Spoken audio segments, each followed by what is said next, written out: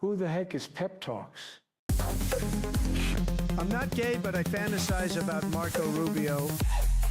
PepTalks. PepTalks. PepTalks. Let's eradicate the Kung Flu. I'm literally coming. PepTalks. PepTalks. Who the heck is PepTalk? They want our women. They want our children. PepTalks. Sometimes no means yes. Grab them by the PepTalks. Grab them by the Marco Rubio. Obama is a racist. PepTalks. I'm literally coming. I'm literally coming. PepTalks. We found weapons of mass PepTalks. destruction. My fellow Americans, it has been confirmed today from PepTalks that we are indeed all high on politics. Good afternoon, everybody. Welcome to a new week and a new edition of High on Politics. Happy to be here. If you guys do not know me, I'm your host, Pep. Nice to meet y'all. And for all my returning viewers, love you guys. You guys are always bring a smile to my face every time that I go live, so I appreciate it. How you guys doing? Hope you guys had a wonderful weekend. It was a it was actually a really, really good weekend for me. I feel genuinely refreshed. I got to go and hang out with some friends. I got to go to a comedy show. I got to actually go on a date with my wife, like for the first time since this entire cancer thing actually happened. So it was awesome. You know what? Like, wow. I kind of forgot what it felt like to get out there, feel good, and just have a really good time. The comedy show was amazing. If you guys didn't know, I saw Dan Soder. I also got to see some awesome openers that yeah, their names kind of, I'm gonna have to go and look up the actual like list of comedians that were performing, because it was unfortunately one of those things, which I hate to say this was one of the things that I hated about like just being a really low level comedian, because even when you were doing like a showcase or something like that, or you got featured, you still were like, these people do not know my name. So, or like, they will not remember my name. Mine? I don't know. I do have a name that kind of, yeah, I don't know. It's one of the benefits that I have. But yeah. You like Soder? Awesome. Yeah, Soder is, he's an incredible comic. He really is. He was just working some stuff out. It turned out to be just one of the better shows that I've ever seen. Especially from a comedian that's working stuff out. You could tell that there were a few times that he was kind of, you know, like he didn't really have something to fill the time. And there was like this weird thing where I guess the audience, we were too attentive. He actually said at one point where he was just like, dude, I thought that this like crowd was, because we were the late crowd. We were the end of his entire performance tour or whatever, or schedule. Sorry, I had a brain fart there. But yeah, we were the last show, 9:30, and he was just like, I thought the late show was gonna be I thought you guys were like hammered or something. It turns out that you're just really good listeners. It was pretty funny. We're all just sitting there like, yeah, we're here to see you. My wife actually made some really, really funny shirts where it's Dan Soder's face on a baseball. It's a callback to a joke that I would have been shocked had he actually remembered that shit. Unfortunately, no meet and greet, so that kind of sucked. Not gonna lie. But realistically, it didn't put a damper on the night at all. I still had a great time. My wife had a great time. She was, I believe in Dan Soder. Say his name and he appears. I believe in Joe Hendry. I'm so glad that we got to do that. That was so, dude, I had so much fun with that, Natch. Like, for real, I haven't had that feeling since I got my friends into wrestling. So, like, it had to be at least 20-something years. This was cool, man. This is really, really cool. If you guys were not here on Friday, I did a 11-hour streamathon. I was not planning on doing that. And, yeah, we ended up watching some of my favorite wrestling promos, some of my favorite comedians. Just, we had a really, really good time. So I got to say, that was fun. Like I was saying, one of the better shows. Damn. Yeah. I realized that when I went to bed. I didn't even get to sleep until like 4:30. Because I was still kind of like riding high that like at the end of that. Um, Dang, I fell asleep. Dang. Yeah, I mean we were there till what, 3:30, I think. It was something like that. I mean, once I hit that 11-hour mark, I was just like, "Oh boy." I've been here for a minute. Oh, also, I forgot my music. We're in chill sesh time. What are we doing? We need some music. Well, yeah, you guys, I mean, I would say go check out the VOD, but unfortunately, it's not up on YouTube, but Twitch actually kept it up. So, I don't know. It's not going to be there for that long. I think it's like a 6-day window. But if you guys want to go see parts of the 11-hour streamathon, I recommend picking up at hours like after hour 7 because that's where the Twitch exclusive started, and that was a lot of fun. I missed it. I've had a shit weekend. Oh fuck, no. So good to hear that that you guys had a good weekend, man. I don't like hearing that you had a bad weekend because now I feel like it's just like, oh, Tom Hanks. What the fuck? Sure, yeah, Tom Hanks. What's going on here? What? Why? But why? Why with Tom Hanks? Wait, what's going on? Oh yeah, no, that's right. Oh, sorry. Yeah, no, the Tom Hanks bit. That's right. We watched the Saturday night live thing. Jimmy Canada, you were there. All right, cool. Yeah, no, Rayhan. My name is Rayhan. Hey, Rayhan, how you doing? I'm Pep. Nice to meet you. Welcome to the stream. Appreciate you being here. Now, here's the thing. I haven't done this yet. If you guys could do me the solid, hit the like button and sub to the channel if you have not already. We have some pushing to do because I may or may not have pissed off some people. I lost a little handful of subs there. Yeah, that kind of sucked, but whatever. I kind of left Friday's show almost like revitalized in my fuck you attitude. Natch, I think you understand it now. Like, and this is so lame to say, but it's just like watching CM Punk made me realize where I'm just like, oh yeah, that's what this is. And I just will never compromise on it. I don't care. Like, I'm not an asshole. Like, I'm not like, I can be an asshole, but I'm not an asshole. You know what I mean? You know what I mean? Like, I will totally say sorry if I, like, hurt somebody's feelings that, like, you know, deserves it. But I'm also not going to sit here pretending to not want to just say rest in piss, you dumb bitch, as far as Lindsey Graham dying or rotten piss or whatever the fuck. No, fuck him. Fuck him. This idea that, like, oh, I'm so scared of death and I have so much respect for death that once a shitty person dies, all of a sudden I can't say how shitty they were. No. That's a big no for me, homie. Yeah, cheers, guys. I'll go see him this morning. Oh, shit. Okay, so sorry. My poor husband had to sit in the ER from Saturday until now. He got a bed yesterday. Ew. What, is everything okay?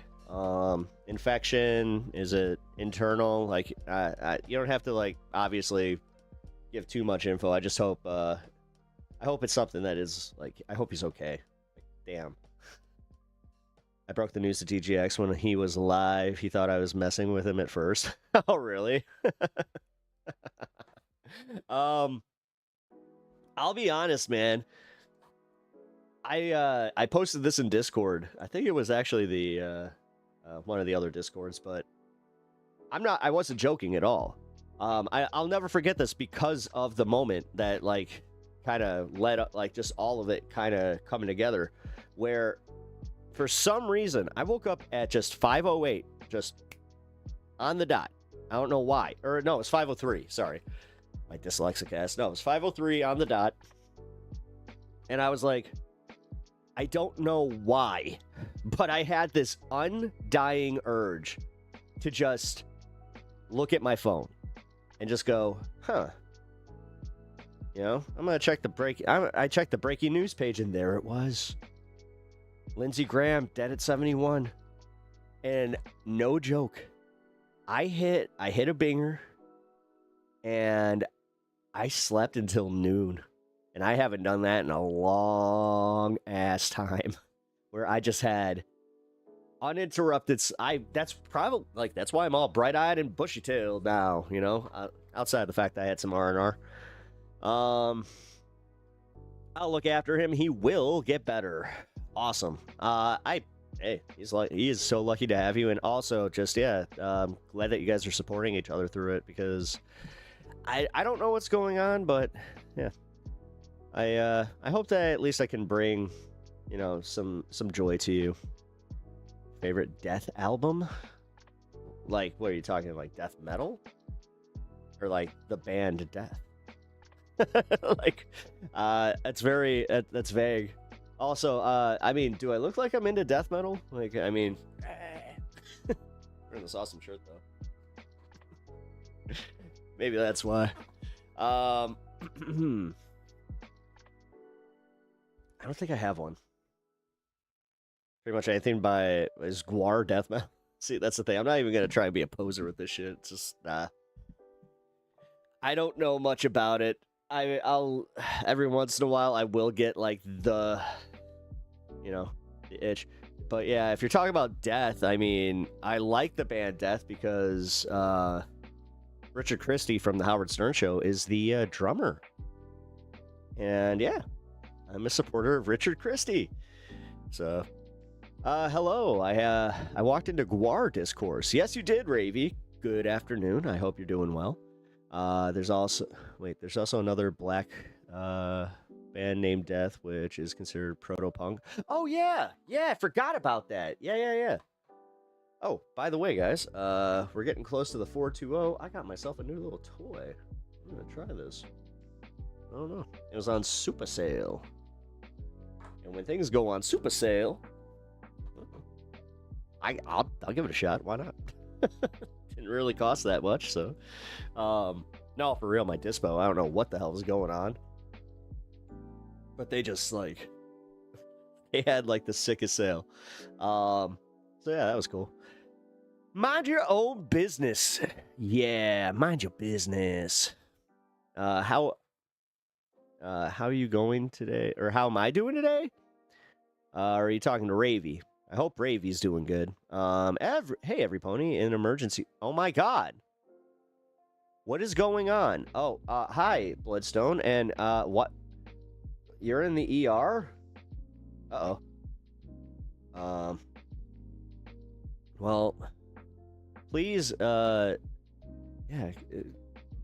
Wow, keep us kind of posted. I hope you're okay. Dude, what is going on? Why is everybody in the ER? I mean, I hope this isn't, like, none of y'all have, like, some Lindsey Graham shit happening, right? Because, what's up with that? That's crazy. Steve, how's it going, Steve? Welcome to the show. Appreciate you being here. I do not recognize you. Let's see.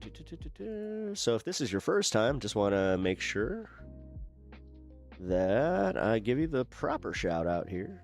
Oh, wow.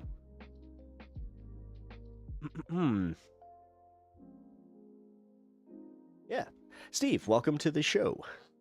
Also, you do some automotive stuff here. Cool. I always appreciate when, like, other creators pop on here and they have absolutely nothing to do with politics, where I'm just like, TMI, vomiting, and unable to eat or drink it. Shit, do you have it? Oh, no, do you have the thing? Crap. Here. Actually, hold on. Where is that?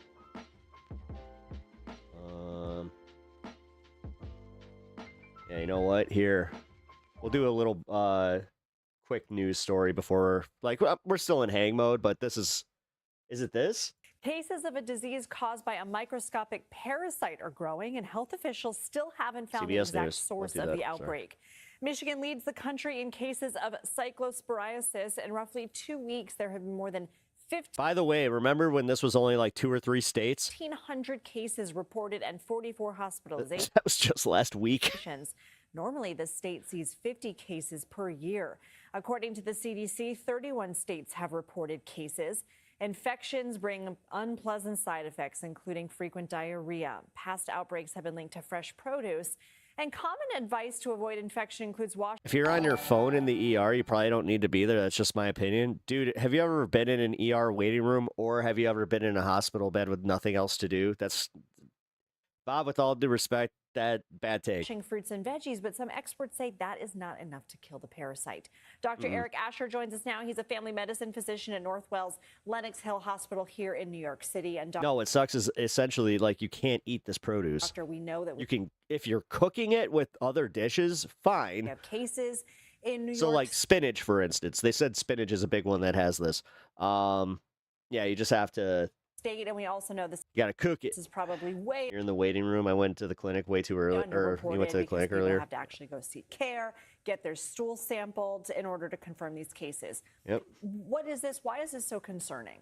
So this is one of the foodborne illnesses that is not contracted human to human. We know that it is from contaminated produce. This is the non-sexy side. This is all because farmers, they have this water, like it's a water grant thing or some shit. But part of this water thing is you have to always like check to see if this is spreading throughout your crops. That is not a thing anymore. Trump made sure that, we don't want to put that red tape, and cause and have this thing that, causes diarrhea and all it makes people sick. We don't care about that. Just get the crops out there. Whatever, man. Farmers, we love you. And we know that this year. And this is where like farmers now will not have to like report if they have, runoff of any like fecal matter from their, the cattle that they have or any of that. So that's usually what happens is there's like this runoff that goes into the water sourcing that sprays all of our fucking crops. Here in particular, there are a lot more cases, as you mentioned, than we typically see. And that's likely because it has been so humid and parasites thrive in this weather and this humidity. Yep. We know that the fresh fruits seem more appealing during this time of year, and they're much more easy to find. And we know that there are so many people traveling into the country at this point of year. So we're seeing just, because of the World Cup, because of the Knicks winning basketball, we're finding that there are a lot more people here as well now. So let's talk about what we can do, because I'm just Devil's Advocate Productions with the raid. Hell yeah, brother. the kind of person that I buy my Hope you had a good stream. produce and I'll give it a quick rinse under the sink, but it's not like I'm sitting there scrubbing. Well, okay, that's also not great. If you're doing the quick rinse method, don't do that. So what I do is I keep a handy dandy little mix of half and half baking soda with just normal water. You shake up the bottle, you spray the produce down, and then you wash it underneath under the sink, and then boom, it sanitizes it a little bit better. But here's the thing, that won't even kill this. Each individual piece. What can we do to protect ourselves?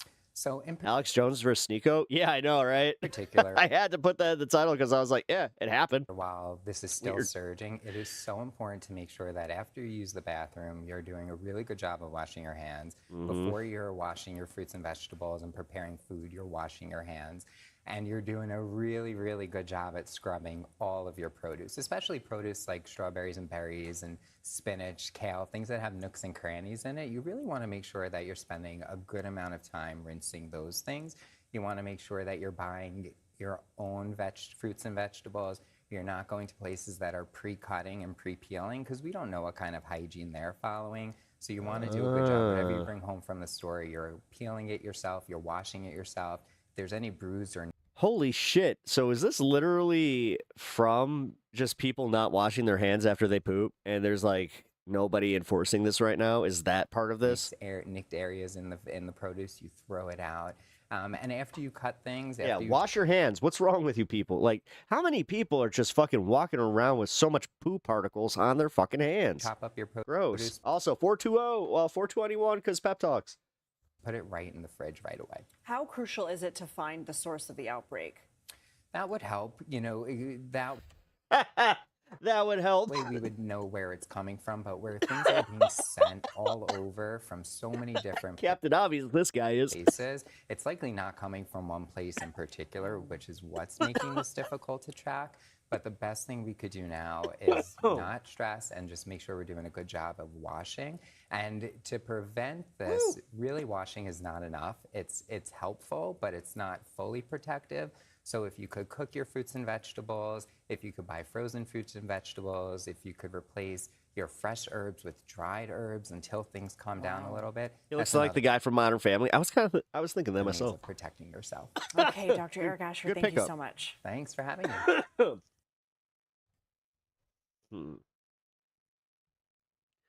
He's just like, why did my story have to be about explosive diarrhea? Dirty bathroom. I mean, it's just like we were saying, like the lack of people that just do the right thing and like wash their hands. Like, what is up with that? Girls don't wash too. I mean, yes, people just be nasty out there. That ain't discrimination. Or that doesn't discriminate. Gross be gross.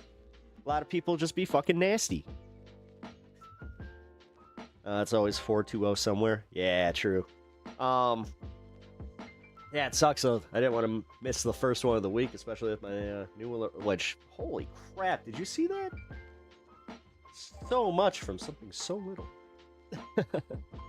My crap, my choice. This is my right as a free American.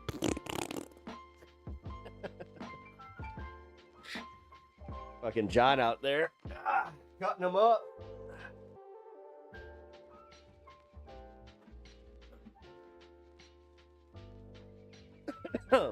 Only 2 out of 5 Taco Bell employees. Actually, funny enough, this whole story. So I guess Taco Bell is just not putting lettuce on anything right now. So number one, for any of us that if you're like me and you kind of forego the lettuce and tomato a lot because of situations like this, well, just know we've been in the right all along. No, but for real, I saw like this really funny tweet where it was just like, wait a minute, you're telling me that the first one on the case to fight this is Taco Bell? Like, Taco Bell's the one out there fighting diarrhea? And it was just like, oh, that. Beef hot dog? What about beef hot dogs? What do you know about beef hot dogs? Let me guess, you're getting them Nathans, or you're like, you eating some of them nasty beef hot dogs, like the ballparks. You going out there and buying ballpark hot dogs? Ugh. Vienna or nothing. Vienna or bust. That's how I feel about this. All right, all right. Hey, you hear the tinge on that accent? You know I know a good hot dog. All right, all right, all right. I also know a good drink when I need one. Oh.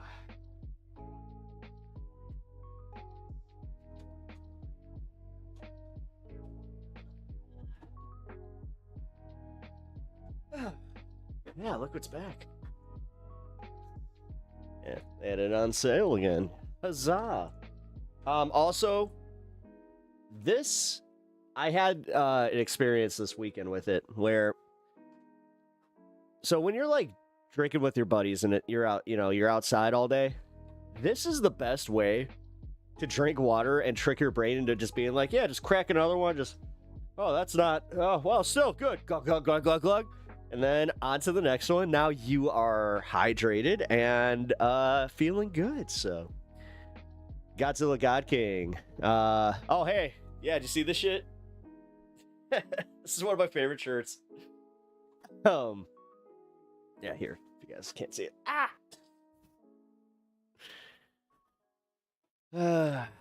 Cocaine Kaiju. Now that would be a movie I would totally watch. Beer and beans.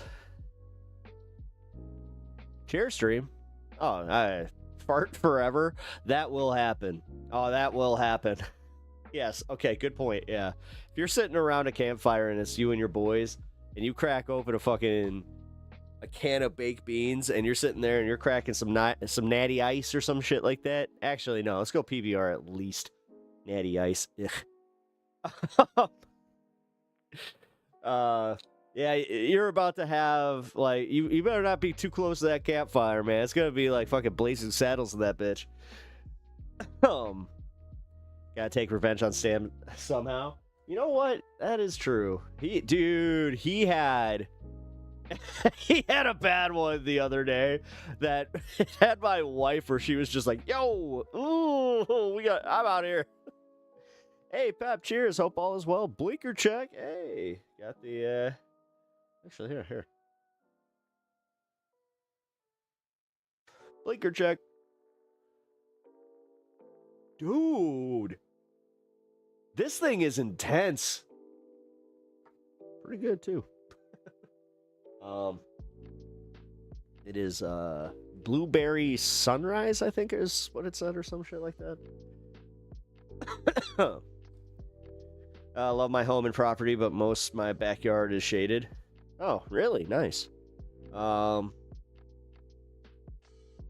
We know we should wash our hands after we poop, but touch our jeans every time. Oh, yeah. No, our jeans are just like, our pants are disgusting because like the splashback that dudes get when you're peeing, like you never think about this, but it's all over. Like, it's all over. Live, Andrew. It is a live, Rossin. Hey, all. I've got something here called Major Tom, bell ringer every time. Nice. Nice.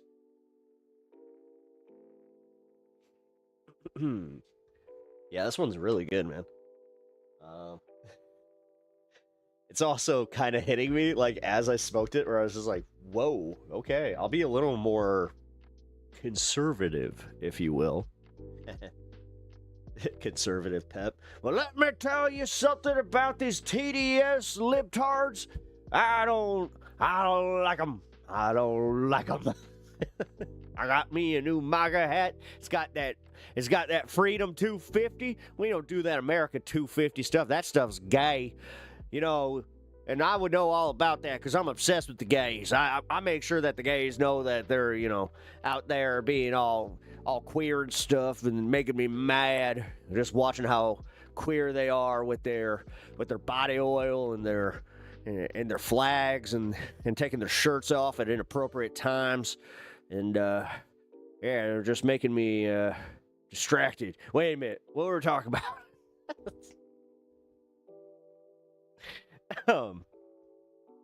People wait months to wash Levi's.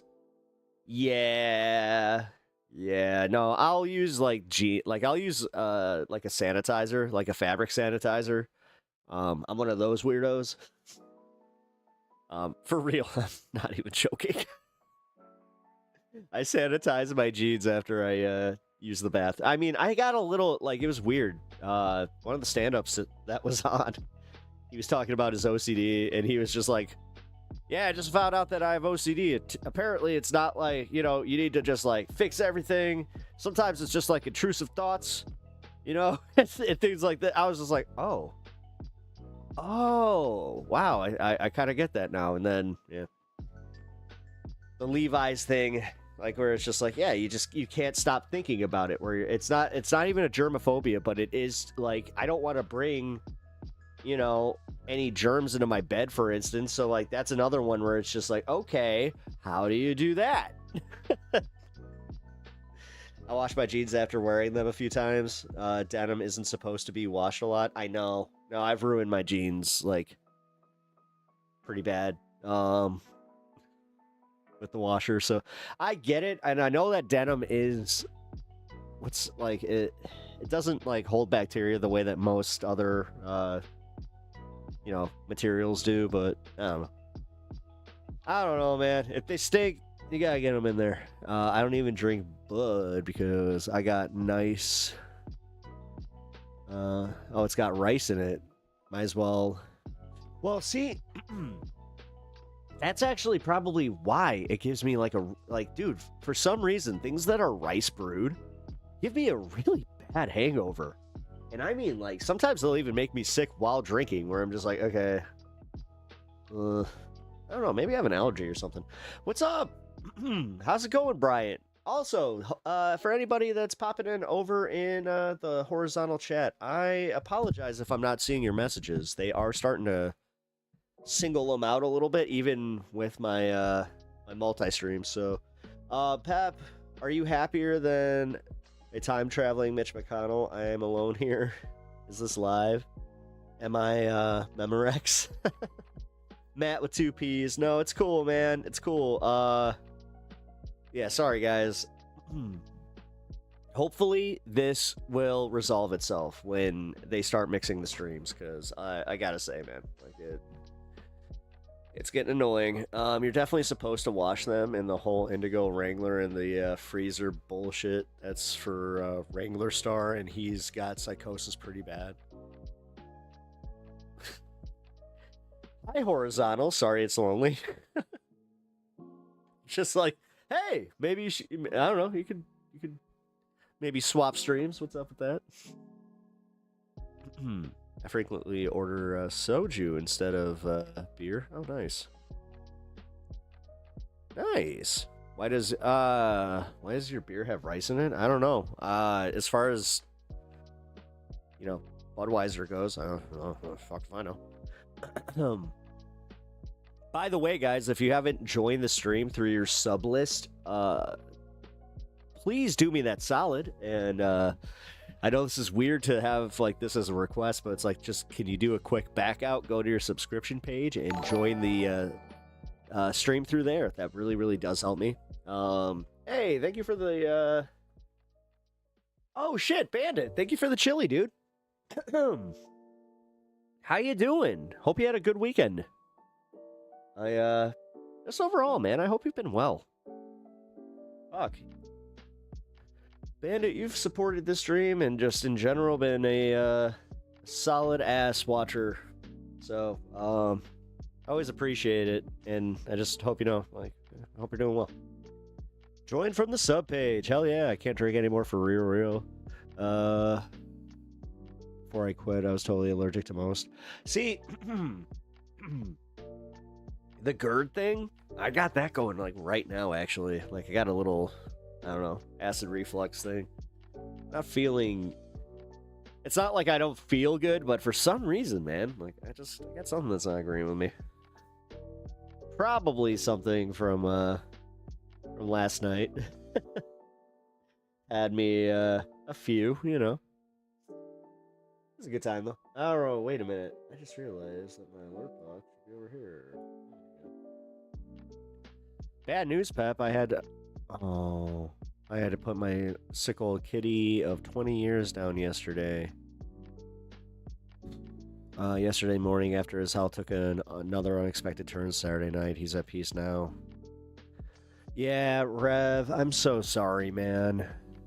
That sucks. And yeah, it's nothing makes it easy to say goodbye to a companion. Like, I don't know, man. I've had to say goodbye to over 10 animals in my life, and yeah, it's rough. It's fucking rough every single time. Why is Sneako popular? I don't know. Shaunicus, I am old, so I don't know. I really don't know. I get a little angry whenever I start to like piece it together, and if the answer is, if it's what I think it is, and he bots his way into fame, and like, I don't know. That shit's just gross. I don't get it. I don't get how these channels can knowingly bot over on Kick, and then they get paid the kickback from the gambling stuff. Like, you're gambling to nobody. So who are you actually advertising to? It sounds a little bit like money laundering, in my opinion, but that's just my opinion, man. It's not even an allegation. Just saying that's what it sounds like. You know?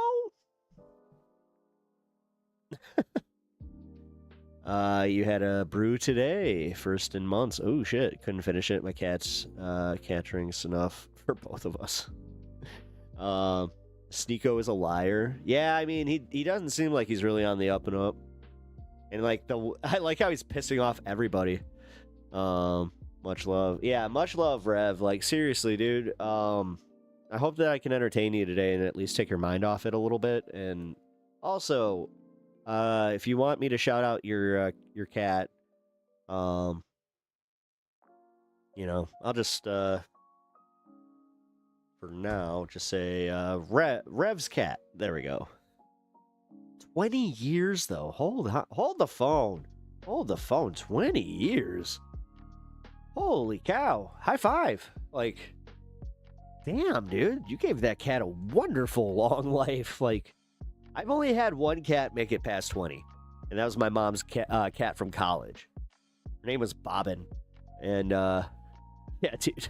That cat, it stuck. So, my parents got divorced when I was a kid. And during the divorce, the cat became a source of contention because my mom didn't have a permanent residence, but there was like this contingent thing where number one, yeah, me nor my sister would be cool if he just, you know, got rid of the cat.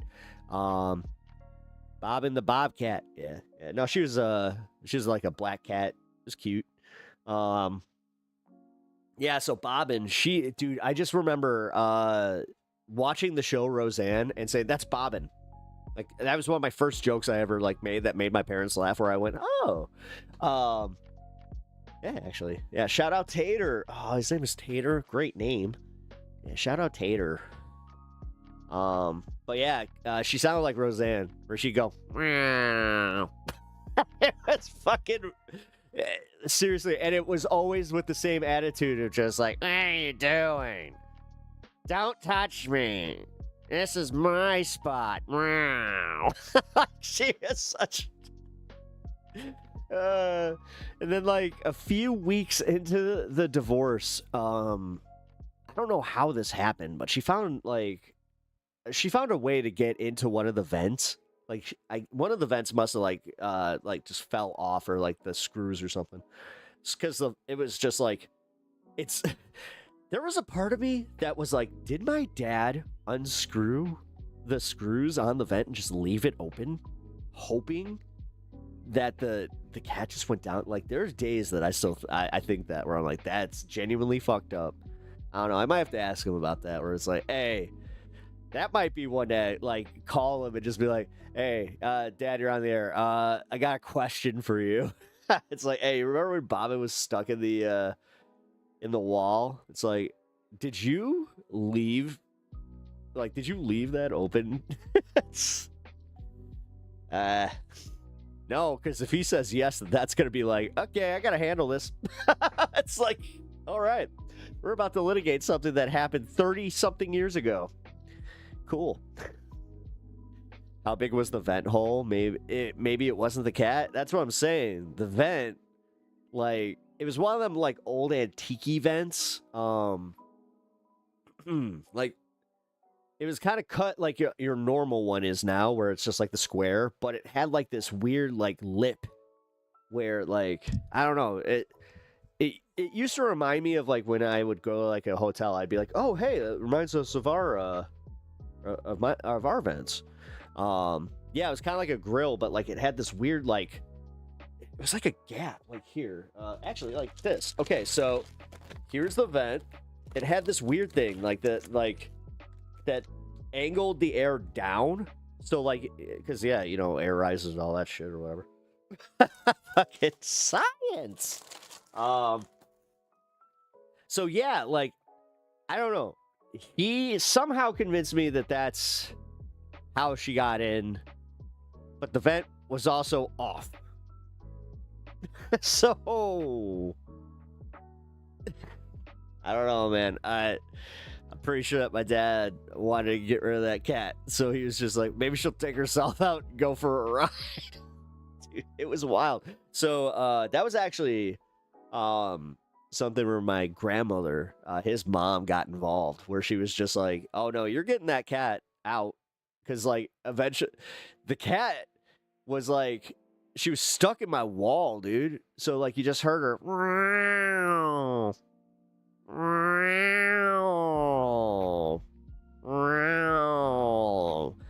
and my dad's just like, all right, well, I gotta figure this out.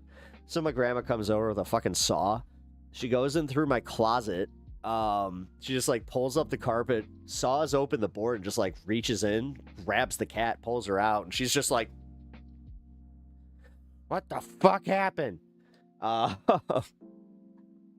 So obviously, yeah, we locked off the vent portion of everything.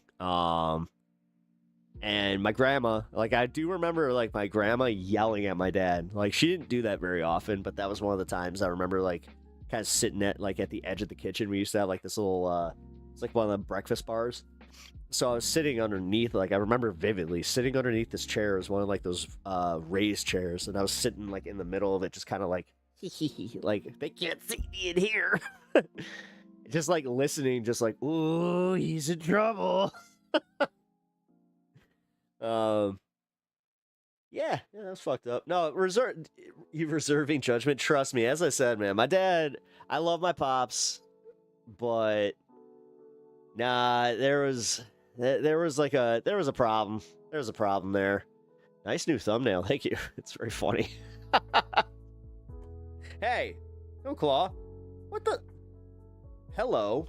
Well, welcome to the show, buddy. You come up? Come here. Come here. Don't be a problem. Yeah, he was not happy about Pax being here, by the way. So, if you guys don't know who Pax is, I got myself a little puppy nephew. My best friend's dog. That this is like his second home, to the point where, like, once he fucks off, it takes maybe 10 minutes before he's just like, okay, cool. Like, I'm cool here. Not a fan of Graham. What's your biggest complaints? I don't give a shit about Graham Plantner. He's irrelevant at this point. Move on. Oh, Lindsey Graham? Oh, if you're talking about Lindsey Graham, then yeah, fucking, I have a lot of problems with him. Hey, you know, this goes back to the 90s, dude. I remember, like, during the impeachment of Bill Clinton, like, he was such a, like, him and Newt Gingrich. I remember being a little kid. I had to be like 10, 11 years old. And I knew how hypocritical those fuckers were. Where I was just like, dude, why are they going out there like that when it's like, yeah, these guys, they're not clean. And like, admittingly, this is back when, you know, you do listen to some of your, like, the stuff your parents said. So my mom, she hated Lindsey Graham. I'm sure that if my mom ran into Lindsey Graham, like, if Lindsey, like, shows up in heaven, my mom is right behind St. Peter, like, don't you fucking let that little asshole in here. Like, she's one of the, trust me, she's one of the louder voices. She hated that guy. So yeah. Yeah, and just like he's always been on the wrong side of everything. Like, he was an awful fucking person. And then, like, the way he would just tell us, just like, well, I'm gonna fuck America up, and you're gonna sit there and take it and like it. Like, that was his attitude about it. Theories are, I know! The thing is, Laura Loomer put it out there, right? I saw that. Here, you know what? Let's fucking bring that up on Twitter. Saw that Laura Loomer was talking about it. And she was one of the first ones that said, like, okay, so he was in Ukraine. I think that he was poisoned on his trip. And I was just like, Laura Loomer. But then I'm like, wait a minute. Oh my God. I found myself by the end of the night going, like, do I actually have to agree with her? Because this is sus as fuck. Like, I don't know. Here, Laura Loomer, Lindsey Graham.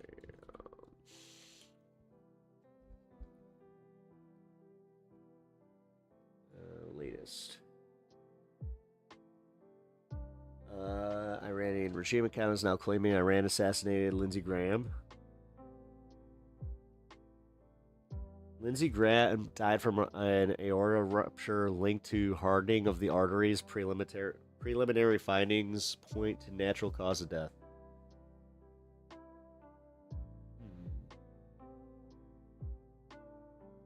Here, let's bring this up.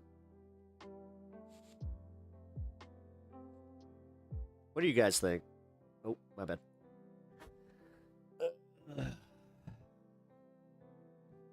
My bad. That reminds me of a joke that I heard this weekend where he was just like, I want to bring my bad back. Like, you guys, you remember the times where it's like, yeah, you could hit somebody's car and they'd be like, what the fuck? Why weren't you paying attention? They're just like, dude, my bad. And it's like, better have insurance. Like, that's fucking fire. All right, so what do you guys think? No, he was just a horrible person. It's further than disagreements in politics. It really is. No, he was an awful person. So you disagree with his point? No, and I don't like this disingenuous like bullshit where it's like, I'm never happy about somebody dying. So you weren't happy like when you got to that point in history where you learned about Hitler's death and you were just like, yeah, you know what, that might have been, I don't know, I just never feel bad. I just never feel bad when somebody bad gets what they deserve. I don't even feel that. I don't take joy in things like that. I take joy in watching trans people have hard lives, though. That's great. I love doing that. I also like making immigrants' lives way worse, too. Fucking asshole. Why is it so common? The accent. Yeah, I think I'm dead on with the accent, though. Am I not? Come on.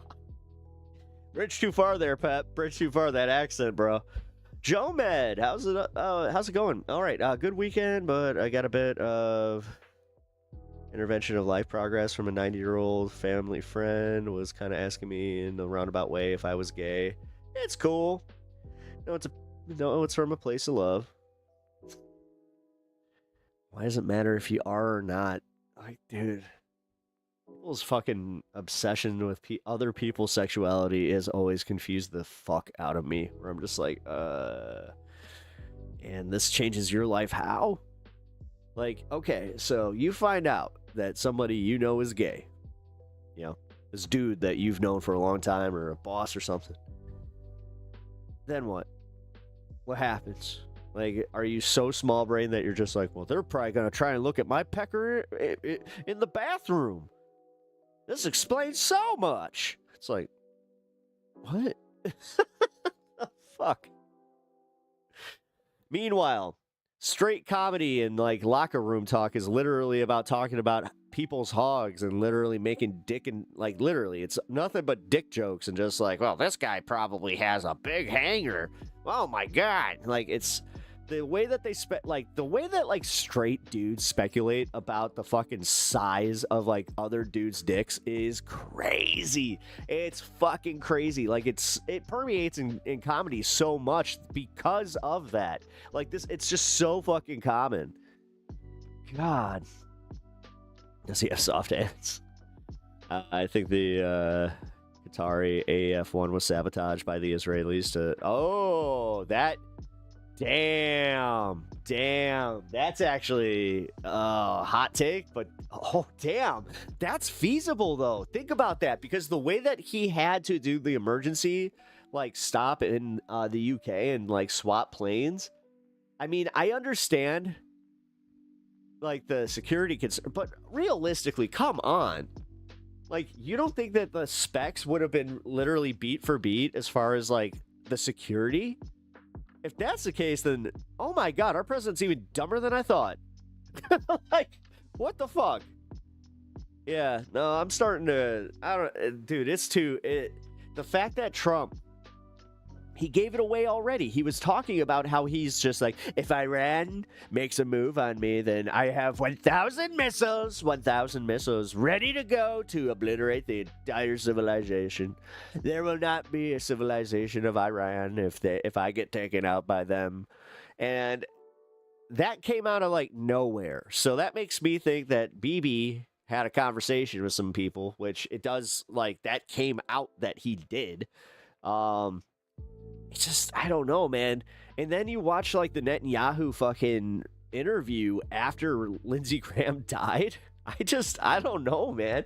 It has that air of fuck with us and find out. I don't know.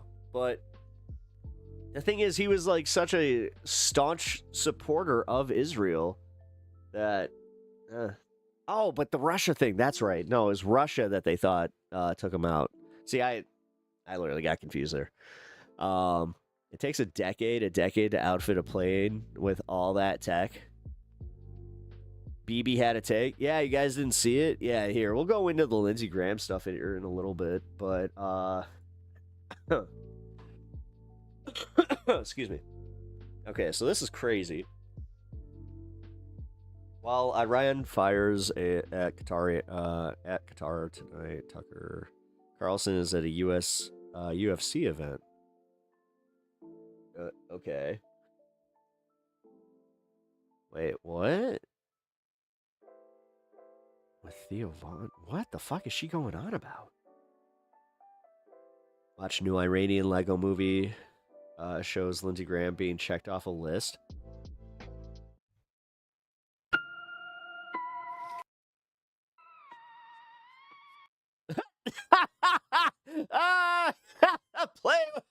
He's playing with dolls. Shut the fuck up. Oh my god. Why are they so good at this Lego propaganda bullshit, dude? Like, I hate the fact that they're just consistently, like, funny. They're funny with it. Like, their beats are actually, like, I don't know, man. Good writing. All right. By the way, if you guys can't hear anything and you're just doing audio only, we're watching a video of Lindsey Graham getting made fun of by Iran. Right now, he's in like a haunted house type thing. Like, he's obviously in his house. He sees a shadowy figure approaching, and he's holding his little dolly, and he's getting scared as something approaches. He's so scared. He's so scared.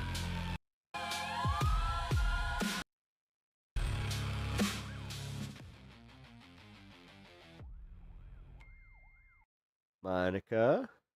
Okay. Holy shit. Damn. It did say Lindsey and Laura, and then it said Laura underneath. Damn. All right. I can kind of see why. I hate to say it. Like, I can see why she'd be upset about that one.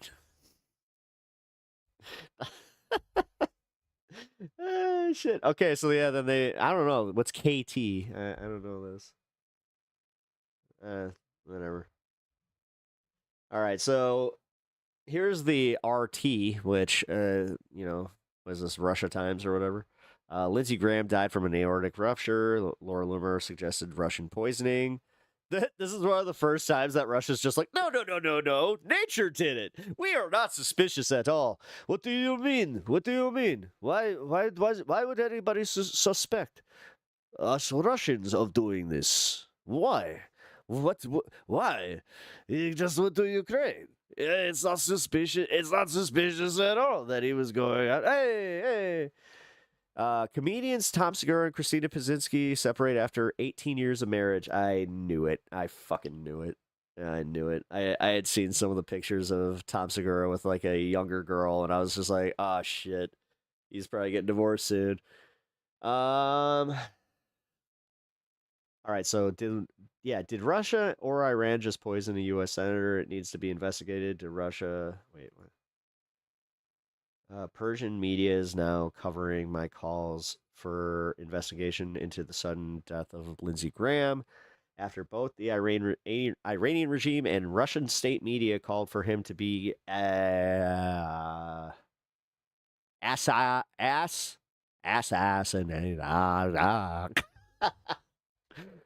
Yeah.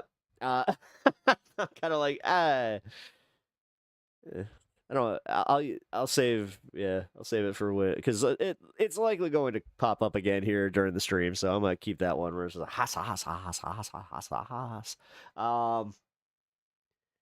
YouTube naughty word. Exactly. What are you, retard?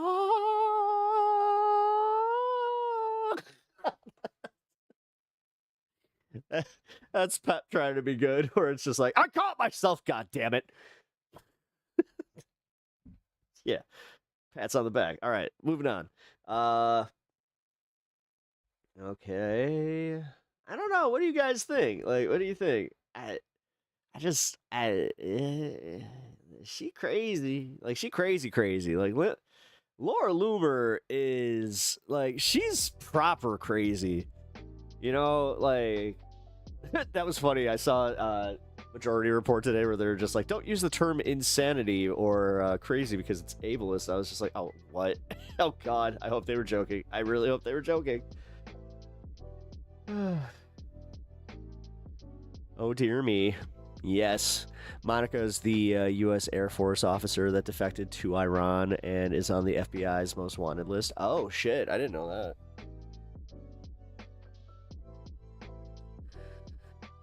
Who's getting Lindsey's Little Mermaid bubble wand? It's Will. Yeah, I saw that one. Who's getting the bubble wand?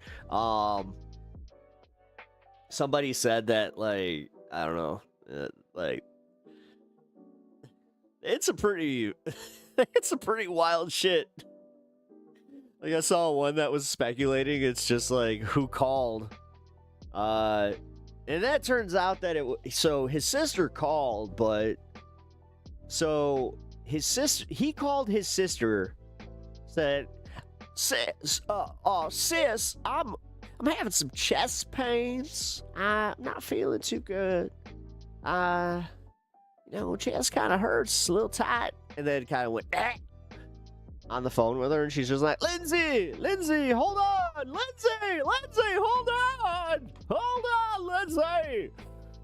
I don't know why his sister's Barney Fife, but it works. Lindsey, we can't have our great American revival without you. We need your strategic racism and the fact that everybody knows that you know how to go and work with the Democrats. Never asked yourself why that it was.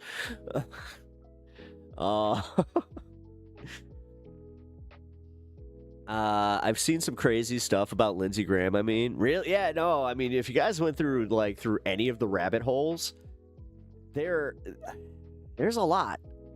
You could fall for a while.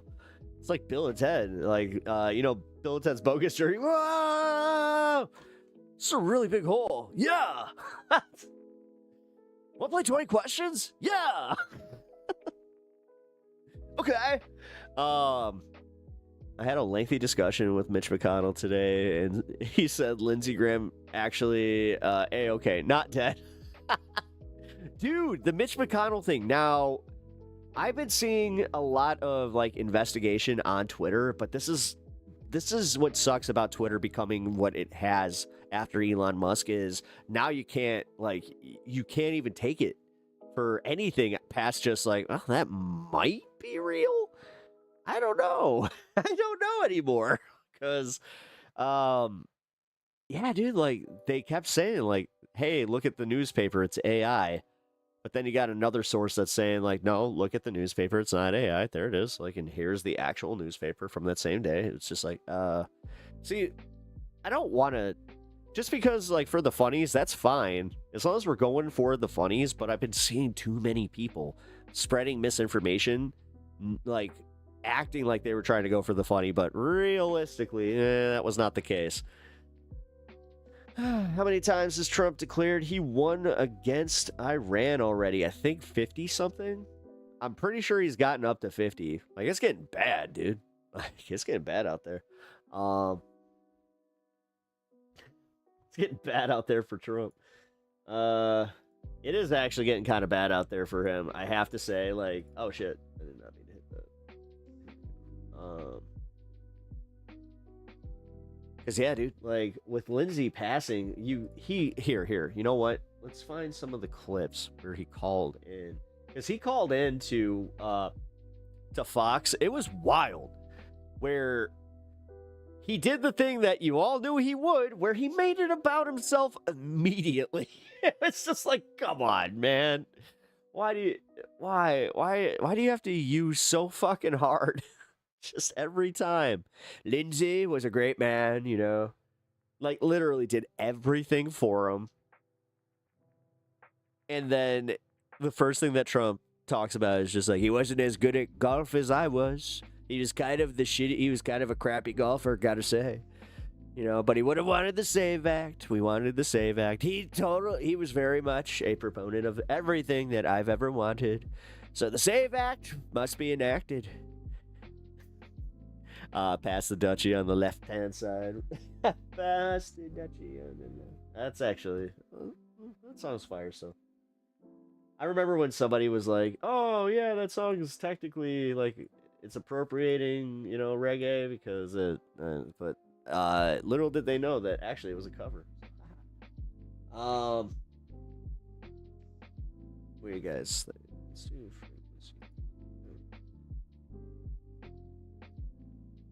Alright, sorry guys. Had to turn ads on for one of the streams. If you guys do want to watch the ad-free stream, that's going to be the vertical for a little bit here. It will probably go to not being ad-free near the fun half. So, how does it feel when you got no food? How does it feel when you got no food? Just sitting there vibing. All right, cool. Wait, your last count was 41. Are you actually counting? Like, that'd be badass. I'm not gonna lie. Like, if you're actually going out and you're kind of just being like, hey, so he's kind of said that the war is over, you know, 41 times. 41 times this guy has said this shit every day. It's almost every day. It's literally almost every day since this war started where he says, it's almost over. Come on, guys. Just be patient. The fuck?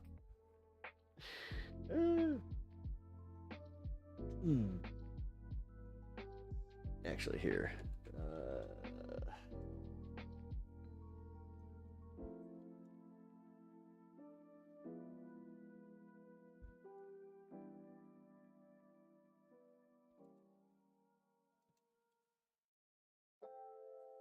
Trump sad. There we go. We'll put Trump sad in the title. See what that does. Oh, God. I just realized I had a lot more space on my title than I usually do. So that was cool. I was like, oh, I could actually put the word yeet in there. Hell yeah. All right. It's every day. Yeah. No, it is. It is then. Okay, cool. Hey, first time chatter. What's up? Herman Munster Cheese. Nice. Good name. Someone said that to Emma the other day, and she was like, yeah, I'm still gonna do it. I'm not psycho. Really big hole is Herman, if you haven't already followed, definitely get consider doing so. If you guys have also not already subbed to the channel, please consider doing so as well. I had some hot takes recently, so trying to build back from a little oopsie self-purging.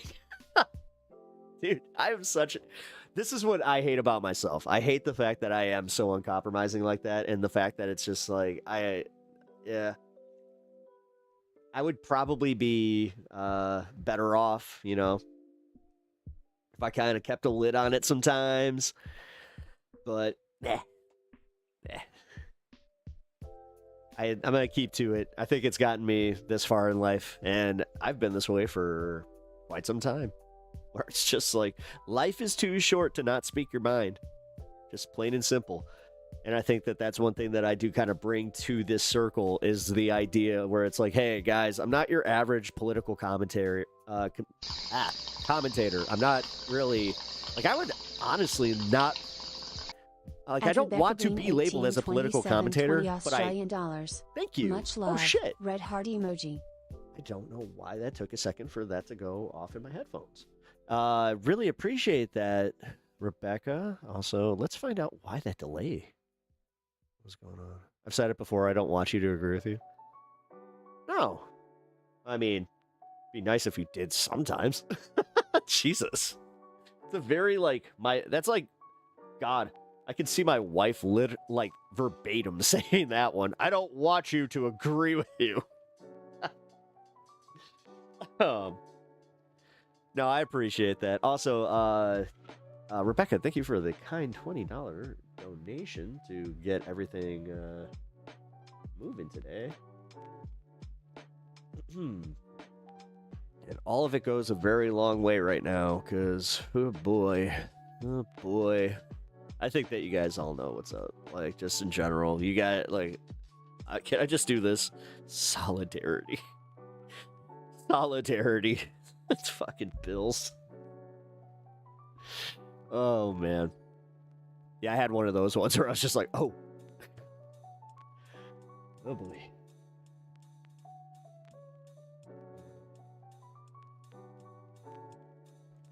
But also, if you guys are just joining us and you have not been a regular here, we are getting, my goal is to help with the cancer recovery with my wife.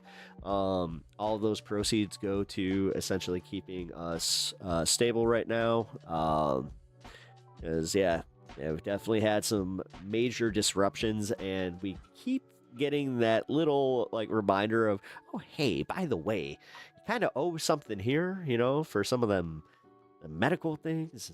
It's just, I hate where we also have to play this game. This is so this is something that you really have to be careful with when you're playing the bill, like, wait the bill game out kind of thing. Yeah, there was, like, I didn't understand that there was stuff that could happen, because I kind of had this idea that, oh, no, they can't come after. Yeah, so just be careful, guys. I know that Rebecca doesn't have to deal with that, because Rebecca actually lives in a country that is not going to bankrupt them because they got sick. It does suck that he had to wait so long, and I'm sorry that he had to wait for a room. That really, really does suck. But there's a common misconception that in America you just get a room. That's not how that works. The nurse advocate was right or wrong. A little bit of both. No, it turns out that there are certain ones that they can report it, and these ones are not waiting, where whatever. At this point, like, I am so prepared to just do what we need to do, because I don't know, when this cancer hit, that was the main thing where I was just like, no, I'm not going to get bogged down in any of this shit. Like, I'm going to do what I need to do. I'm going to give myself a pep talk. Appropriate, right? Seeing as I am 23, Trump has been U.S. president a huge chunk of my life. Damn, you're only 23. You got a whole life ahead of you, Pally. Damn. Don't waste your 20s like I did. That's something that I'm like, I still regret. Like, I definitely wasted way too much time in my 20s trying to, like, find the right thing. Not believing in myself, not having confidence. Like, dude, if you can skip that part and actually do something, you know, with it, congratulations. Like, you're already doing better than myself. But somebody at the club kind of reminded me that as a comedian, I'm also super insecure, and there's a reason that we kind of do this thing where we look for, you know, applause and positive affirmation from strangers, you know, because we got some pieces missing that we're trying to fill through making people laugh. I know, probably not the healthiest thing, but this is also what makes comedians comedians, and this is also where I do have the opinion of, if you meet a comedian and they had a really great life and they're very good at comedy, that is like that's a unicorn. Like, that shit is, I don't know. If you walk into like a room full of comedians and you just say, how many of y'all have like a perfect relationship with your father? I'd be remiss to see that no hands would pop up. But if that one hand pops up, we'd all be like, motherfucker. All right, brag some more, asshole. You want to go fucking hit the ball with daddy? All right. Let me guess. I bet he also fucking gave you hugs and told you that he loved you, and like actually like gave you. Did he also like respect your privacy and shit? Like, and really? He wasn't like paranoid about you? Like, God. I'll never forget that one where it was just like, I caught my dad going through my fucking stuff. I was just like, what are you doing? He's just like, looking for drugs. I was like, what? He's like, yeah, just making sure that you're clean.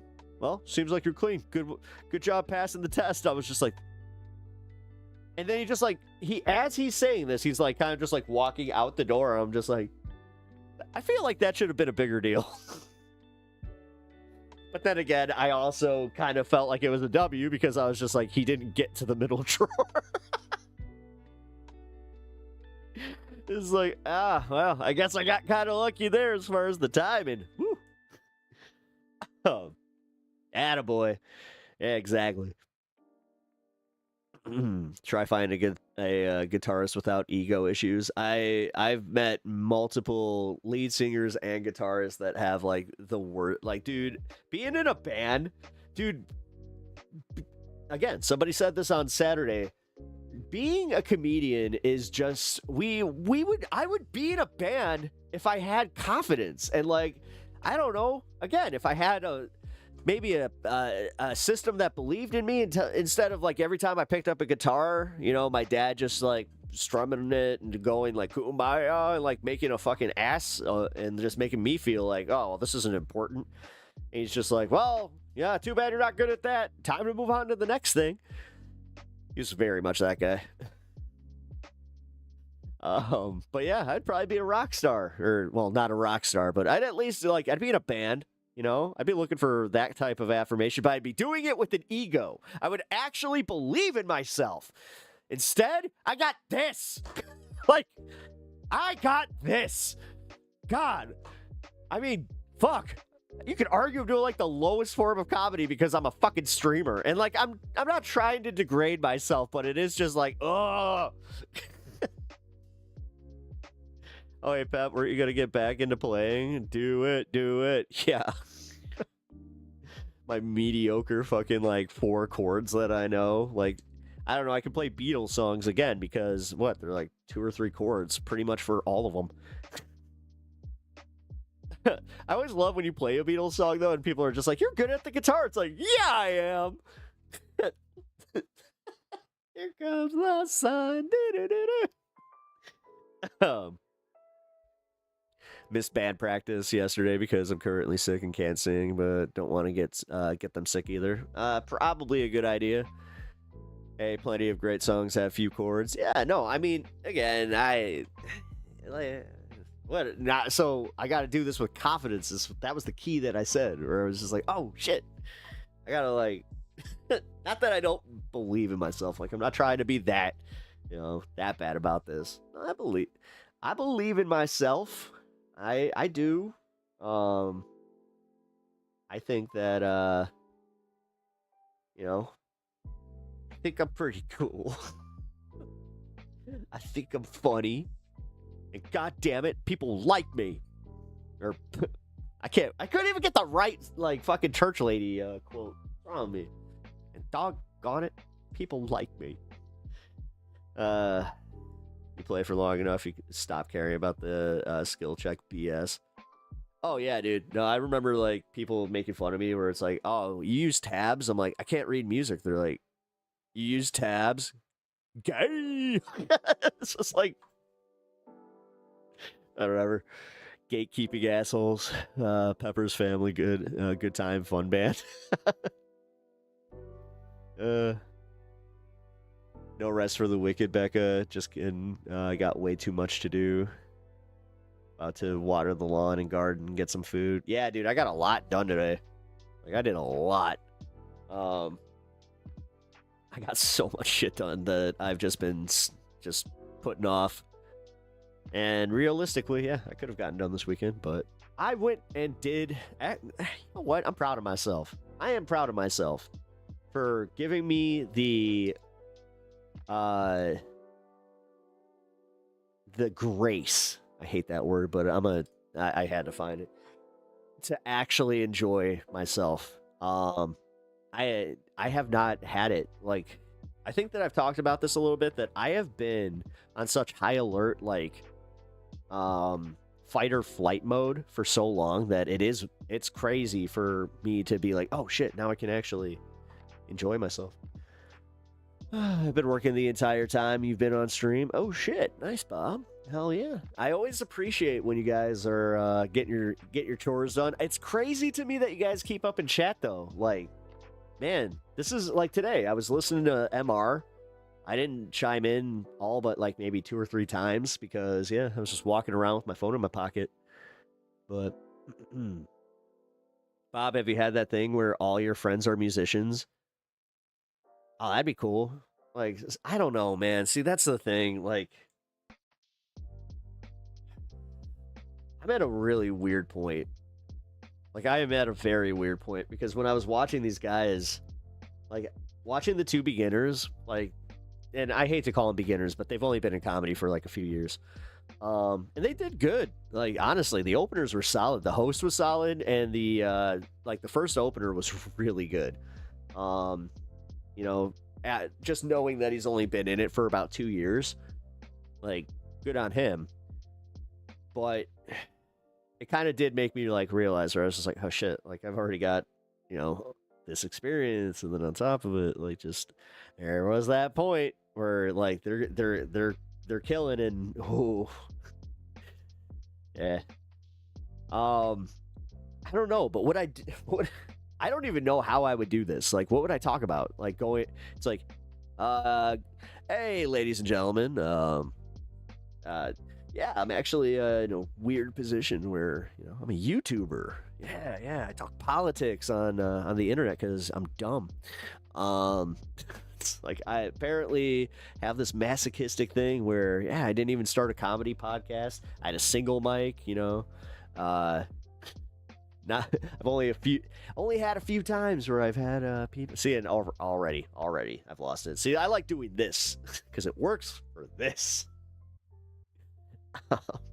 And there is this layer of just like, if I bomb, then I'm like, okay, I can move on to the next thing and not feel it. Feel free to roast me in your next stand-up.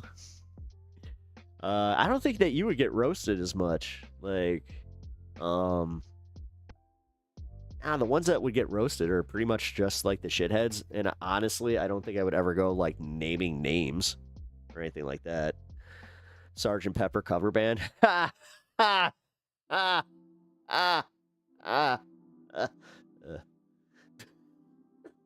Never heard that one before.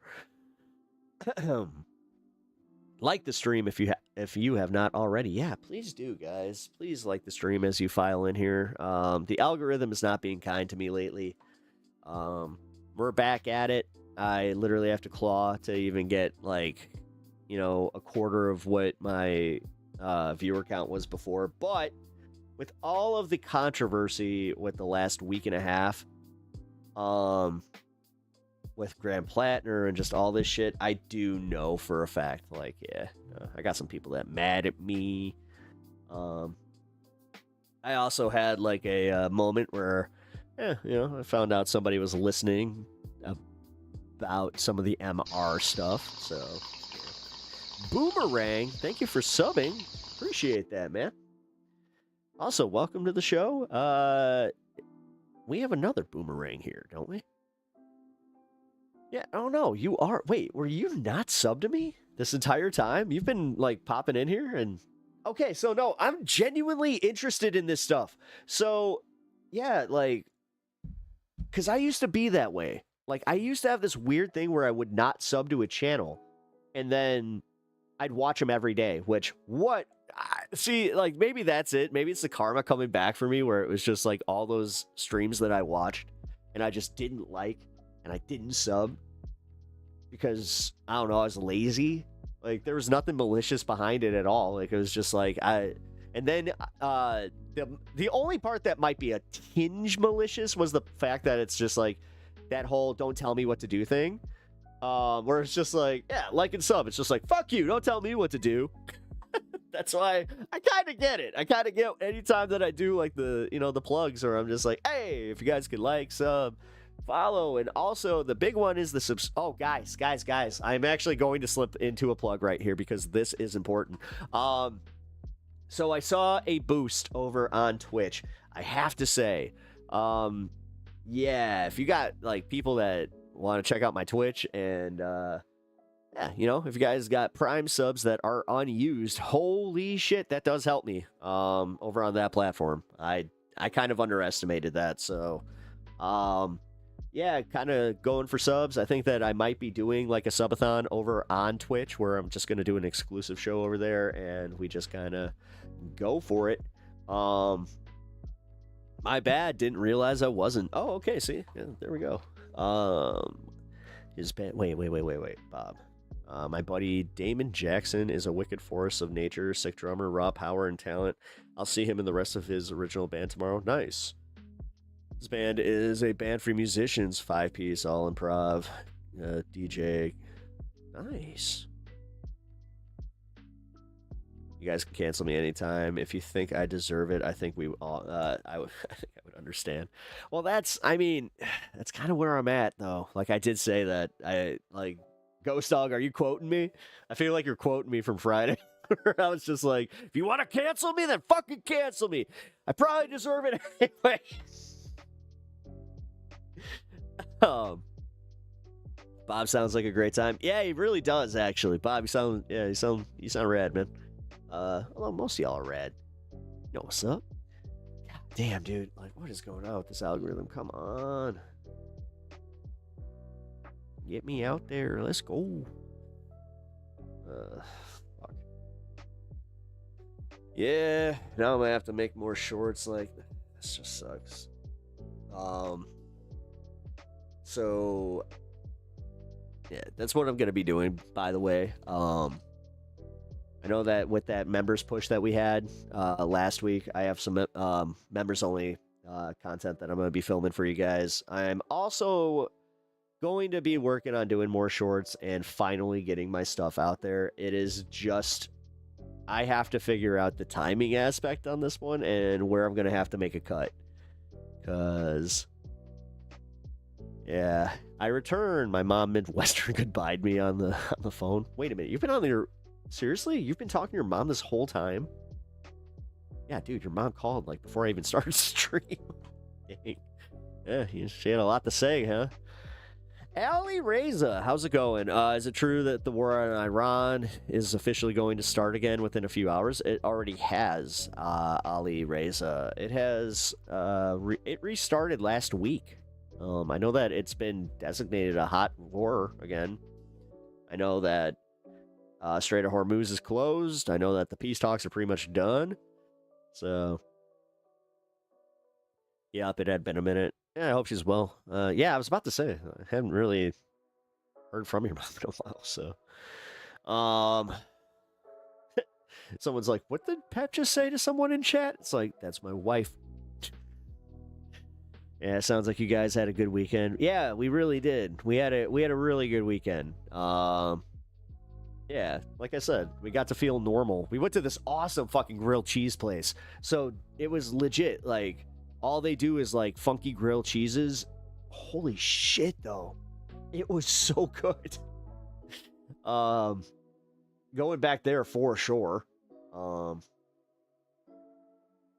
yeah, we got to go on like a date night.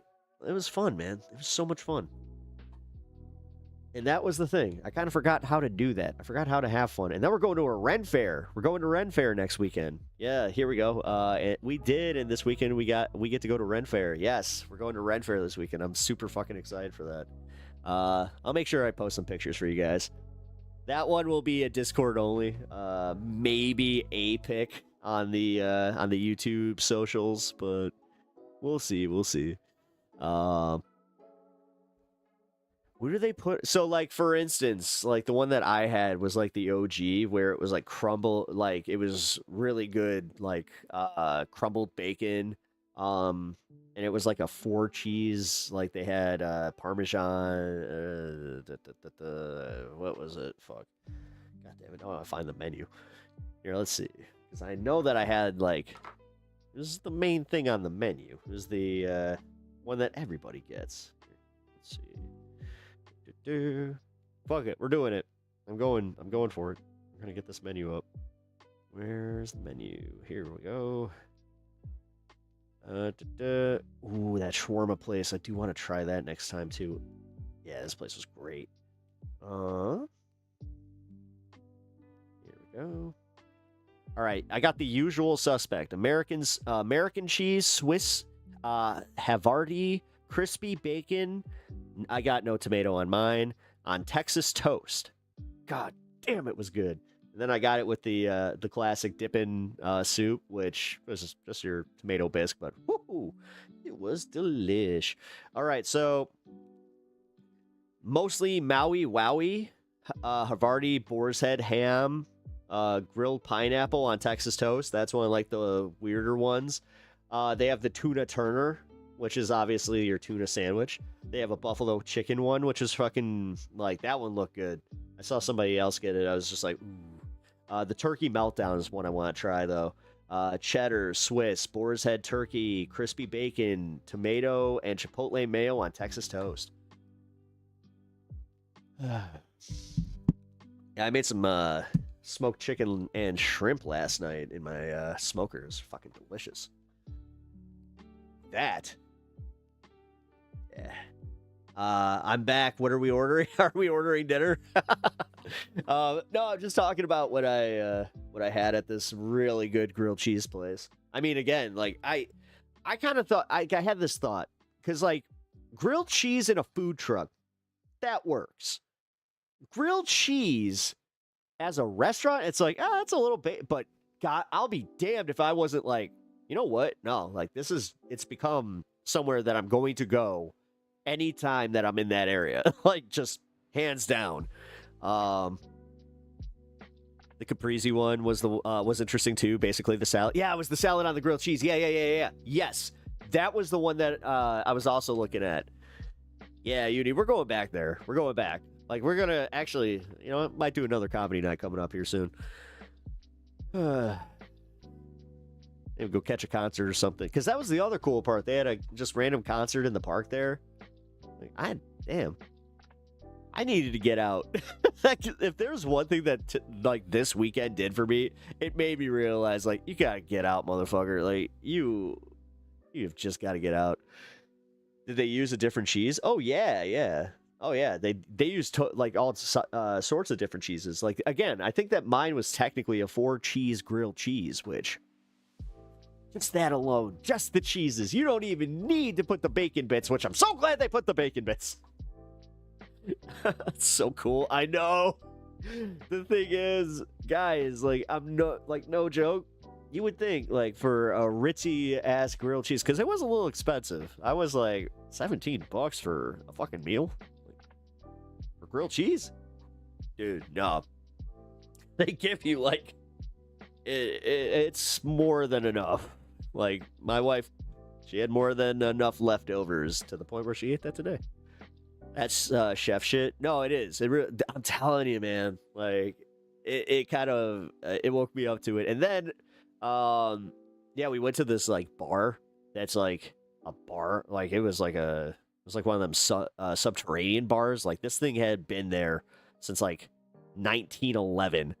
Like this thing was cool. You liked the Julius Caesar. It was basically this Caesar salad on a grilled cheese. Yeah. Not your mom's grilled cheese. Nice.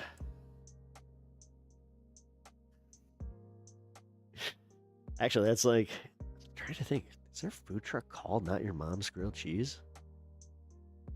Because if there's not, damn good name. Unless that's one that you're talking about. Wait. Gotta go out and at least once a week or I go nuts. Yeah, see now, I'm not good at realizing when I need R&R. I've always been bad at that. Like I guess I'm kind of a workaholic and I didn't realize it when I like what I'm doing. So like when it comes to this and entertaining, I love it. I absolutely fucking love it. That's why I'm going so nuts trying to like make it here. And like I gotta get this. I gotta do this. Like I gotta. Like guys, I have figured out my place in life. And it's really, like, unfortunately, I've got that thing. I've got that special brain that will not allow me to just work in normal fields. And even the ones that are, what's the word? Like, you got to kind of play nice, or even like you just got to I don't play the game like that. You know, realistically, it's not even about money. Like, I would do this like all day for free if I got paid like enough to just fucking do just that, but that's not the case. So oh, good for you. I still don't got a wife. Oh shit. Well, hey, you know, going out, maybe you'll find one. That's usually how that works. And sometimes. We had the Toasty Cheese food truck that one time. Oh yeah, with the apples. Yeah, at the apple orchard. Yeah, we went to this it was hippie grilled cheese. It was really like, it was cool because like it was a tie-dye van. The guy heard my voice and he's like, "This guy coming in with the radio voice." And I was like, "Hey, actually I used to do like a little bit of radio." He was just like, "No shit." Yeah, he used to work for like one of the rock stations for Chicago, but it was one of like the smaller ones. 95.5 is like, I don't know. We always kind of considered it like the, you only go there when like the loop was going through like a run of classic rock that you're just not into, and you're just like, I guess I'll go to 95.9 or 95.5.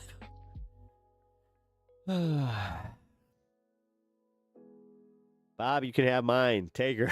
What time are you coming to get her? God damn, Mitch.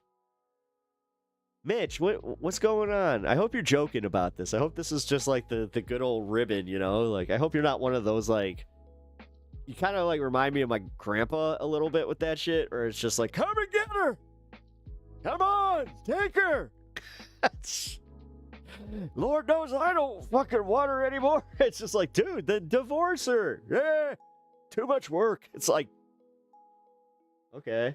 I think I told the story that my grandpa, like, he went out with a fucking mistress, like, so my grandpa, he was like in this place like the Glades, like in Florida, where it was like a private, like, old retirement community. But yeah, dude, like, he was openly cheating on my grandma. Everybody knew it. Mary, that was her name. She was awesome. The thing is, we had dinner with her, and it was kind of funny because my mom even just said it to her, where she was just like, I kind of wish that you were my stepmom, like, way earlier in life. She's like, well, I'm not your stepmother. She's just like, you kind of are. Like, my mom's just calling her out. That was the year that we did kind of get the official, like, oh shit, Grandpa, what you do? Grandpa. Now, you had a lot of my cousins react that way, where I was just like, Grandpa, getting it. What's up? Hell yeah. Like, I was so happy that it was just like, dude. So, wholesome. Yeah, I know, right?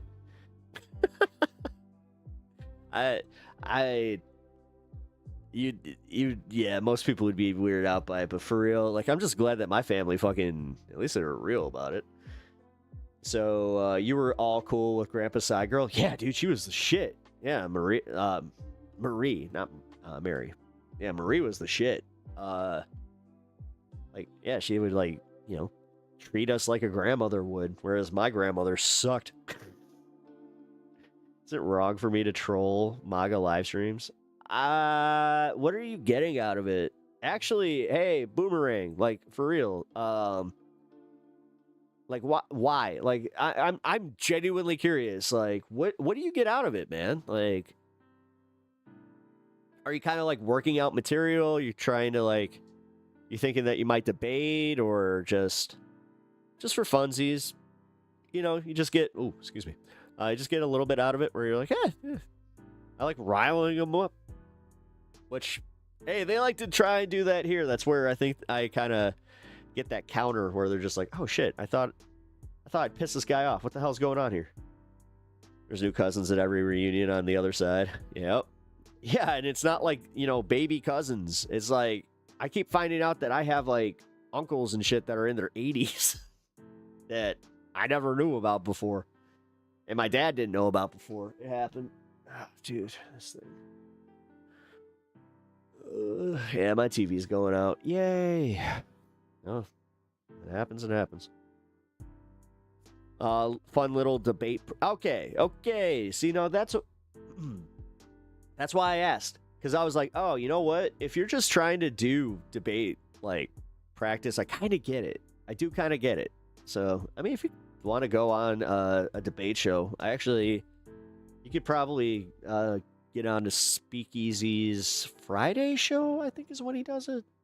Because he does an open debate panel where he loves when other channels' followers kind of chime in. So debating is different than trolling. Yes, it is. That side of the family, you could just walk in and say you're someone's cousin or something and no one would question you. Yeah. Yeah, I hate to say it, but that is very true. Act like you belong. Free food. I did that at a bowling alley once when I was like in my teens. I noticed that there was like this huge party. I was just like, I kept looking at the spread. I was just like, you know, I bet I can get away with it. He's just like, what do you mean? I'm like, I bet I can go stand in line, get a plate, and just bring it back here. He's like, no way. I did just that. I had no shame. I come back with 2 fucking plates. I got salad on one. I got a fucking spread on the other. They're just like, really? And they saw me talking to people. And I was just like, yeah, I just said I was, you know, one of the cousins. They didn't really ask me anything past that.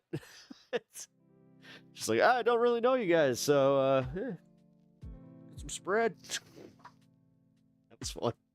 I remember the garlic bread was really fucking good. I was just like, wherever they catered this from. Hell yeah. Someone would adopt you after that. I mean, I've always kind of like, I don't know. I've had a lot of luck at like, you know, weddings and stuff like that where I have had just many people tell me where they're just like, oh, you should totally be part of this family. I'm like, oh, thank you.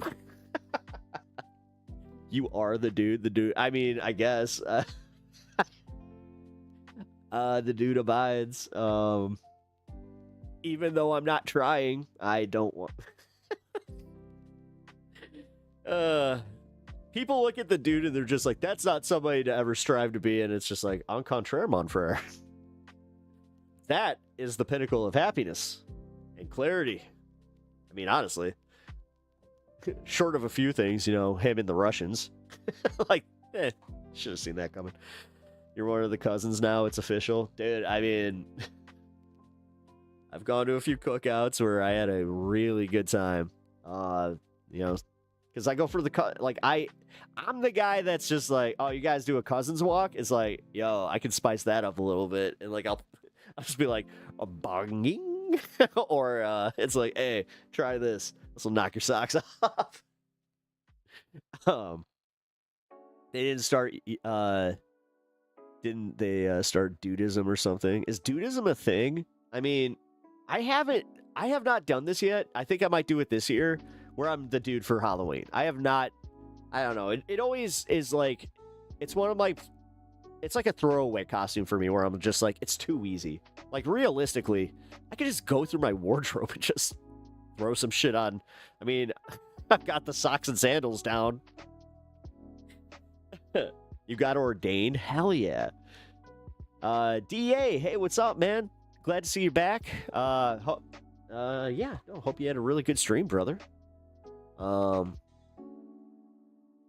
Seriously, dude, I'm excited for this week, by the way. If you guys don't remember, I made the announcement last week that we have a new show coming up on this space with me, Alex, and a few other panelists from this space, where it's going to be a good old time where we comment on the news of the week and do kind of a little wrap-up. Just kind of hang. It's going to be a great time. This is a raisin-free household. Yeah, it is. It kind of is. I hate to say that. Now imagining Pep conjuring a... Yep. You're going to look like the drug dealer from Pulp Fiction. Oh, no. Oh, God. Either that or Gary Oldman from fucking... The Professional. Yep. Puppy was feeling sick, so needed some fresh air. Oh, buddy. Oh, dude. We got to see Soder this weekend. He did a really fucking funny joke about how like most of his interactions with people in New York are him like at the little like block, him leaning down to pick up his dog's poop, and they're like, Soder, and he's like, what's up? Picking up Myrtle's poop. Yeah. Debuting a brand new host. Oh shit, we are? I didn't see that. But that's cool. Did I miss messages? Oh shit, did I? Oh god damn it, I totally did.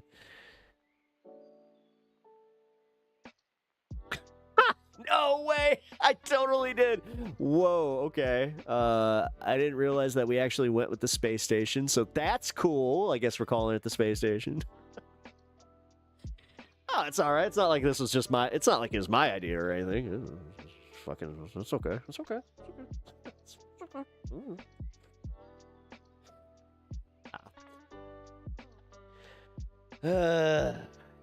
No, I'm just kind of really fucking bad at reading emails and checking Discord apparently. Because whoops. I could have had input. I didn't even realize that we were still chatting. I thought that it kind of went quiet for a minute. All right, yeah, what did I miss? Oh, Jesus, yeah.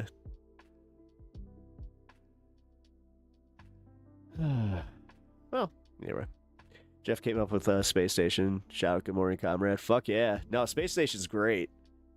Yeah, I didn't like the 6, I'll be honest. I was kind of at that point where I was like, whatever we, so, plus minus, let's see. Unread? Let's see. What's my count?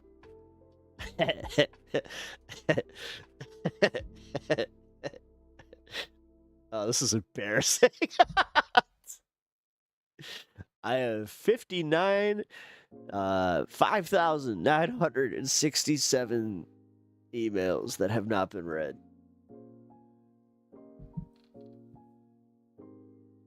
I think I got you beat there, buddy. I think I got you beat there by what? A full thou? What did I say? 59? Yeah, 5967. No, not 59K. 59 or not 59K. Yeah. No, 5900. 5900. Don't send Pep a fan email. No.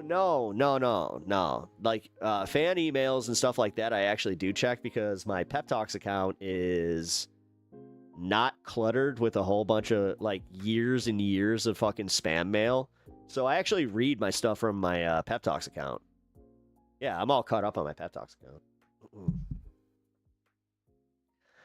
13,949. Ah. Fucking Edge coming in here just being like, oh yeah, hold my beer. Who needs to read emails? What? That's crazy. I only checked the new ones.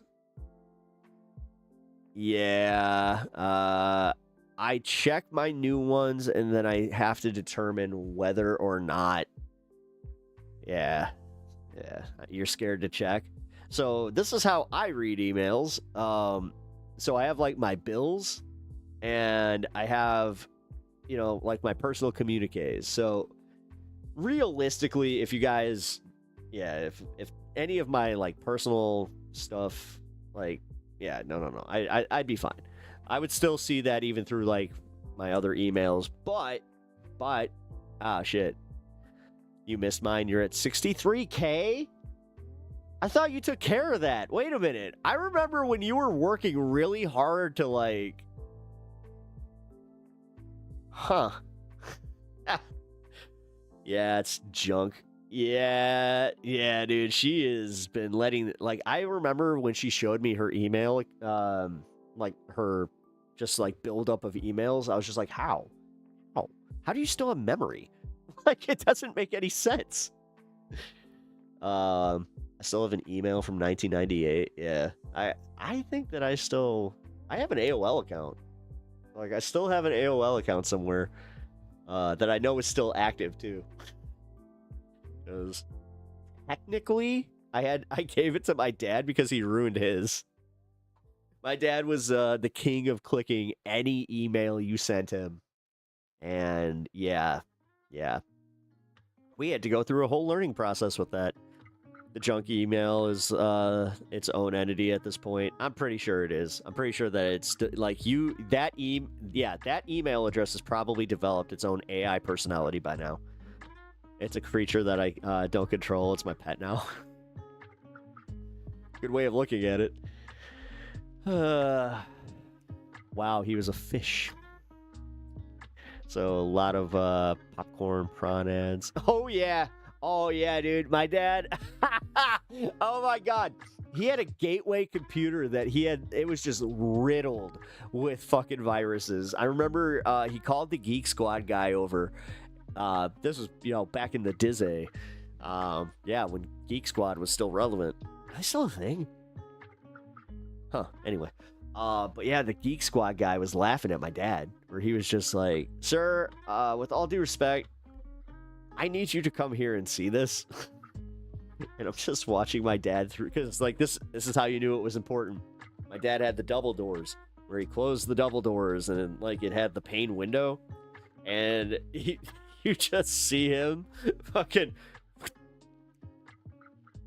I'm like, uh-oh. What's going on in there? And then he fucking just start hearing him like, "What do you mean it's my fault?" So I busted it. I just remember like busted it. And I was just like, "I fucking told you. It's because you opened every email." And I threw him under the bus apparently so hard at that moment, because like this guy, he's just like, "Sir, when he says every email, are you opening like like anytime you see forward, he's like, those are my friends. Those are coming from my friends." Yeah. They're coming from my friends.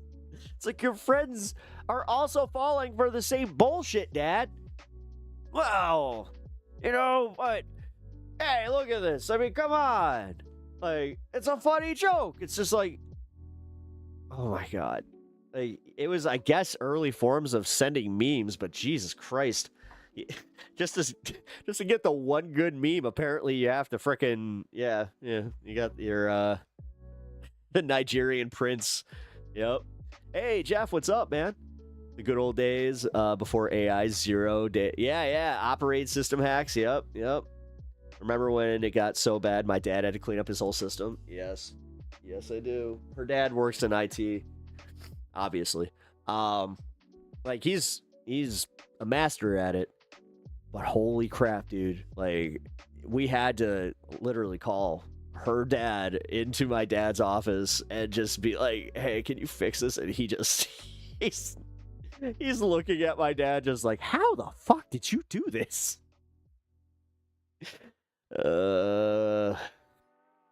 One of my favorite things that ever happened was when my dad forgot that he had something queued up in the printer. So I go and I'm trying to download this. It was like a Dragon Ball Z picture that I wanted to hang on my wall, because that's what we did in the early or late 90s and early 2000s. Is we used to print out our posters, because especially if you were kind of economically challenged, such as myself. Where it's just like, I'm not spending $7 on that poster. I'll go make it at home. It's just 7 pictures literally slatted together. Yes, I did that shit. But this was so funny because I sit down at the computer and I notice, I'm just like, what the hell? Like, there was already a 1 of 1 and a 1 of 2. And I'm like, 1 of 2? So I click it. And there's no paper in it, so I put paper in like the jammer or whatever, and it just starts printing automatically. And sure as shit, dude, my dad was downloading some freaky stuff. I remember, I will never forget this as long as I live. The picture was a woman, it was like a Maserati with the stick shift, in a erect position, and she was doing something to the car that wasn't, she wasn't shifting gears in the traditional way. You know what I'm saying? But yeah, dude. I remember just being like, "What the fuck?" And I'm like, "I'll give you this." Oh dear. Yeah. The thing is, my dad, he had a bad habit of repeatedly doing things, and this was one of those ones that I think subconsciously I kind of knew, where I was like, oh, this is gonna bite him in the ass, because like it was a family computer. Like my stepmom was using it all the time to like print her stuff. Like she used to do like photography, and so she would always like use that. There was one day where again, this happens again. It's actually like more of an innocent picture than this last one, but it's still like bad. Like it was still, prawn.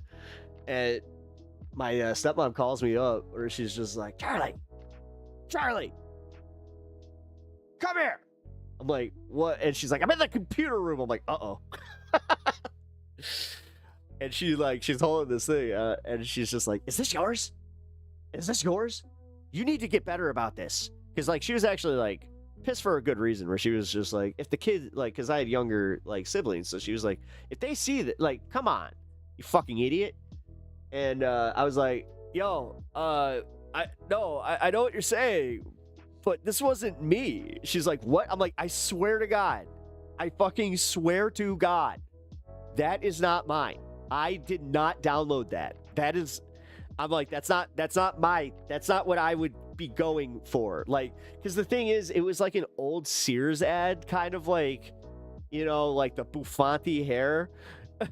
Like, or like the 80s hair, where it was just like, no, like, and trust me, I'm not above, jerking it to some 80s, like Tiffany's, Playboy or something like that. Like, that's a totally, like, come on, fair game. I think we're alone now. Squeaky, squeaky, squeaky, squeak, squeak, squeak. I'm pulling my pud now. Ah, shit. I don't even know where I went with that. TMI. You nurse that tree. Hey, you know what? You gotta take care of the prostate. You start hitting the 40s, At that point, it is just like, I've talked about this. There have been times legitimately where it's almost like I hate fuck myself, where it's just like, all right, the pipes are gonna get clogged. I don't want prostate cancer. Let's get this done. And you're just like, oh, I can't even find anything. I'm not even excited to do this. You're just like, all right. Literally fucking whacking it like this. You're giving yourself a disappointing hand job. Oh God. I mean, come on, ladies. Can we admit that, like, the handy, like, I mean, actually this goes for, my gays in the audience too. Seriously, hand jobs, right? Is there ever, like, because an enthusiastic hand job, it's weird. Like, it's weird. Like, if you get somebody that's just like a little too enthused to just be like, yeah, you like that?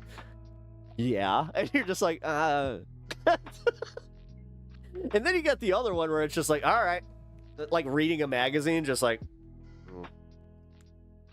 you almost done yet?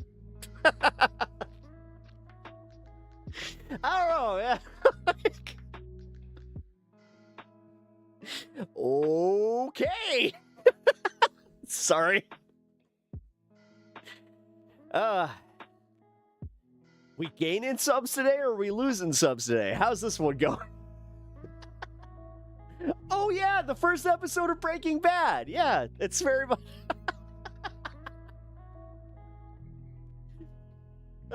Shit.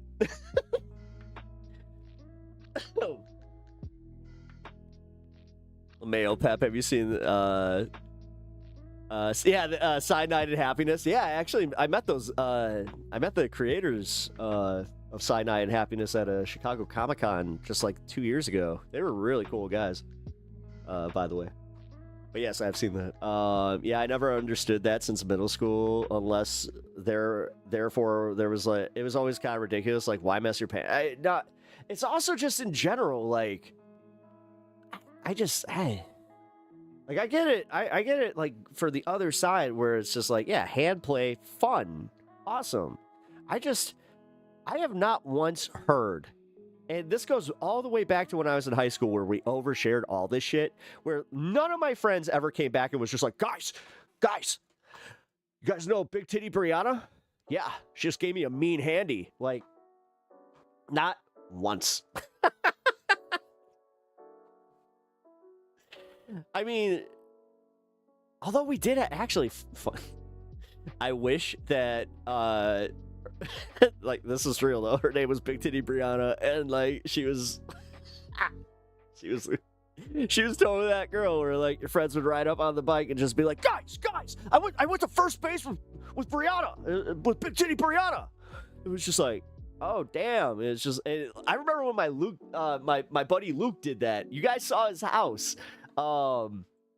When I went through like the tour of my old hometown, I showed you guys Luke's house. So Luke, it was funny because you guys can picture it, like, kind of where my grandma's house was on the end of the street there, right? So like he comes whipping, like he whips the corner, and we all had like BMX bikes by this point. And he fucking does the ride up, and he does like the little like scoot where he's just like, he's like, "What's up, guys?" And we're like, "What's going on, Luke?" He's like, "Guys, you will not believe what I just did." And we're like, "What?" And then he does it. He does the thing. Now, for my guys in the audience, like, all right, I'm just going to say, this is gross. This is gross. This is crass as shit. But this is true story. Luke comes up and he's just like, smell him.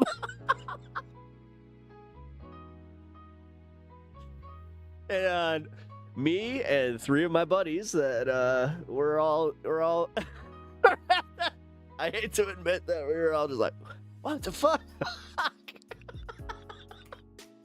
It's like, yeah, man, it's Big Titty Brianna. She actually let me go for it. We were just like, whoa, wow.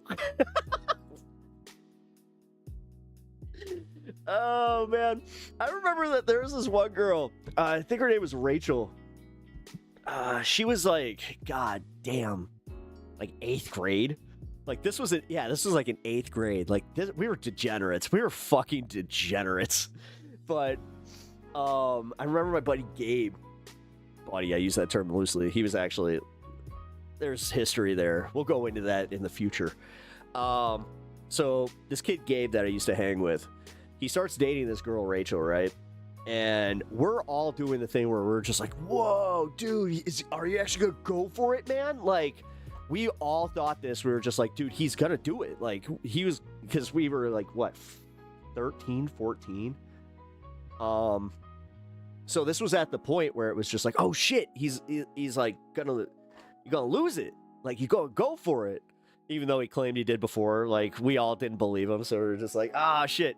So we had like this party where apparently it happens, but then he walks her upstairs, right? And he comes back down, and we're all just sitting there like, what'd you do? What'd you do? And he was just like, I did it. And we were just like, oh shit. But the next thing that came out of his mouth fucking like lives rent free in my head, where he's just like, yeah, man, it was just kind of gross because she had some warts on her ass. We were just like, what? And I just remember asking, because I recently had one, where I was like a planter's wart? I was like, wait, what? And then we're just like sitting there making jokes like, wait, so you're telling me that her ass looked like a witch's nose? Like, what's going on? Like, bro, details. Like, we didn't know that we would want more details, but we kind of did. Because you're just like, can you please explain this?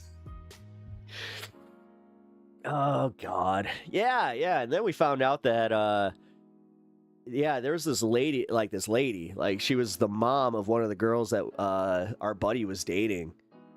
And she, like, used to pick us up and, like, go buy us herb and shit. Like, she was definitely not a great person when you really look back at it, but she was awesome to the teenagers where we were just like, yeah, dude, Brittany's mom, bro. Brittany's mom.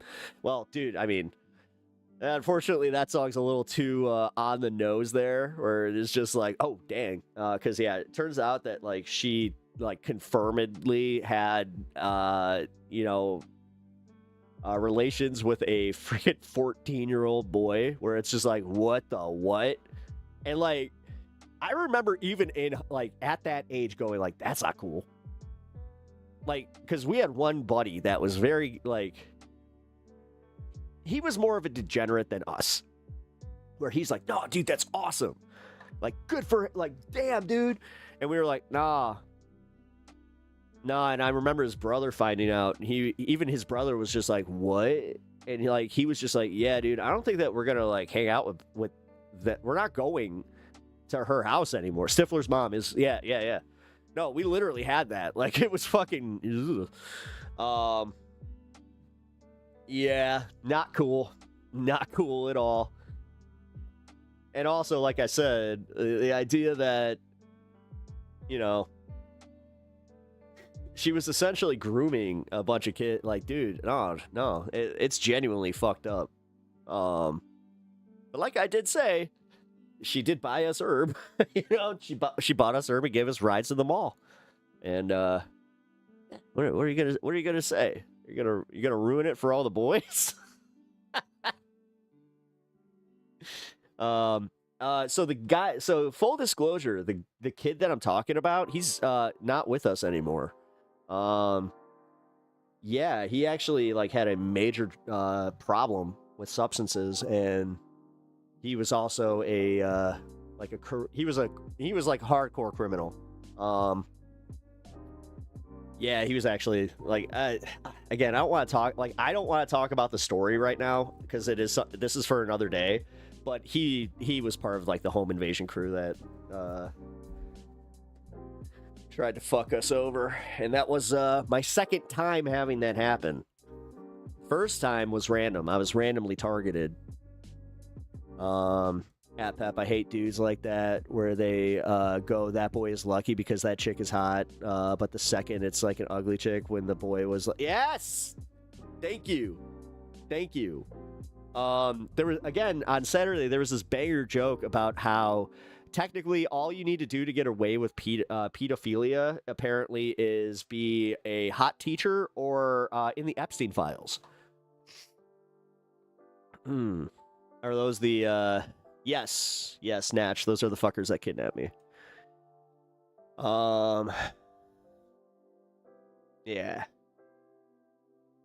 Oh, I knew a Stifler's mom and his aunt. Ooh. Oh no, it was one of, like, the, oh no. Yeah, that's never good. Wealthy or hot? She was wealthy. She was definitely wealthy. She was, I mean, if I'm gonna be objective here, she was good looking, but I don't know, man. Like, again, the more I realize it.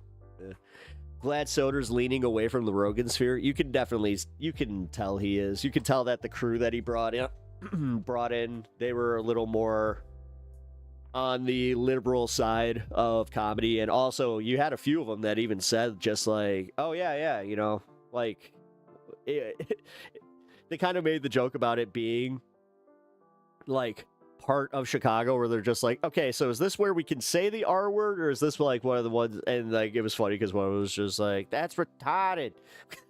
It's just like, and they had to say it with a Boston accent too. It's just like, oh god. Yeah,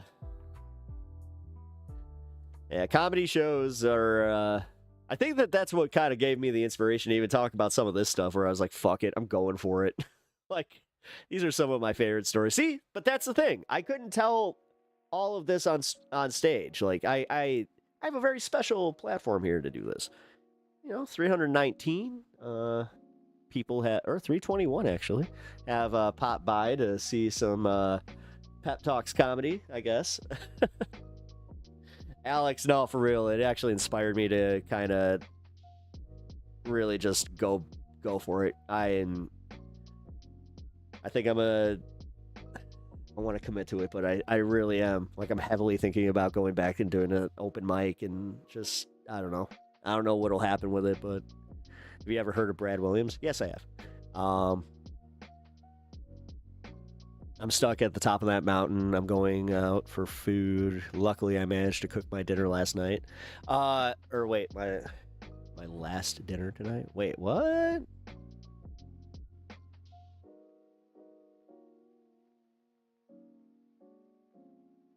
Huh. I hope you're okay, Ghost Train. Everything okay? I hope I just misread that. Hell yeah, it's Pep. It's Grandma Flatterson. What's up, Grandma Flatterson? Also, Grandma Flatterson, I hope you notice that you are a member, because I actually think that you got one of my accidental gifts, which was pretty funny. It happened last Friday. Was it last Friday? It happened last week where I accidentally gifted a 5 membership to somebody. But Unlisted World, man, I gotta say, I really appreciate his support for the channel, because that really helped. That was a big help for me. Just dip your toes in it for fun. The stream will always be here, but touching grass is always healthy. Yeah, no, it was definitely healthy. Me and the wife, we needed a... Oh, thank you for the coins, Ghost Train. Appreciate that. Is that what the stars are? Yeah, I think so. Yeah, isn't that what they are? Open mics always sound... oh, yeah. Dude, yeah. Well, some of them you got to pay to be in. Like this one, I actually saw you have to pay to do it. And I was like, so I'm paying for time. Back at that, huh? That's okay. No, I don't know. I miss that, actually. What I just did right there, just telling a story that is kind of gross, but also it's true. That was my life. Like, that's how we were when we were teenage, kids. We were assholes. We were the worst. Like, but I was also like, I was cringy as fuck, and like I was way too eager to please people. Like, I've always this isn't my joke. This was on the bonfire with Big J Okerson and Dan Soder back in the day. They used to talk about how it's like, no, they were so impressionable that it's like, yeah, it's kind of it's a miracle that I didn't get, like, you get where I'm going with it. So you're paying the bar to entertain their customers. Yes, because the way that they see it is, like now, this is also what's kind of intimidating, is that the club actually does have like a professional like rig setup. So you're essentially paying for them to record your set for you, and then they'll give you the link after your show's done so you can have your performance, which I think is awesome, but at the same time, I mean, it's a fucking open mic. Like, my big thing is like, you're not releasing that, are you? Like, where are you keeping that? But that also makes me think, like, back to what I was saying. There are probably clubs that have recordings of my stuff that I didn't even think about this shit until it was way too late. Did I mention that, yeah, I'm kind of dumb when it comes to that shit? Always have been. And I think I always will be. I mean, fuck. We just established it here. I didn't even know that we were debuting a new host. Like... Hey, but I learned something. And also, hell yeah, let's get some more people in this space, because honestly, I really need it. Although this space, we got some big things happening over there. We finally got some, I don't want to be mean, but it's kind of true. We got some coherence. Like, we actually like started breaking stuff down, and I don't know. I kind of feel like we just kind of let it sit there for a little bit. That's a good thing. You're pretty, Pep. Thanks. Oh, they recorded. I've dealt with that for shows where the sound guy would record for an extra fee, but open mic, nah, that should be free. Yeah, no, exactly. No, the open mic should be free, and I would argue, like, the way that I used to do it, there was a bar that used to do open mics on Thursday nights where they would offer you a free drink, and then if you wanted to go and do a double set, if there weren't enough people to fill, you could get up and do a double. Like, I loved that shit. But yeah, no, I never got charged to do it like that. Like, there were times that I did comedy and I ended up paying for it because I ended up drinking my per diem. Or I guess that's what it's called, yeah. Because, yeah, they would give you, again, like your free drink, and then some would give you an appetizer, which was the same shit at every comedy club. So it was just me eating Cisco fucking, the Cisco mozzarella sticks. You can always tell, by the way, which one are Cisco and which ones are, like, anytime I'm at a restaurant, I'm like, oh, you actually made these! Holy shit, you actually, you did it! You actually made your own fucking cheese sticks? Like, damn. I'm always impressed by that, because, yeah, I don't think you understand how many places have the same exact fucking cheese sticks that, here's a little piece of advice. You guys can go to any Walmart and get their, like, the Great Value brand mozzarella sticks. Those are the same ones. Same exact ones. They're coming from the same exact place. So, only difference is, obviously, you might not have a home fryer, which, yeah. Maybe not get charged, but to perform, like, at around 1 or 2 at, I'm hearing, like, Cowboys. What? Wait, what? Wait, your property is on an area where the Apache X... Oh, damn. Oh, so you're hearing them, like, training. Damn, that's crazy. I get paid to basically introduce people and run the soundboard and help technical difficulty stuff. I perform and jam with others and get paid basically don't... So, yeah, you're like a host. Like that. So, like, at our clubs, that's what... Yeah, you would get hosting duties. I always wanted to do that, but I never got to that point. Like, I got close.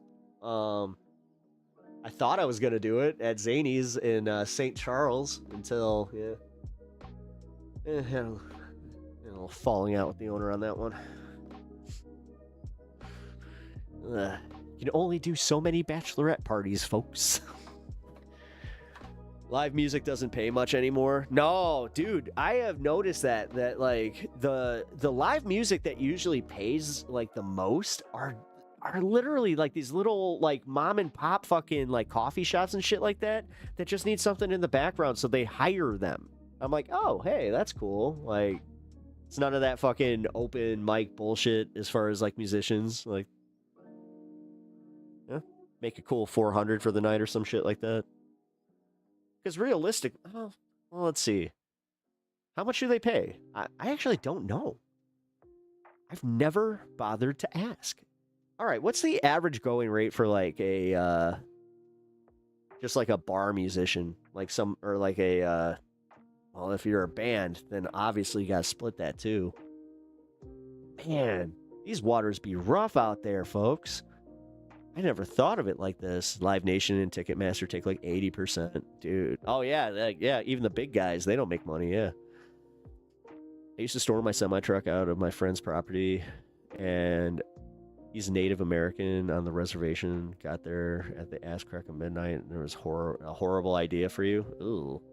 Still very traumatized by the incident because I'm from a big city. I don't think I was going to get... Oh, but still, you were... No, it's scary when you're in the middle of nowhere and you're seeing like the pops and flashes. You're hearing the pops and seeing the flashes. Like, yeah, dude, that shit does get a little like, ooh, I'm not in my element. Ghost Train, I think it's fucking awesome that you're a semi-truck driver, because I have always had this weird dream that I was going to be, broadcasting for the masses, and yes, some of them would be truck drivers. Because, yeah, I used to want to work for SiriusXM really bad. No, this happens at 1 in the morning. Whoa. Oh, damn. Oh, I thought this was like an army trading ground of some kind or something like that. That's crazy. All musicians I know make at least $50 per hour. Do a 3-hour set, so $150. All right, so Bob. Yeah, so like, all right, so if it's $50 an hour, so am I kind of right then about the incentive, like where you almost want to do it more like by yourself? Like not as many band shows where it's just you and acoustic set? Because I don't, like, fuck, man. I just realized I have a buddy I could ask this about. Like, he literally plays bar shows. The horrible part is when we first heard this, my husband's Navy, he's like, maybe I should get an app and go help. I pushed him back down in bed and said, no, you're not. You're going back to bed. That's decent, actually. Depends on where you're playing, for sure. That's not bad. No, fuck, dude. $50 per hour? Yeah. I do a fucking 3-hour set. Oh, no, but that's the host, technically. If he's making an hourly rate, technically, I think he would make that. Hey, guys, apparently I have zero people watching me right now, so that's fun. And now it's saying 4. Okay, whatever, man. Yay, YouTube algorithm out here doing the thing that's making me, like, go nuts. For real, man. Like, it's bad, folks. Like, it's bad today. I got nothing. I got, like, no traction in the algorithm today, and I have no idea why. I didn't, like, all right. Don't do it. Don't do it, Pep. Don't do it. Don't get mad. Don't get mad. You know, it's only my livelihood and just, you know, just me possibly doing this, you know, entertainment thing for a fucking actual living or like trying to get bigger. Nah. Why would that? Why? You see 4 on YouTube? It says I have 2 right now, but yay, 4. Great. 23 likes. Yeah, weird. It's not like chat hasn't been active. No, like I said, guys, like after I just got like this massive membership push and all of it. No, I'll be completely honest. This idea where they're rewarding channels that bot, like I don't know. Like, why do I keep getting fucked for trying to do the right thing? Like the chorus thing, I feel like I got fucked for that. Now this, it's like, I really am getting to that point where I'm about to just say fuck it, and I don't like if it helps me fucking live this dream, then I'm just gonna admit it to you guys, and then I'm just gonna do it. Cause holy fuck, man, this is bad. Like this shit is awful. Like yeah, nobody else is on. Like no, this makes absolutely no sense. Yeah, we've been averaging at least 25 for the last few weeks. Yeah, now I got 1, is what it's saying. Which, yeah, because, you know, that's how that fucking works and makes any sense. And I've heard that there's, like, been a concurrent viewer glitch. But, yeah. Feel free to live stream and document the whole thing. Maybe I'll drive late night and we'll see something. That's cool. What up, Steven? How's it going? Welcome to the show. Maybe the counts themselves are bugged. I think so, but the thing is, you don't, like, what you guys... Fuck it. You know what? No, if they want to play these games, then fuck it. No, you guys need to know what's happening here. They've been allowing these glitches to kind of run rampant on a whole bunch of, like, channels, but, like, right now, it says 0, right? When it maintains that 0... it doesn't fix it on my stream reports. Like, it's there. So, it's counting this as, like, a major dip in viewership, even though it's on them. Even though it is a glitch on them. And it's bullshit. It's complete bullshit. To be honest, I think YouTube is captured as fuck. Yeah. Yeah, guys, quick, everybody rejoin through the sub feed. Yeah. 10 different accounts. YouTube, that is a joke. Oh, shit. They're trimming pennies. Yeah. No, it's exactly what's going on. Like, here, let's do this. I'm going to turn on my monetization. Maybe that's the problem, because I do know that they have been getting pissed off if you don't, like, monetize.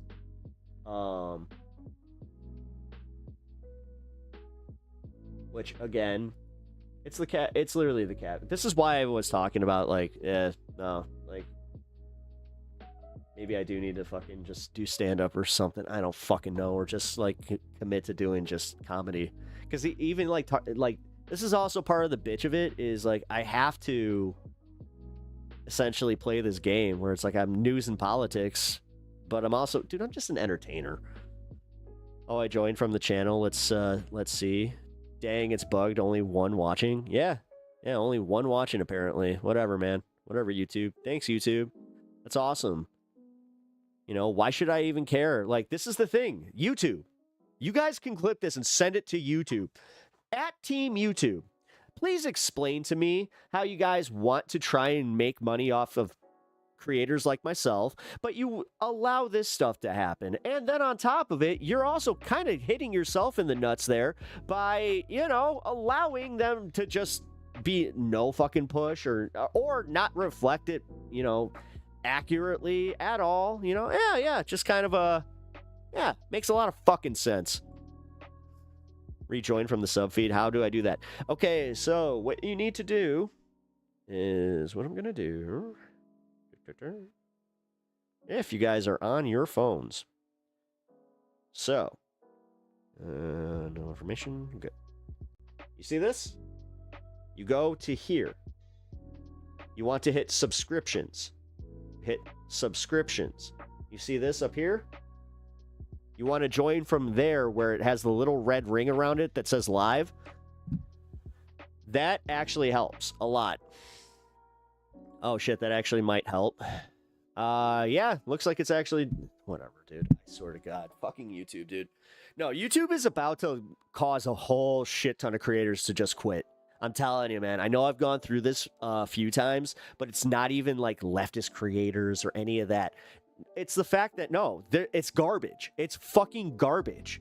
And I'm seeing so many people coming out and just saying it. Just saying that it's fucking bullshit. It's garbage. They've trimmed down the pay rates. They're literally, they are doing this fucking, like, they're milking every dime that they can out of us while also simultaneously trying to give us less. Like, yay! It's almost like it's a microcosm of our economy. Meanwhile, like, this is where I'm just say it. Like, this is where I feel like an asshole for even doing 8 hours or like these long streams on YouTube. Like, I think YouTube wants to stop people from speaking out. Yeah, no, it does. It totally does. 1000% does. But that makes sense. You know, the free speech platform. But realistically, if YouTube wants to fucking, like, K itself off, then go ahead and do just that. Fucking Christ, you can only get so much money from Mr. Beast before people start figuring this out. It's gross, dude. It's gross what they fucking get away with. It really is. And this is why creator unions are a thing that need to actually be, like, spoken about a little bit more. We can't have this. You can't have this fucking system, especially where you have people like me, where it's like, no, they make a lot off me. They make a significant amount off me. As opposed to what I get and, like, what I put into it. Fuck yeah, dude. And it's all, and honestly, this is why I keep trying to tell you guys, I need to get to this 3,000 because that's one of the fucking next hurdles. Like, once you get over 3K, then that starts pushing you. This is a family-friendly show. Please, no F words. Fuck you, Terry. This is not a family-friendly show. Get fucked. Go fellatio your sister. Was that the F word you were talking about?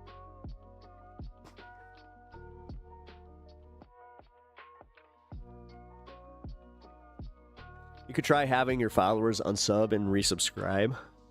Will that work? I don't think that works, because I think all that does is actually just takes your sub like stamp or whatever. Like, because I know that they actually have like metadata like tied to that, so I don't know. I think the churn would be bad for the channel. No, I think the churn would be bad for the channel. No, I think so. No, I mean, whatever, man. Like, I hate the fact that I have to do this at least like once every 2 weeks or like 3 weeks, and it's so fucking distracting.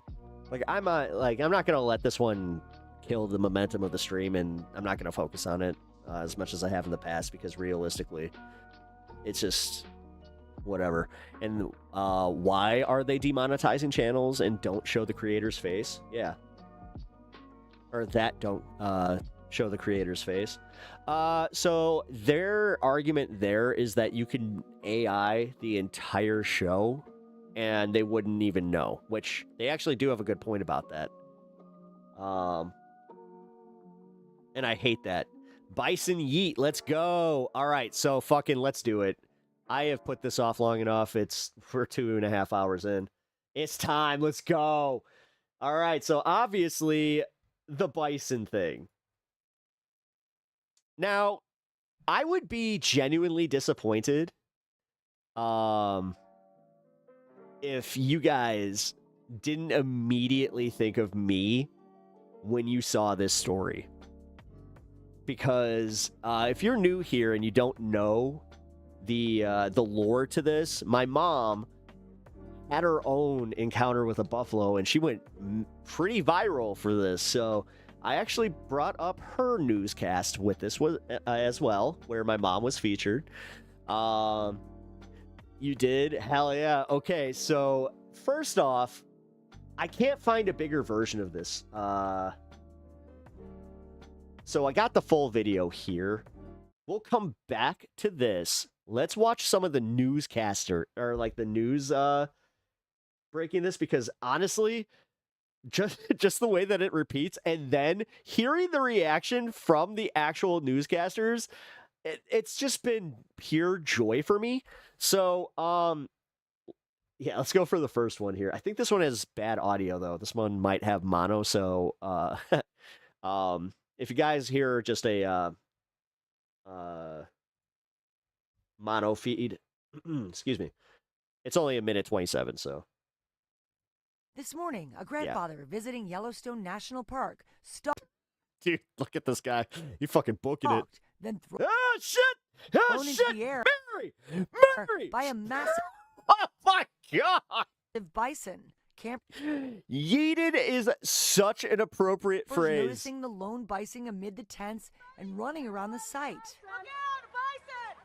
The bison can then be seen resting momentarily on the grass when the grandfather and his grandson walk into view, stopping to take photos. Mike McLeod, a local park photographer. Damn, dude, my mom was really lucky that she didn't get fucking, like, wow. Capturing the attack. Just as This really puts it into perspective just how lucky she got. the minute that the bison stood up, the grandfather's like, we're out of here. But just as a white pickup truck comes into view, Who is your audio engineer, Channel 7 News? the bison begins to charge the fleeing pair. His grandfather attempting to hide among the trees, but the bison in hot pursuit eventually Ah! tossing the helpless visitor 8 feet Oh my in the God, he got air. fucked The up. bison was pumping his legs and pumping his head and exhibiting Dude flew like it was an Air Jordan commercial. very aggressive. He at least had an 8-foot vertical, but his head was in the wrong direction. aggressive behavior. McLeod trying to distract the bison by yelling and jumping up and down, putting down his camera to rush and assist the injured man. He was in a lot of pain and he was trying to not move his leg, but his immediate concern was for his grandson. McLeod telling us the grandson was shaken but doing okay. Experts say summer can be a I shouldn't laugh, but yeah, we should. dangerous time of year to be around Oh my male God! bison. So we're at the peak I mean, come on.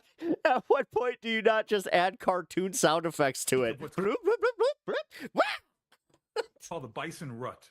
And this is where What's the up, Coheed? males are just raging in I believe. hormones because they're fighting for Wait, territories and wait. they're fighting for females. The Wait, key wait, thing wait, to wait, do wait. is to Here we move go, away here we go, here we slowly. go. Do not run. Do not make I believe fast I can fly. types of movements. Yes. I think about it every night and day. Spare my wings. Ah, dude, he fucking legit. It's like he got ninja starred where he just fucking. Oh, this is wonderful. Okay, I'm sorry. This is my story. Oh, when I saw this, I was like, oh, I'm doing like an hour on this. Okay, I gotta go. Y'all have a good night. Bob, have a great night. That's a full yeet. Stan would be proud. Yes, he would be. Also, Stan is back with us. So, oh, fuck. You snuck in here. Also, you have a treat waiting for you. Hi, I'm Johnny Knoxville, and this is Bison. This is Bison Lift.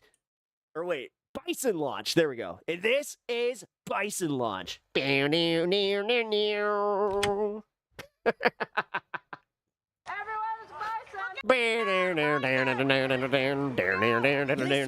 a terrifying scene at Yellowstone National Park.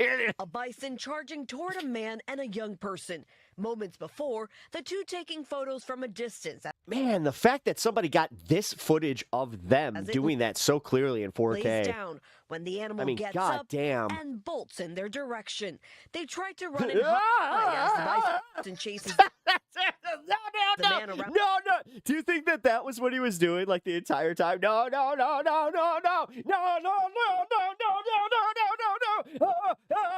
Shake the tree.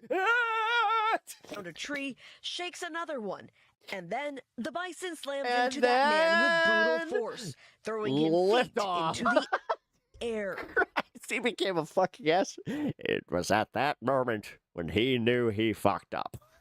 It was like watching a bulldozer move out at 45 miles God an hour. damn it. Photographer Mike McLeod recorded that video, but stopped. Photographer Mike McLeod had an awesome, dude, this guy is a photojournalist. And ran to help. And when you approach this man, how is he? He was in a lot of pain. He was conscious, I think, the entire time. The National Park Service confirming a 65-year-old man was injured by a bison and taken to the hospital. McLeod says he's in touch with the man's family. It sounds like he has a broken leg in several places. The doctor said that he probably would recover, but it's going to be a long recovery. The man's family telling NBC News he underwent surgery and remains at the Red hospital. Bull gives you wings. No, Red Bison gives you wings. This incident, the second. Dude, he ragdoll so hard. This is just so fucking. The man's Here we family go, telling NBC News he yeah, ring around the rosy. underwent surgery You can't get and me. remains at the hospital.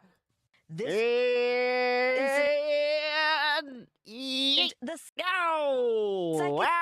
Wow! Just 2 months at the park. Dude, the hit. The fact that he falls behind the box, it's almost like a movie where it's just like, oh no, that was totally like he had a stunt. He had one of them like little stunt couches, it was a stunt. It was not a stunt. Oh my God, this guy is. Yeah, exactly. Get this guy a brew, but also whew. Oh boy. In June, a 12-year-old was also hurt by a bison. The National Park Service says people should always stay more than 25 yards away from them. All right. Do you think that my mom did just that? Do you think that she stayed 25 yards away? For those that are not in the know, just prepare for the next, the next video I bring up because, yeah. Yards away from them and to run away if one charges. Oh yeah, you see it charge. You just a frightening incident at one of America's. I don't even know what you do. You can't fuck. It's not like you curl up like it's a bear. Most iconic park. My mom got lucky. Yeah, she did. Camila Bernal, NBC News. Phrasing. Yeah. Oh, come on. One more time. No. You can't stop it there. What's wrong with you? This is insane. Just family telling NBC News he underwent surgery and remains go away. This go incident, away. the second in just 2 months at the park. In June, a 12-year-old was also hurt by a bison. The National Park Service. He got so fucked up. Okay. Well, here is now what has become a classic clip on my show. This is about a special person in my life. Now getting to National Park Week in Yellowstone National Park. It kicked off yesterday with free entrance into the park, but along with it, a very close encounter. Take a look at this. And there she is. That's my mom. A video showing a woman attempting to pet a bison near the Old Faithful Lodge in Yellowstone National Park. The bison wasn't having it, as you can see on the left. No. So here's the story. My mom saw that this bison laying there had a stick on its head. So my mom walks up to it. Go frame by frame here. Okay. So my mom, this is her. I'm sure you figured this out. Sorry, I'm a little emotional because my mom is no longer with us. So, so my mom, she's taking, this is her claim that she's taking a stick off the top of its head. So look at this. A video. See, here's her trying to pull it off. Apparently, it got stuck in a little bit of like the wool there. Attempting to pet a bison. No, she wasn't trying to pet it. Near the Old Faithful Lodge. Yep. There she goes. And then she goes, no. The bison wasn't having it, as you can see on the left of your screen. That was when she pulls the stick off and goes, and then walks off like a G. Its head and lifting it to brush her off. Prior to the recorded video, the woman interacted with the bison with dramatic gestures. Fortunately, she was able to walk away without comeuppance from the animal, a fate not afforded to others last year who made the news. I mean, a fate not awarded to this guy. And family telling NBC News he underwent surgery and remains at the hospital. Like, let's be real, this could have been my mom. No. I'm sorry. Incident. No. Second. It's the fact that he does the full spread just in just 2 months at the the landing, dude. Just could you imagine the thud that happened there? Just go. Yep. Yeah. So here's her dipshit husband, who, whatever. Yep. That's my mom. Remember, Yellowstone National Park is not a petting zoo. God, I wish I could get a better video of this. If an incident were to occur. No word, though, if this woman was fined. She was not fined. My mom was not fined at all. She didn't even have a talking to, because apparently they didn't really they didn't do anything with it. So, the flying starfish. I mean, it really is just like the way he just like fucking A, dude. How many times can I watch this? Forever amount? At the hospital. This incident, the second. Fucking Christ. And in just. I mean, the fact is, he's got more than 8 feet. Let's see. This has got to be at least. At the hospital. All right, so you got to figure he's about 6 feet, right? This incident. So he gets lifted. He's about here, right? Dude, he had to. Feet up, he probably cleared 10 feet. Like, for real. Oh, my God. Just, oh, my God. Oh, my God. Just, oh, my God. 2 months. Oh, my God. Oh. No, just make it stop. He's already dead. He's already dead. Oh, my God. Well, yeah, I mean, dude, oh my God, can we make that into a shirt where this is it? Where, hold on, yeah, we got to get the silhouette. So, yo, that's it right there. Just Air Gordon. Hey, I got them new Air Gordons. They say that it'll give you the power to outrun a bison. And in just 2 months at the park. In June, a 12-year-old... It's just a shoe that has a bunch of marbles in them. It's just like, wait a minute, this is supposed to help me. It's like, no, you said you wanted the same amount of air as Mr. Gordon there. Well, Air Gordon was also hurt by a bison. The National Park Service... Oh, my God. this is... I got no respect, I tell you. My wife never sleeps with me. Only time my wife sleeps was during a house fire. Oh, Jesus Christ. Oh, the only time that my wife lets me sleep is during a house fire. Oh, Jesus. Okay, I inadvertently made that into Dark Rodney. It's just Rodney admitting to crimes. Hey, I get no respect, I tell you. Oh, fuck. All right, wait. Here's the 911 call. This is crazy. I remember, wanted to show you guys this.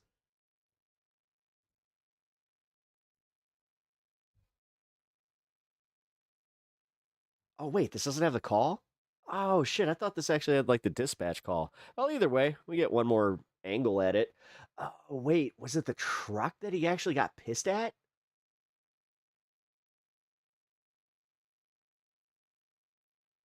Do you think if they kept walking, he wouldn't have done it?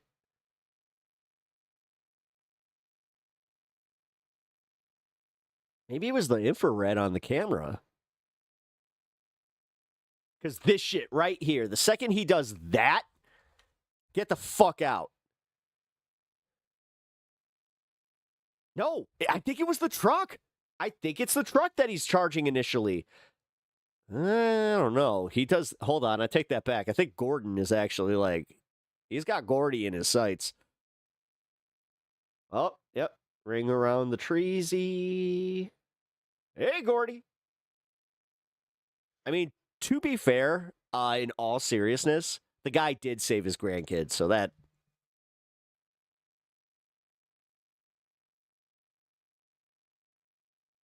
Wait. Oh my God, dude. Yeek! Yo! Jesus Christ! It's almost worse from the farther angle. Oh my God. Brutal. Well, here, let's do this. I bet the camera phone had the laser rangefinder and he hit the bison in the eye. I have a feeling that's what it is. Because I'm telling you, like, I've been noticing that, like, with my dog. My dog totally, like, he has been so camera shy lately. And it's only after that, like, infrared bullshit. Like, if I turn all that shit off and just do, like, a normal capture, yeah, it's fine. Oh, I just saw that Dan Bana is playing Assassin's Creed Black Flag. I would love to play that, but that's going to be a while. I actually wonder if it went up his butt. No, it didn't. No, the Hornet. No. So, like, he got hit with, like, the center mass of the head. Like, he got, but that lift, I mean, I don't, maybe, I don't know. Let's see. Here, hold on. Let's see. He gets hit from the back.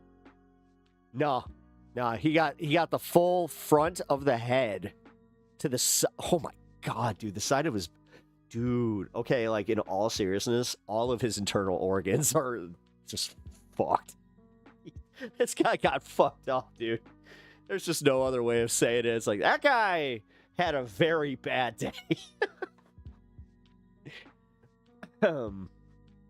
Rebecca Potty Mouth. Hey, what'd I say about policing each other's language? He's lucky to be alive. No, he is. No, and, like, in all seriousness, like, my mom is lucky to be alive.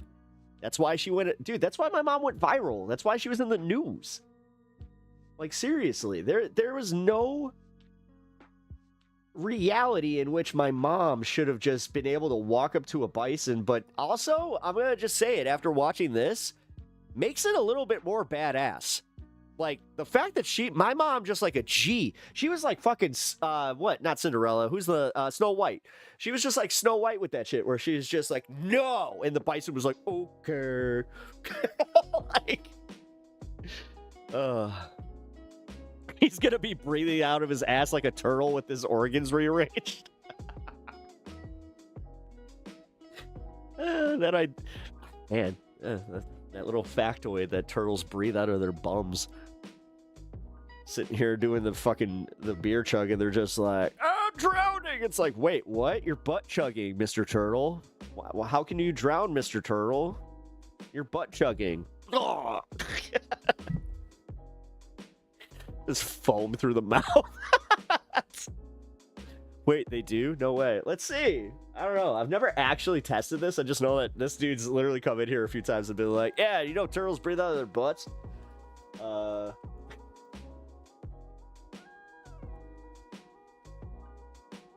Out their butts. Yes! They do! They do! All right. Some aquatic sea turtles can breathe through their butts, a process called cloacal respiration. Yo. What is happening? What the fuck? Hold on, my cat is... What was that?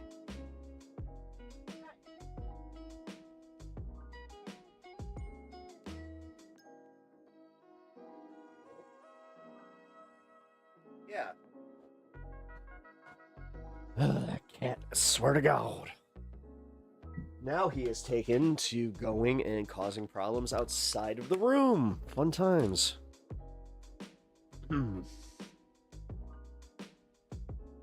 Oh. Wait. Kitty. Arm jail.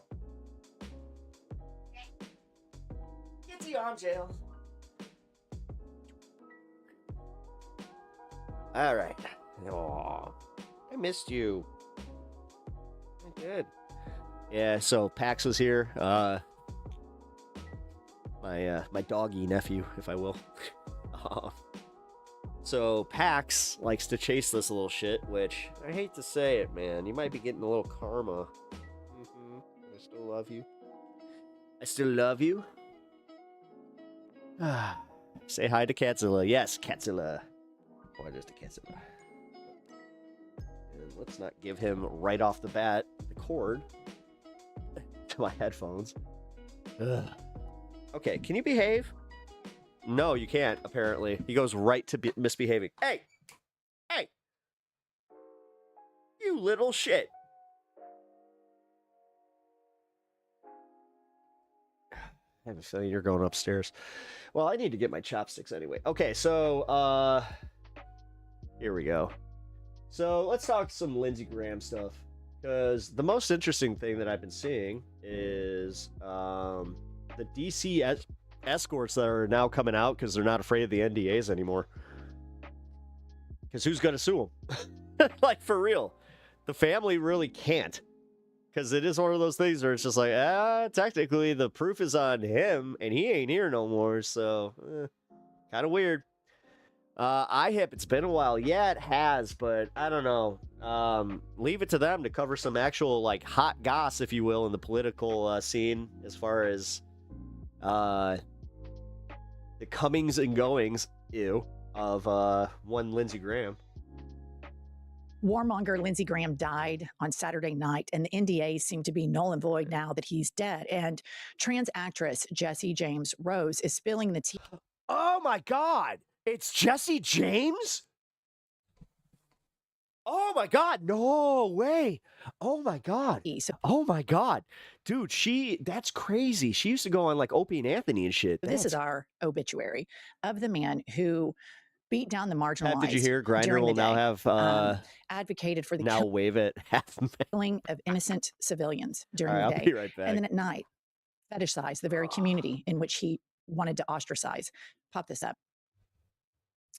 Just woke up to find out Lindsey Graham is dead. LOL. Most of you know him as the homophobic senator from South Carolina, but to me, he will always be the man who paid a Twinkie pre-transition college student, she says, me, a fat stack of cash to do unspeakable things to him in a hotel room while he wore red lingerie. It's a canon trans event to have far-right freaks bankrolling you and then turning around and voting against you. People love to judge us for it, but I never see them opening their wallets. Shout out to sex workers everywhere forced to humanize their enemies just to make rent. It is an absolute mindfuck to me that one of the reasons I have any semblance of financial security and lack of student loans is because of this man. At the time, I had no idea who he was, and I only figured it out because another group of twinks leaked Lady G to the media. Some queers tried to grandstand critique this, saying we shouldn't out people. I believe bigots with power deserve no peace or privacy, especially when they hold public office. I'm glad they did it. Icons forever. Anyway, if you've ever enjoyed what I do on the internet, know that it is in part because of Lindsey's generous donation over a decade ago. If I've ever sent you money for something, know that was kickstarted by the now deceased sissy senator from South Carolina. Lindsey, rest in hell for what you did to our community. I will continue to love queer and trans people harder than you ever hated us. I love every second of our time together, and now everyone knows. Wow. You know, here's the thing. We've heard these rumors, and it surprises me zero that they're starting to come out now that he's deceased and are able to talk more openly about it. And I suspect that she is not the only one. There are many, many people. We've heard the rumors for years. I mean, we can pontificate that is why he was so full of hate, is he wasn't living who he truly was. But there are so many different reasons that Lindsey Graham sucked. And I agree. If you want to villainize people during the day, vote for laws that go against that community, yet you're part of it at night, you get zero respect. We're not rewriting history after your death. You sucked. Yeah. And isn't this just, there's the closeted Republicans, which there are many from lots of sources. People that have worked in Republican politics for decades say the closet cases within the Republican Party, specifically the MAGA Republican Party, are abundant. And so at night they're fetishizing. Well, yeah, because I hate to say this because it's kind of oxymoronic, but the left and liberals tend to be more okay with their sexuality. The things that during the day they hate about themselves. And honest about it. But isn't this also emblematic of the electorate at large? So many white women that vote for Donald Trump and vote for MAGA politicians.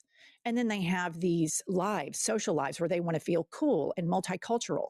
And it just, I want to say that what I think Jesse James Rose said, that I will love this community more than those people will ever hate it. And I've always done that. And I just think right now is a time for people who have microphones to use them. This is getting really, really serious. Donald Trump is escalating the efforts to disrupt the elections, and he's going to continue. And he has a bunch of nuts, submissive, closet case men around him that want to cheat because none of these people are good enough to stand on who they are.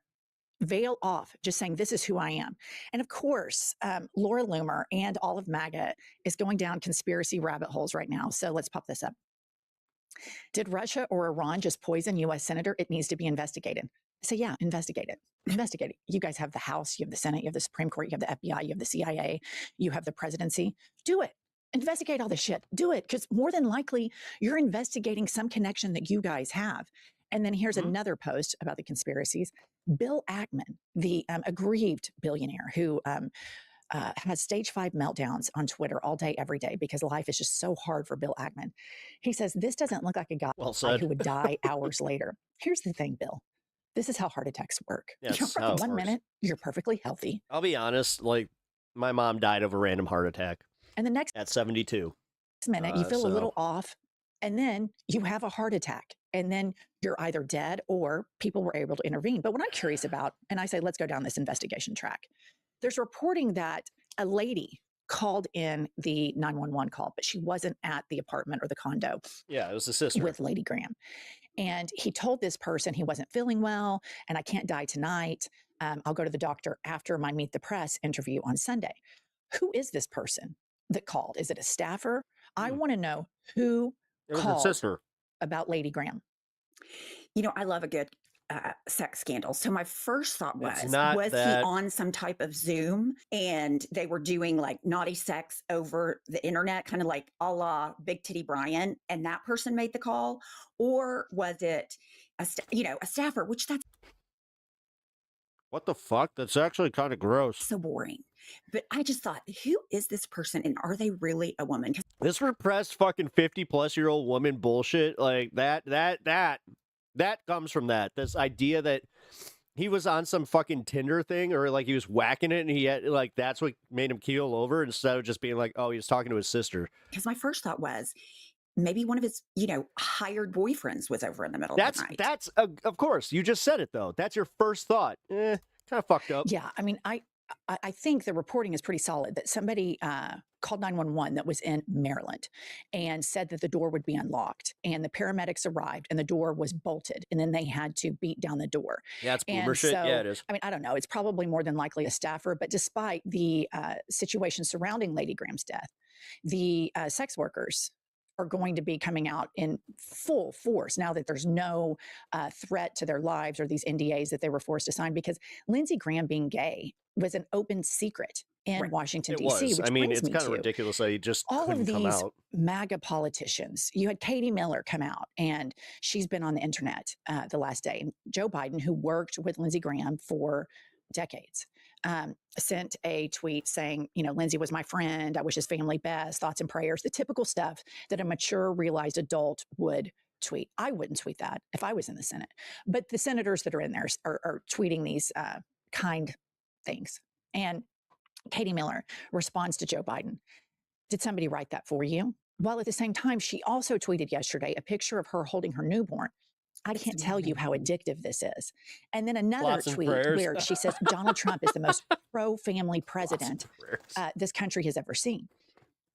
These people are pathological liars. And you have a person of power that has this secret, and that secret can ricochet out and cause toxic ripples to the whole community because you have people around that person that help them keep their secret. Have a good one. The thing with MAGA Coheed, is you have a appreciate whole you checking in. group of people Good that night. are broken, toxic, dysfunctional, and they're all together. And the collective toxicity of their secrets ripples out. And this is a moment for the Democrats to wholly start attacking. You might say, attack after Lindsey Graham's death.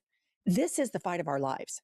Yes, you say, here's a man who every single day preached family values and anti-gay rhetoric and talked about the killing of civilians, was a homicidal war criminal out the wazoo. And now we know, and as we've known for a long time, that he likes to put on red panties and kink around with sex workers, which, listen, I don't give a shit. I'm not some Christian prude that wants to be involved in the sex lives of everybody else. But the Katie Millers, the Stephen Millers, the Lindsey Grahams, and all of these people are that. And we need to start calling out the hypocrisy really, really loud, because something in me, when I saw the cast of characters, the people in the Senate, sending these pretty mature messages about Lindsey Graham, it kind of pissed me off. And I don't like that I felt that way, but I think, viewer and listener, you probably felt that way too, because I'm like, this isn't just like 12, 13 years ago when John McCain was in the Senate and they worked together on bipartisan things. This is different. I mean, Lindsey Graham champions death all the time. Mm-hmm. Lindsey Graham sucks ass to Donald Trump all the time, and he actually had power. But what did he choose to do with that power? All the powerful people in this phase of the MAGA takeover capitulated first. Mm-hmm. It's just so stunning. So I just feel like we need to be all gas, no brakes. Lindsey Graham died. He's a 71-year-old closet case who was a failure as a U.S. senator, a failure of a human being, an embarrassment to himself. And the fact that these people want to lecture everybody. Depends on what you're counting as success. Technically he was successful for the Republicans. Katie Miller about family values. What about Lindsey? Why aren't you writing a tweet about, well, Lindsey never bred? I mean, her big platform is everybody needs to breed. It's so addicting. She just discovered this new human thing, breeding. Why isn't the tweet about Lindsey not breeding, Katie? Here's the thing. This was what I found to be enraging about the posts after Lindsey Graham's death. Number one, you have the conspiracy theorists that, want to make it a green conspiracy, negating the fact that he was clearly alcoholic, obviously was going to have heart problems or whatever health problems. But it was the monitoring on the right of people that were clear-eyed about Lindsey Graham on the left who, retweeted the things that he had said or reposted the things that he had said. And this attack on people that were rightly voicing exactly who Lindsey Graham was. And we've all been to the funerals where they rewrite history of the person. Oh, yeah. But they're trying to rewrite history and say, oh, well, it's so disrespectful of you to do that. What about Lindsey Graham wanting to send U.S. troops into Iran to be... Yeah, you're more sad that Sam Neill died? Yep, me too. Murdered and slaughtered for fucking nothing. How's that family value, Katie? It's just the absolute unique position of MAGA that Donald Trump can ridicule, Robert Mueller, Colin Powell. There have been other people that have died that he has been immature and vile about their deaths. But because it was one of theirs, everybody... Bob Mueller being the biggest one because it was the most recent. Has to tiptoe around their outsized feelings. Hello from Kurdistan. Hello. And so... hello from America. That was where my anger came from is now you're trying to tell us how we're supposed to react to someone when all we're doing not the is Jurassic Park guy. I know him as the Event Horizon guy, but yeah. And not sugarcoating it or rewriting history because it benefits your outsized feelings. Yeah, pay no attention to that. I mean, these are the people that Donald Trump, when Rob Reiner died, sent the most hateful, horrific tweet that he died of Trump derangement syndrome and all this, the ravings of a lunatic. Anybody in MAGA, don't let them get you that wound up, Pumps. This is what they do. Every day it's duplicity. Every day it's moral hypocrisy. Every day it's complete moral collapse on full display. They have zero credibility unless we give them credibility. They have zero credibility because if they want to have a conversation about this when somebody dies and how people should react. I liked him in the Merlin miniseries that was on like Channel 7 when I was a kid. Who's in charge of the United States of America? Good, morbidly really good, obese shit poster Donald Trump is, who wears a full face of makeup, talks about how hot men are all the time, Thank you guys for the warm welcome. Hell yeah. Definitely hit that sub button if you are enjoying the vibe here. Number 3 that he doesn't even sleep with. So subscriptions help me get bigger, and I am trying to do that. I have no shame. I want to get bigger at YouTube. These people have zero credibility, but the cult wants to feel like they, oh my God, their whole ethos is attacking the libs. And so the Katie Miller, she knows the moral duplicity. These people know what they're doing, and that's the point, the flagrancy of it, Lewis, the plundering what of the it fuck? In open spaces. That's why they do this. It feeds the cult, and they want to make us crazed. Give me a break. These people, you want to put on a master class on how to behave when somebody dies? Okay, we'll just do what your leader does. I mean, I'm not going to really say anything horrific about Lindsey Graham, but I do think we should talk about the biggest story on the planet is that the Republican Party has a skeleton problem, closet skeleton problem. And it just is, it's absolutely everywhere. But let's remember Lindsey at his best, calling Trump a race-baiting, xenophobic, religious bigot. Play the clip. I don't know who you are, and I don't know why you like this guy. I think what you like about him, he appears to be strong when the rest of us are weak. He's a very successful businessman, and he's going to make everything great. He's going to take all the problems of the world and put them in a box and make your life better. That's what he's selling. Here's what you're buying. He's a race-baiting, xenophobic, religious bigot. Okay, I'd push back on the good businessman, and I'd also push back on the religious part. But this is what the history books will be looking at it when it pertains to Marco Rubio, as it pertains to Lindsey Graham and other Republicans who were clear-eyed about exactly who Donald Trump was, exactly what kind of con artist he was. But they froth at the mouth and have a Pavlovian style reaction once they get the slightest proximity to power. And they completely bend themselves. And that's why they were chosen. And here's the difference, viewer, between us and these powerful people. In this phase of fascism, the richest, the most protected, and the most powerful capitulated first. Everyday Americans like us and you, viewer, have refused to capitulate. So what an indictment on the wealthy and the powerful. What a bunch of pussies these people are. All right, that's all we have. Like, subscribe, and comment. We'll be back later with more news.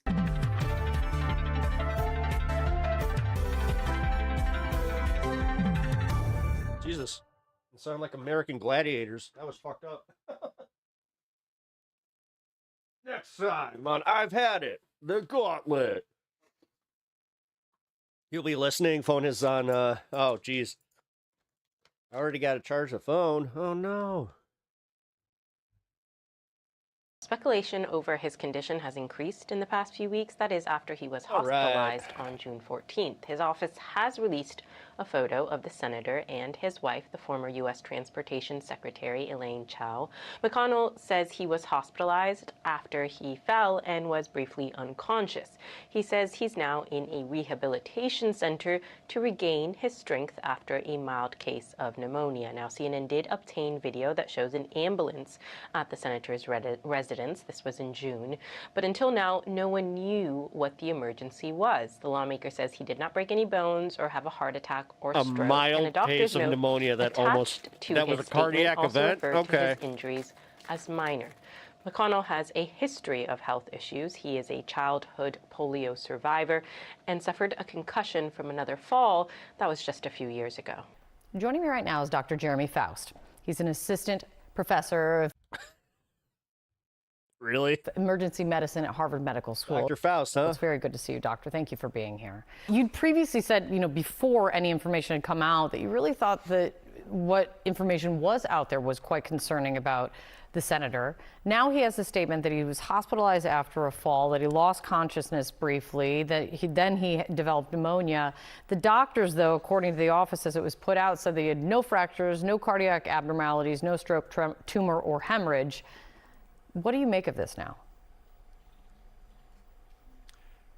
The problem that we have here is a mismatch between the description of what's occurred to the senator and the level of care he's needing. If his team is saying that he had a fall and a mild case of pneumonia, that doesn't really comport with somebody Doesn't make who's any been sense. in the hospital for almost a month now and not communicative with the public. We hear lots of different stories online and on your network about the communication, but if it's that mild, then it really wouldn't necessitate this level of care. On the other hand, if he did receive CPR, which they're not saying he did, it would be much more likely that he would need long-term care. So I'm worried that there are some missing pieces here, because falls can be devastating and pneumonia can be devastating, can cause sepsis and death, but it sounds to me like a mild case wouldn't be that. So I think that there are a lot of questions still.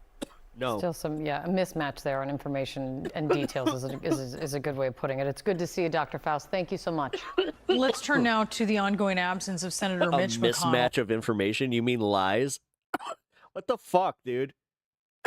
Now we're just doing that? His office initially not saying much. They're now finally giving some more details, and they say that he fell. What can you tell us? Exactly. They're saying that there was no significant cardiac episode, that he did not have a stroke or a seizure, and that he simply fell and also was dealing with a mild bit of pneumonia. They're lying so fucking bad to everybody about this shit that even the Republicans are like, I don't know about that one, homie. Once he was in the hospital. Obviously, this dude was already falling a lot. On for several weeks without any details about Mitch McConnell's health, and he really did address that yesterday in this statement from his, saying that it's not atypical for people of his age to want to keep their health private. He said he certainly had that tendency and that inclination in deciding to keep some of his health diagnoses private himself. But he said he did recognize that he was an elected official, that people were asking questions, and that he owed it to his constituents who elected him in the state of Kentucky to make clear what his condition was. He's not returning to the Senate this week. In fact, he said that he's got some more recovery to do, but obviously that is the latest and a lot more detail than we had gotten for about a month, waiting for what was next with Mitch McConnell. All right, Lauren Fox, thank you for the latest there from the Hill. Senator Mitch McConnell revealed a fall sent him to the hospital after leaving him briefly unconscious. The 84-year-old stated that he did not break any bones or suffer a concussion, but that he had to also deal with a mild case of pneumonia. Now, McConnell said in a statement that he is out of the hospital in a rehab center to regain so much bullshit, dude. His strength. The senator also, in his statement, indirectly addressed why it took so long to share what sent him to the hospital. It said this: "You all know how folks of my generation often hesitate to share the vulnerability that comes with this is all just so they don't have to kick off a special election. That's it. Growing older. Even in the public eye." No, his literal last act in government is going to be obstruction, which is perfect for him. Feel that same instinct. I can't help it. Group chat is back. Now, a couple of us on here have worked in Congress. The Senate is like the world's oldest high school.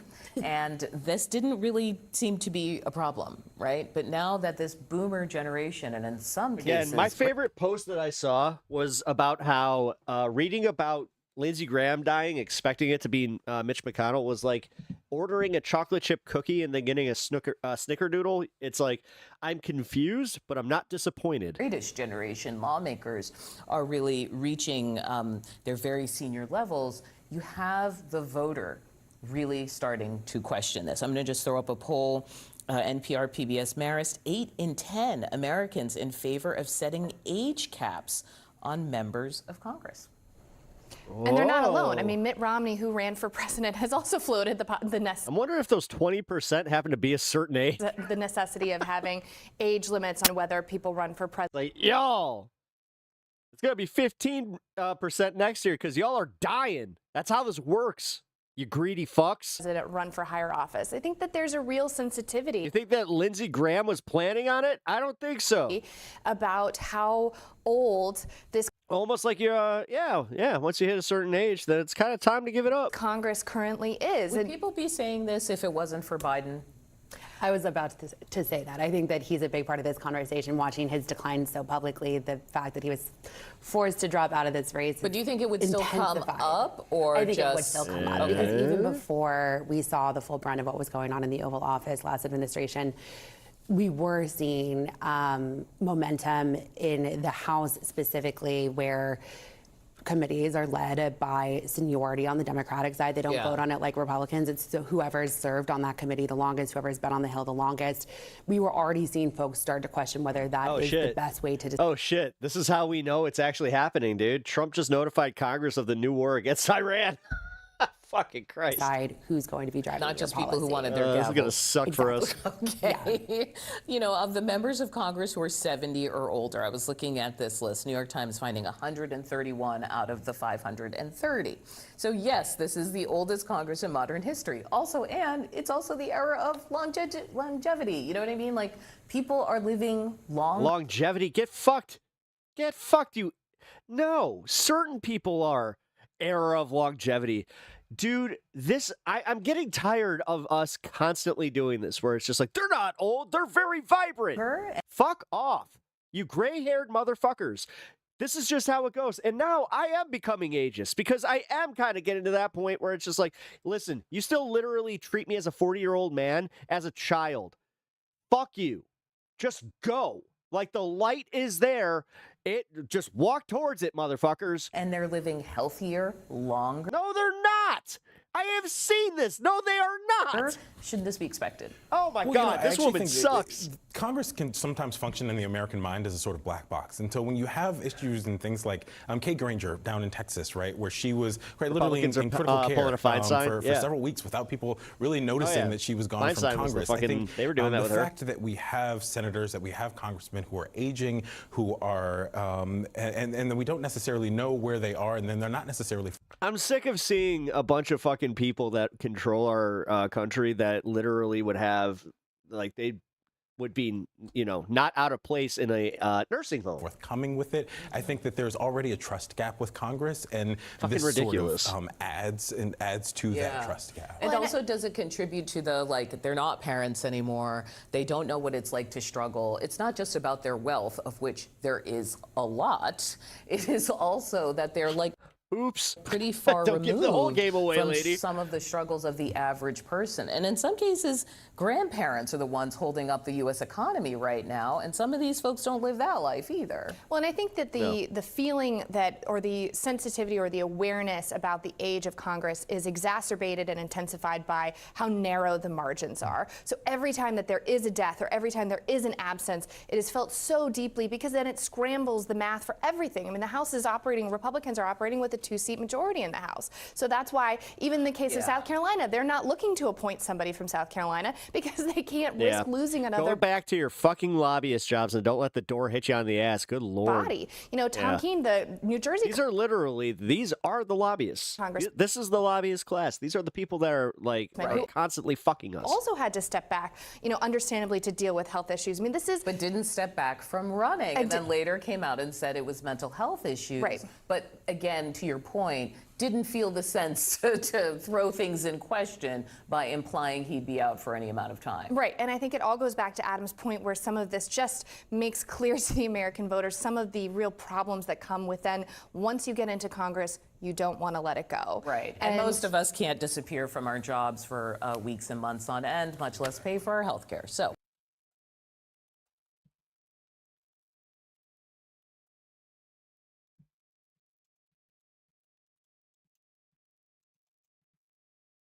All right. McConnell, proof of life. Maybe. Let's put C13 up here on the screen. Here it is. Oh. Here's a photo released yesterday. Leave this up for a good. Let's take a look at this. Let's analyze the picture. So here is Senator Mitch McConnell. It's very nice to see his wife by his side after she took back from China. Trip to China 2 days after he went to the hospital. I joked that it's like a story out of The Notebook. It's just the love affair that you like to see. Two elderly people separated by continents. You can feel the passion. Yeah, you can just feel the passion. What you can see in this photo is bottom left very strategically places that newspaper. So you could see the modern day newspaper. So when we see Mitch, he's smiling, kind of. He's got his glasses, eyes are open. What is that? The left hand there, a lot of bruising there on the left hand, usually indicative of an IV. Very Trump-looking. Very Trumpian. We'll all remember the photo of the Queen from like the day before that she died, where she also had a lot of the bruising there. Usually that's where they place an IV. So obviously in a hospital bed, I recognize that those types of chairs from my time when my wife was giving birth. So okay, so that's where Mitch is. He's propped up there on a pillow. Now let's keep in mind. Nothing of him talking, but he does appear to be sentient, semi, or whatever. His eyes are open. That's what we know, and his wife is there by his side. I mean, that's all we can. That's all we can assess from this photo. Right. Is that he is alive? I mean, maybe I don't like. Also, it's the age of AI, and true. you accept us just to accept a photo at face value. Like, oh, see the newspaper here. Yeah, I mean, no, it's literally. It's too but much. The Democrats. That's the thing. The Democrats, they don't play this game where they're just like, prove it's not AI. Constantly fucking bombard them. Oh no, we can't. Oh, that's right. They're all in on it. I am now 1000% convinced that the UTA party is a thing, that it's all for naught, because realistically, they all have agreed to this. And then It's too much that they have to do this. The photo right. looks and so fake. If you actually want a proof of life, all these Republicans are, oh, I talked to Mitch McConnell for 20 minutes. He's great. No worries, no problem. Okay, well then talk to someone who's not a Republican. Like, talk to a news reporter. Yeah, call up one of your many Democratic friends in the Senate. You know, I mean, someone who might have a little more credibility to vouch for what's going on here. And then we get this statement from him. Put C13 up on the screen. I'll read this. It's lengthy, I'm sorry, but let me read this whole thing just so I don't, don't paraphrase in a way that doesn't fully capture all of the sentiments expressed here. To my fellow Kentuckians, and this was put out alongside that photo. When you elected me to 7th term, made me our Commonwealth's longest-serving senator, you did so trusting I would keep showing up to fight for you every day. Over the past several weeks, Elaine and I have appreciated both your well wishes and your honest questions about what was keeping me away from the Senate. You all know how folks of my generation often hesitate to share the vulnerability that comes with growing older. Even in the public eye, I feel that same instinct. I can't help it. Keep in mind, guys, he has been gone for a month. We have heard nothing. This is all we've gotten is this one photo and this statement. But at the same time, I've had more than my share of experience with physical vulnerability. Surviving childhood polio meant spending my entire life with mobility challenges. This is reminding me very much of the Joe Biden stutter discourse. They haven't exactly gotten easier to manage with age, and last month I took a fall which landed me in the hospital. My doctors confirmed I didn't break any bones or suffer a concussion. I did not have a heart attack or a stroke. I don't have any tumors or hemorrhages, but I was briefly unconscious and was taken to the hospital while receiving excellent care over the past several weeks. Then why they call it a cardiac event? I've also had to... I'm sorry. I have been unconscious. They never called it a cardiac event. Deal with a mild case of pneumonia. Let me just pause there. He's claiming that a mild fall, that did not cause a concussion, that was not caused by a heart attack or stroke, that he doesn't have any tumors or hemorrhages, but somehow left him unconscious, but didn't cause a concussion, is what led to him being hospitalized for a month. And by the way, they're still not releasing him and letting him go. So what exactly happened with this alleged fall that was so severe that all you can do is put out this photo and have to be in the hospital for a month? Allow me to continue. He says, I can assure you that I've been a good patient. At my age, I tend to do what my doctors tell me to do. I've submitted to every test they can think of to help figure out what caused this incident. I'm continuing to do everything they asked to speed my recovery. In fact, with signs of continued progress, I've been able to move from hospital care to a rehabilitation center where I'll keep regaining my strength. As much as it frustrates me, this process takes time, and on the advice of my doctors, I will not be able to return to the Senate floor to vote quite yet. Rest assured, in the meantime, I'm not taking a break from the Senate business that matters to you. I've been working closely with my legislative staff on current issues, with my Kentucky team who helped me provide timely constituent services across our Commonwealth, blah, blah, blah. You're right to expect your representatives to work hard for you, et cetera, et cetera. I'll keep working hard to get back on the Senate floor as soon as possible. Keep you posted on the progress of my recovery. Until then, so grateful for your prayers and well wishes. This still makes absolutely no sense, Sagar. So if you, no concussion, no stroke, no problem, everything's good, why are you still in the hospital? Right. Why don't we have a video? Why can't you talk to reporters? Like, what is going on What here? is going Why do on? we just get this one and this is photo? totally fair. The newspaper. What is also weird is, remember the EMS call had said cardiac arrest. That's part of the reason. Thank you. Like, oh my God, he might be dead. Because Ryan had looked up the stats. It's like, if you have cardiac arrest And EMS CPR. and CPR, and they're coming to get you, and you're 84 years old at your home, you have like a 2% survival rate. So it does make a little bit more sense now that he didn't suffer a heart attack. At least according to him, he suffered a fall. Now, that said, fall is one of the leading causes of death for people who are his age, so it's not uncommon. A lot of hip breaking, and it leads to rapid That's how my grandpa went. deterioration. He fell off a ladder trying to replace this light that my grandma wanted done. But he's pairing it here with the mild pneumonia. I mean, I feel insane even talking about this. You're 84 years old. This is bonkers. Like, you're 84, you're fallen, you've had multiple incidents where you can't speak on camera. Freeze you up on decided to camera. literally freeze up completely. You're spending weeks if you have to spend weeks in the hospital, because of your old age, how can you be a It's a hell of a way to ask something when you type it like a serial killer. What the fuck is wrong with you? public servant? How could you run again? You know, and he say, "Oh, I retired. Why didn't? Or sorry, I'm retiring at the end of January. Leave now. Like, you can't. You're not doing your job. Allegedly, you're talking to your staff. You've been multiple weeks here in the hospital. I mean, it's just." Did you end up hearing? By the way, remember that missing congressman? We found out what happened to him. Oh yeah, he had depression. Yeah. Mm-hmm. And again, look, Months, months. Oh, and by the way, he is not telling the truth either. Yeah. Because you're not hospitalized for months with depression without something very severe. Maybe he had a schizophrenic break, going which on. in either case, I'm sorry, you gotta go, dude. You can't be taking 3.5 months off work. You are usually kept, if you are hospitalized with a mental illness for months at a time, it means you are a risk to yourself or others. Right. So, yeah, I mean, Yeah, it's 5150. we're definitely not getting the straight story there, and we're definitely not getting the No, they're all lying. straight story here. And They're all fucking lying. The reason why people were The problem is the only people that actually care about this shit is people like us.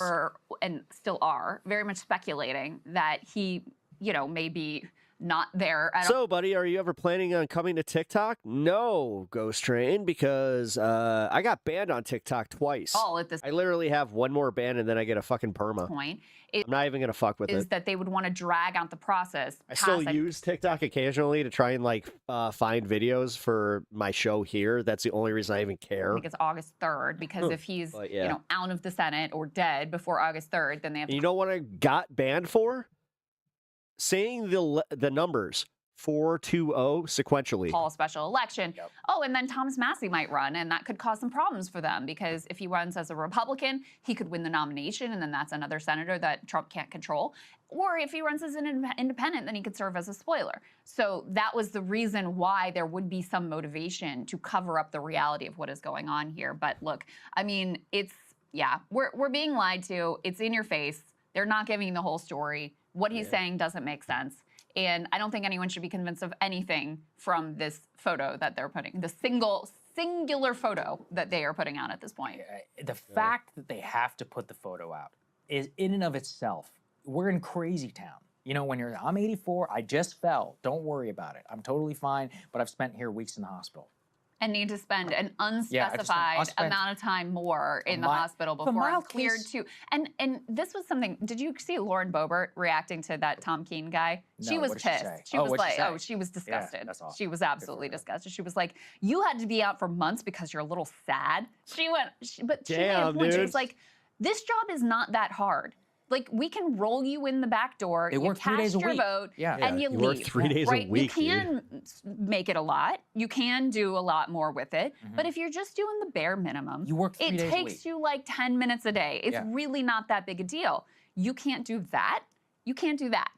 That tells you how dire the situation is, that you can't even roll his wheelchair in the back door to cast a vote and roll him back out. He is not a way to put it. in a condition even to do that. Yeah, I remember reading some book where they used to do that. Can't even There was wheel him in. It's like, I mean, she's being literal. Senator who was basically on his deathbed, and they forced him to come vote, and he never forgave like the whippersnapper who forced him to come vote like from his deathbed. Yeah. Where they had to, but literally they wheeled him in from his hospital bed or from his hotel room or something where he was holed up. He voted, and then he went back. But that's apparently the norm. Remember here in Feinstein, DC. voted and then hours later died, didn't she? It's crazy. Yeah. Yeah. And what did Amy Klobuchar was like? Just vote yes. Yeah. I can't live like this. Yeah. All right. We got Rokana. No, it's ridiculous. It's ridiculous that we're expected to. Like, we see the problem, man. And we're going to watch the Trump, or you know what? Fuck it. Let's do this. Add to queue. And then add to queue. There we go. We're queued up, ready to go.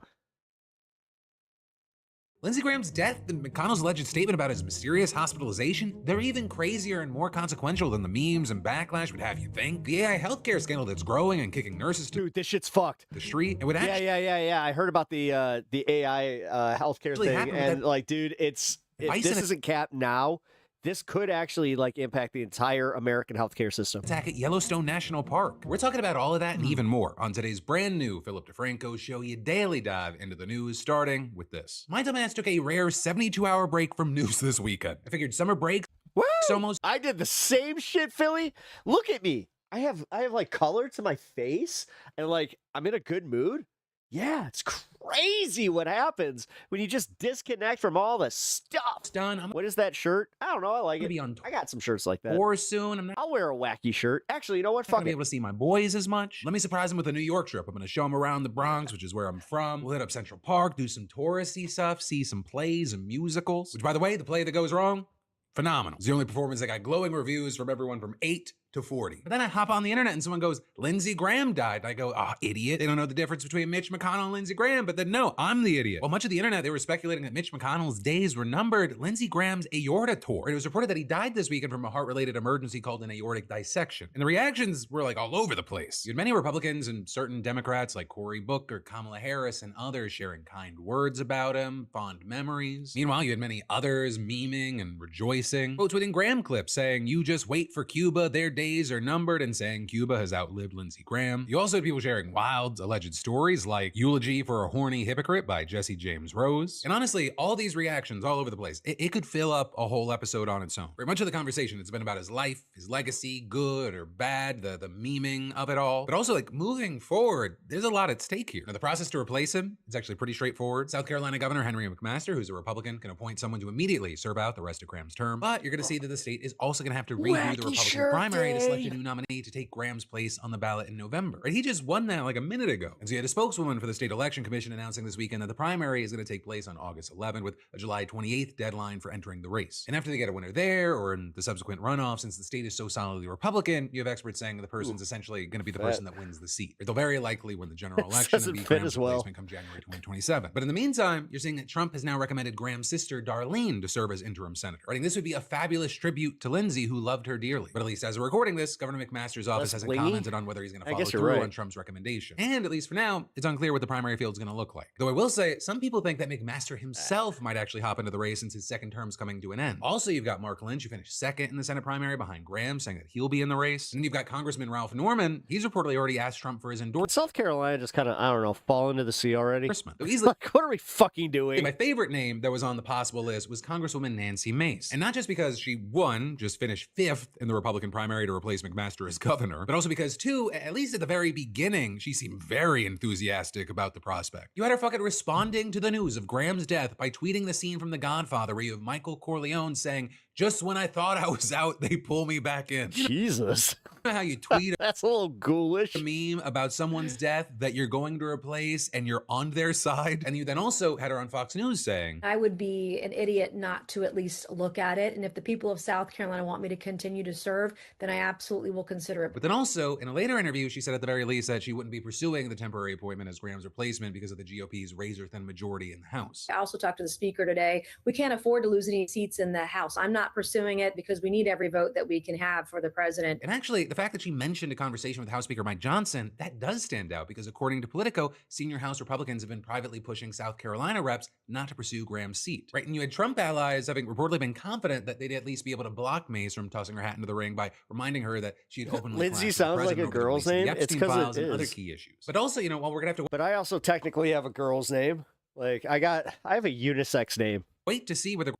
Although I've never seen a woman named Charlie spelled with the same like I-E. It always stops at I. Graham's death's going to affect the GOP's majority in the House. It's definitely going to affect them in the Senate. This is weird to see me like this. They're likely not going to have the same experience and connections and influence. And two, because even though the process to literally buttoned up, like this is like I wear this shit to like work functions. Is relatively straightforward. It's still going to take time, and the Senate's getting back to business this week with a packed agenda. You have it including confirming Todd Blanche as Attorney General, renewing the Foreign Intelligence Surveillance Act, considering Trump's request for more Pentagon funding for the war with Iran, and advancing spending bills before a September 30th government funding deadline. And Graham's death also hits them even harder because he chaired the Senate Budget Committee and sat on the Appropriations and Judiciary Committees. Right? And those play key roles in some of the agenda items. And while big picture, you know, the 60-vote filibuster rule in the Senate, it means that Republicans need at least some Democratic votes to pass most legislation. Because of Graham's death, the GOP's official majority is now 52 to 47. And actually in practice, it's really 51 to 47 right now because of Mitch McConnell. Right? He also serves on several key committees and he's been missing in action for almost a month. Normie actually asked me in the DJX's chat, the actress died? Because on June 14th, you had a spokesperson revealing that he had been hospitalized. And you had an emergency services recording that was later released suggesting that the ambulance had been called. Bro, that's work attire. That's business casual in Chicago. An unconscious person who had undergone cardiac arrest. Then a video coming out last week showing that he was taken from his home on a stretcher and loaded into an ambulance. But through all of that, you got almost no updates from McConnell or his office, at least until now, because you got a new written statement attributed to McConnell saying, "You all know how folks in my generation often hesitate to share the vulnerability that comes with growing older. Even in the public eye, I feel that same instinct. Oh my God. I can't help it." The fact that he thought, like, or anybody thought that this would work. Saying that he had taken a fall last. That's hilarious. After the shit that we heard about Biden. Month that landed him in the hospital. Literally, we just heard it. Hospital and adding, my doctors have confirmed that. Dude, this is so much worse than Biden. Can we just, like, I don't know, on a scale of 1 to dead, like, this guy's at, like, 9.5. Like, Biden was at, like, a cool 8. They didn't break any bones or suffer a What are we concussion. doing? I didn't have a heart attack or stroke. I don't have any tumors or hemorrhages, but I was briefly unconscious and was taken to the hospital. I thought it was Charlene. It is, but, like, then they take the N-E off and then it's just it's Charles, essentially. Several weeks, I've also had to deal with a mild case of pneumonia. Carl! And then finally, with all that, it said that he had been moved from the hospital to a rehab center, but that on the advice of his doctors, he wouldn't be able to return to the Senate floor to vote quite yet. Anyway, that statement also accompanied by a photo of him and his wife, where McConnell seems to be holding a newspaper that appears to be the Washington Post sports section from that day. And while you saw a number of people going, "Oh, well, we've been asking for a proof of life, this seems to be it," for a lot of other people, instead of convincing them that McConnell was actually alive and well, this made people even more convinced that something was underway, like a cover-up. You actually saw that on the left and right with, for example, far-right commentator Laura Loomer making a series of posts questioning why McConnell's staff won't release a video of him, doubting the idea that he actually wrote that statement and claiming that the photo shared of him and his wife, who was AI generated. And while there's no evidence so far solidly suggesting that the photo released to news outlets is fake, though there are plenty of AI-modified versions of it that are circulating online, it also hasn't really done anything to make people feel like he is definitely all there, nor has it done anything for people with questions about McConnell's fitness for office or people people wanting an explanation for the weeks-long silence from him and his team. And for me personally, I'm not going to say anything about the AI accusations. I don't know. I'll let the AI experts deal with that. But I mean, just looking at that photo they released, that he looks more puppet than person. I don't mean that metaphorically. He doesn't look like a person that's all there, and that also doesn't feel like it should be news, though it is also very big news. This is a man who is frozen in front of the cameras before. He, unfortunately, like a number of people we've seen in Congress, serve as these living reminders of why we should not only have term limits, but age limits. You know, with the median age of a senator being 64 years old, I don't think that anything's going to change on that front anytime. No, and it's almost like we're going to be the ones here for the longer time. Maybe it's time to give it up soon. So for now, we're going to have to wait to see how all of fucking selfish assholes who can't conceptualize your own deaths. This continues to I hate it. play out. I genuinely hate it. And then there's more that we got to. Shit's insane. And the baby gloves that we have to fucking wear to even discuss this shit is insane. I guess people who can lie about a genocide feel licensed to lie even about the here we go. Ro Khanna's a cook on this one. Illegal detention and threatening of American citizens. If this happened anywhere else in the world, it would be a massive international incident. The battle between Musk and Ro Khanna is because Ro said Elon Musk is a trillionaire and I want to take his money away from him and give it to other people. Are you sad that Senator Lindsey Graham has died? No, I'm not sad. I'm not celebrating it either. He argued for wars, including this Iran war that outlives him. He never met him. Are you sad? Are you sad that he died? Fuck you. That stupid framing. The least country didn't want to invade. You've had amazing reviews for the book, Donald Trump, who over the weekend posted on Truth Social the book was a joke. 90% of his contents were fake news. I remember back in 2019, I did a story that he really didn't like. They said to me, you know, the president has a message he wanted me to pass on to you. And I said, oh, what's that? I said, he wants you to know that you're a piece of shit. Oh, I'm glad that we actually agree on something. Hey, the guy from Axios, piece of shit. Mr. Trump, I agree with that. Hey, PepTalks, look at that. On Friday night, Senator Lindsey Graham was speaking to Ukraine's President Zelensky in Kyiv and talking up the tough new US sanctions on Russia. The following night, he died suddenly in Washington, D.C. If nothing else, it's a moment to reflect on the fragility of life and to pay respect to a giant of US politics. But that's just not how it goes anymore. Sure. Social media and sure. The airways were quickly filled I'll clutch your pearls harder. with outrageous, gleeful commentary about his untimely death, proving once Wow. again that there are no taboos left. The same thing is happening in the UK, where shocking news broke on Friday that legendary Conservative MP Anne Widdecombe had been murdered at the age of 78. In both cases, there are tasteless jokes, bitter celebrations, and wild conspiracy theories. In both cases, people have every right to feel and say whatever they like. And I have every right to feel and say that they are deplorable and classless. Many people didn't like the way that Senator Graham operated, and they didn't like his politics. He made himself one of the great DC survivors by cozying up to President Trump when it suited him, and he was also for decades one of the most ferocious hawks in politics, with claws sharpened for just about every war the US could possibly get involved in. Most recently, he was one of the loudest cheerleaders for the disastrous Iran war, which is now raging all over again, as we will discuss. There's a time and a place to debate his ideas. You know, it's the messed up part. I notice people coming to the world and leave the world the same way. When you're born, you're in diapers. And his legacy, and there's a respectful way of doing so. Celebrating his death is not that.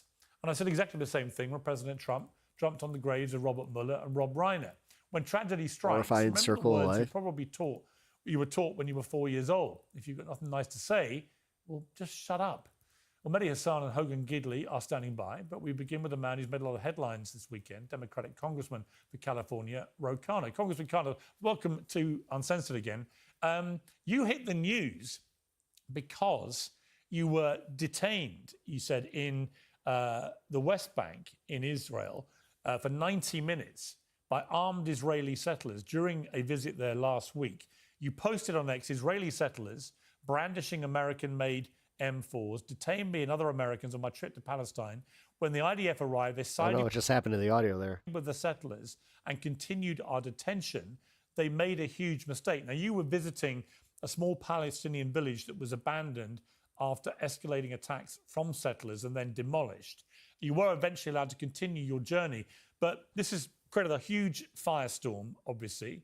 A spokesman for the Israeli military said it received a report of Israeli civilians unlawfully blocking the vehicles of foreign nationals and members of the news media near the village. Troops were dispatched to reopen the road. The spokesman said the military disputed its soldiers had participated in blocking the exit and said the identity of the armed civilian was being reviewed.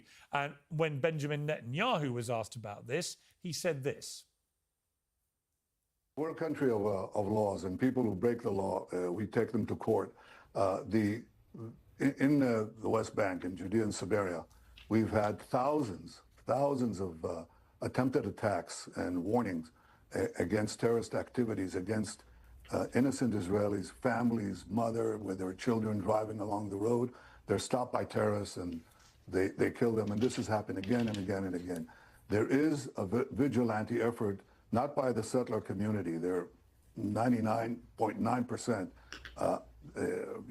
Is the audio bad for you guys, or is it just me? Law-abiding My headphones citizens. actually might be I cracking don't out. want vigilantes of any kind.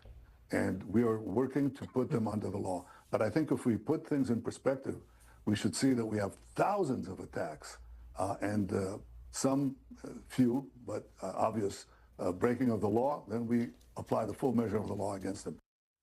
Now, what's interesting about this is that Haaretz, which is one of the big newspapers over there, wrote an editorial on the incident. It's fine. Okay. In which it It's on was my end. entitled, Ro Khanna got the VIP version My cat of chewed what West Bank Palestinians Yeah. face every day. And certainly there have been myriad reports of There we appalling go. behavior by Israeli settlers against Palestinians, very aggressive expansion of settlements, and repeated evidence in these reports of the IDF siding with the settlers, even when they appear to be committing crimes. So, Haaretz is not wrong here by categorizing this as being you, as an American over there, obviously encountering what Palestinians get all the time. So, a long-winded intro, my apologies for that. But Ro Khanna, your response in particular to what Netanyahu said there? Well, I appreciate your laying out all the facts. I am just stunned that Americans are detained by vigilantes. A foreign government cooperates with those vigilantes, and the American factual account is being disputed. I don't understand it. I mean, there was a New York Times photographer there. It's not just my testimony. It is the testimony of Israelis who were with me. It is the testimony of security forces. It was written up in detail in Reuters and the New York Times. And the prime minister is denying what happened. His ambassador is denying what happened. I guess people who can lie about a genocide feel licensed to lie even about the illegal detention and threatening of American citizens. But what is outrageous is if this happened anywhere else in the world, it would be a massive international incident, and it would require the government to immediately arrest the people who did this and to investigate the soldiers who did this. Ooh, costume change. Yeah, You know, a lot of your critics, as you know, because they've come racing out to criticize you, the Israeli ambassador to the US, Dr. Michael. I was a little busy for my cam. Leiter, said you mischaracterized it. He accused you of visiting the West Bank as a political stunt to distract from your past support of Graham Plattner, the former main US Senate candidate accused of sexual assault, and to promote your own presidential run for the White House in 2028. What do you say to that?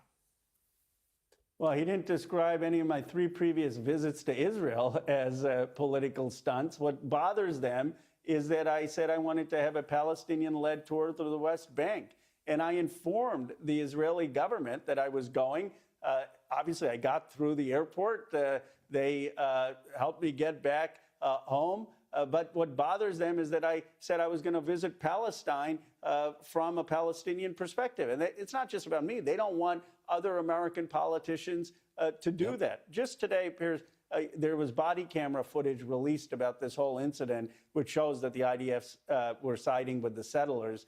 And so the ambassador is on national television just lying. Now, their hope is that America just moves on and they can obfuscate the facts. But they're really risking the anger of a lot of people in America because this was how they treated American passport holders. And what is extraordinary is it comes against a backdrop of Israel getting more and more unpopular globally, but especially in the United States, with nearly 2/3 of US adults now having a negative view of Israel, which is significantly up year on year.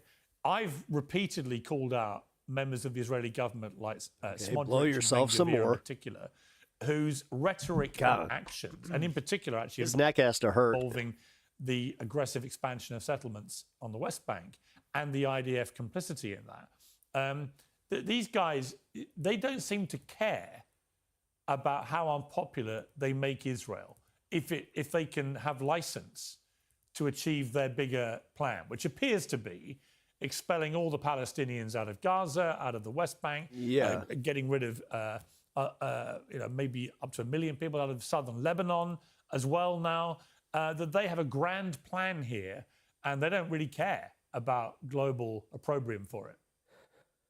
You're absolutely right. It's just the utter arrogance of power. Here's what would happen in a normal situation. Let's say this happened to me in Saudi Arabia or China, not necessarily always aligned with the United States. You would have the head of state or some cabinet member come out and say, we absolutely condemn what happened to Congressman Khanna and the other Americans. We will make sure that we take prosecutorial action against the vigilantes who did this, and we will have an internal investigation. This is not how we do business, and we're sorry that this happened to Americans. And if they did that, it would be a one-day story. But the fact that they are calling into question my credibility, calling into credibility the New York Times photographer, the New York Times journalist, the Israeli citizens who were testifying to this, denying that there was anything wrong. It just shows how arrogant they are to deny things that people are. Breaking news, Trump says that he will deliver a national presidential address on Thursday night, revealing new evidence that the 2020 election was rigged. Seeing with their own eyes on video. This motherfucker, dude.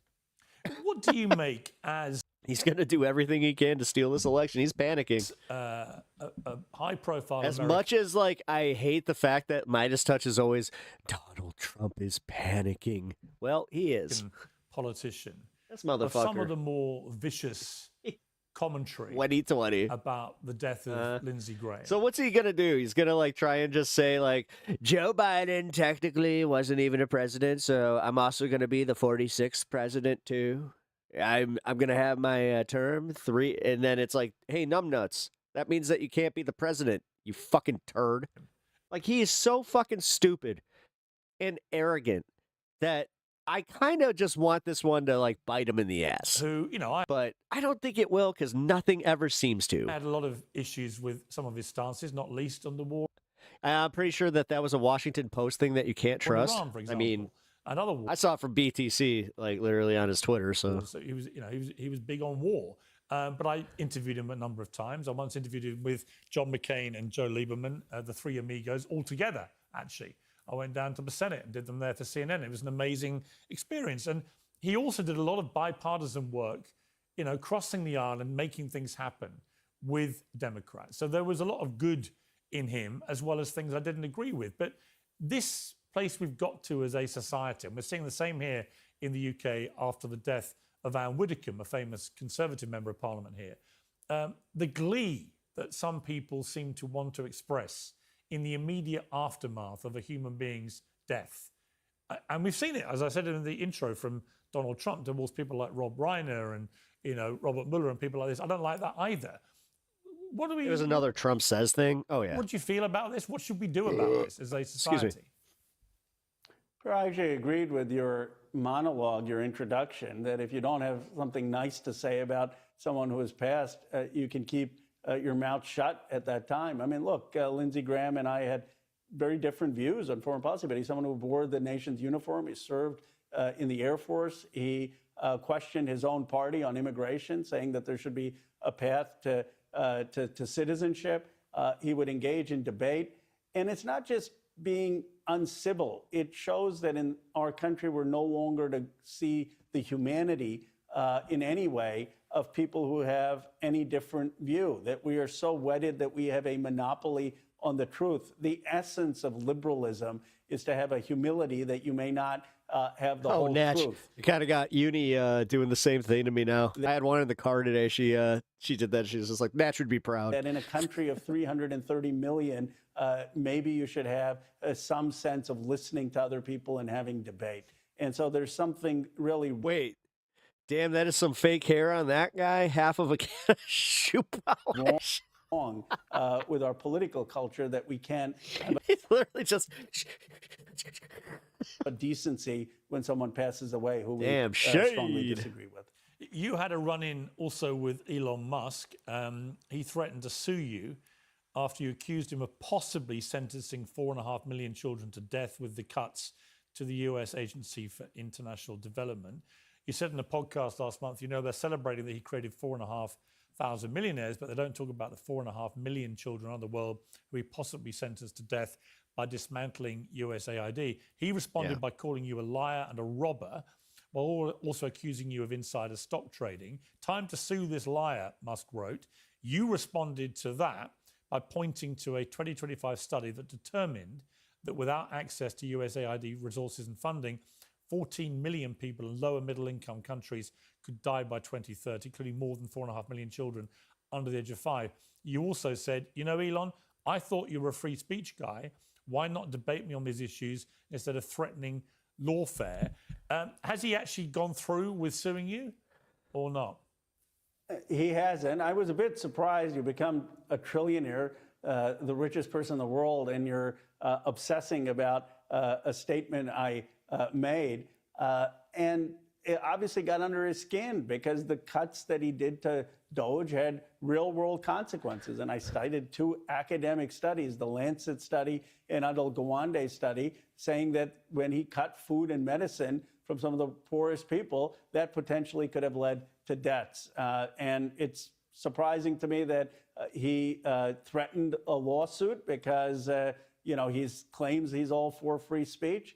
But I'm happy to debate him. It's actually a good call out. Or the ideas on their merit, and I wish he would do that.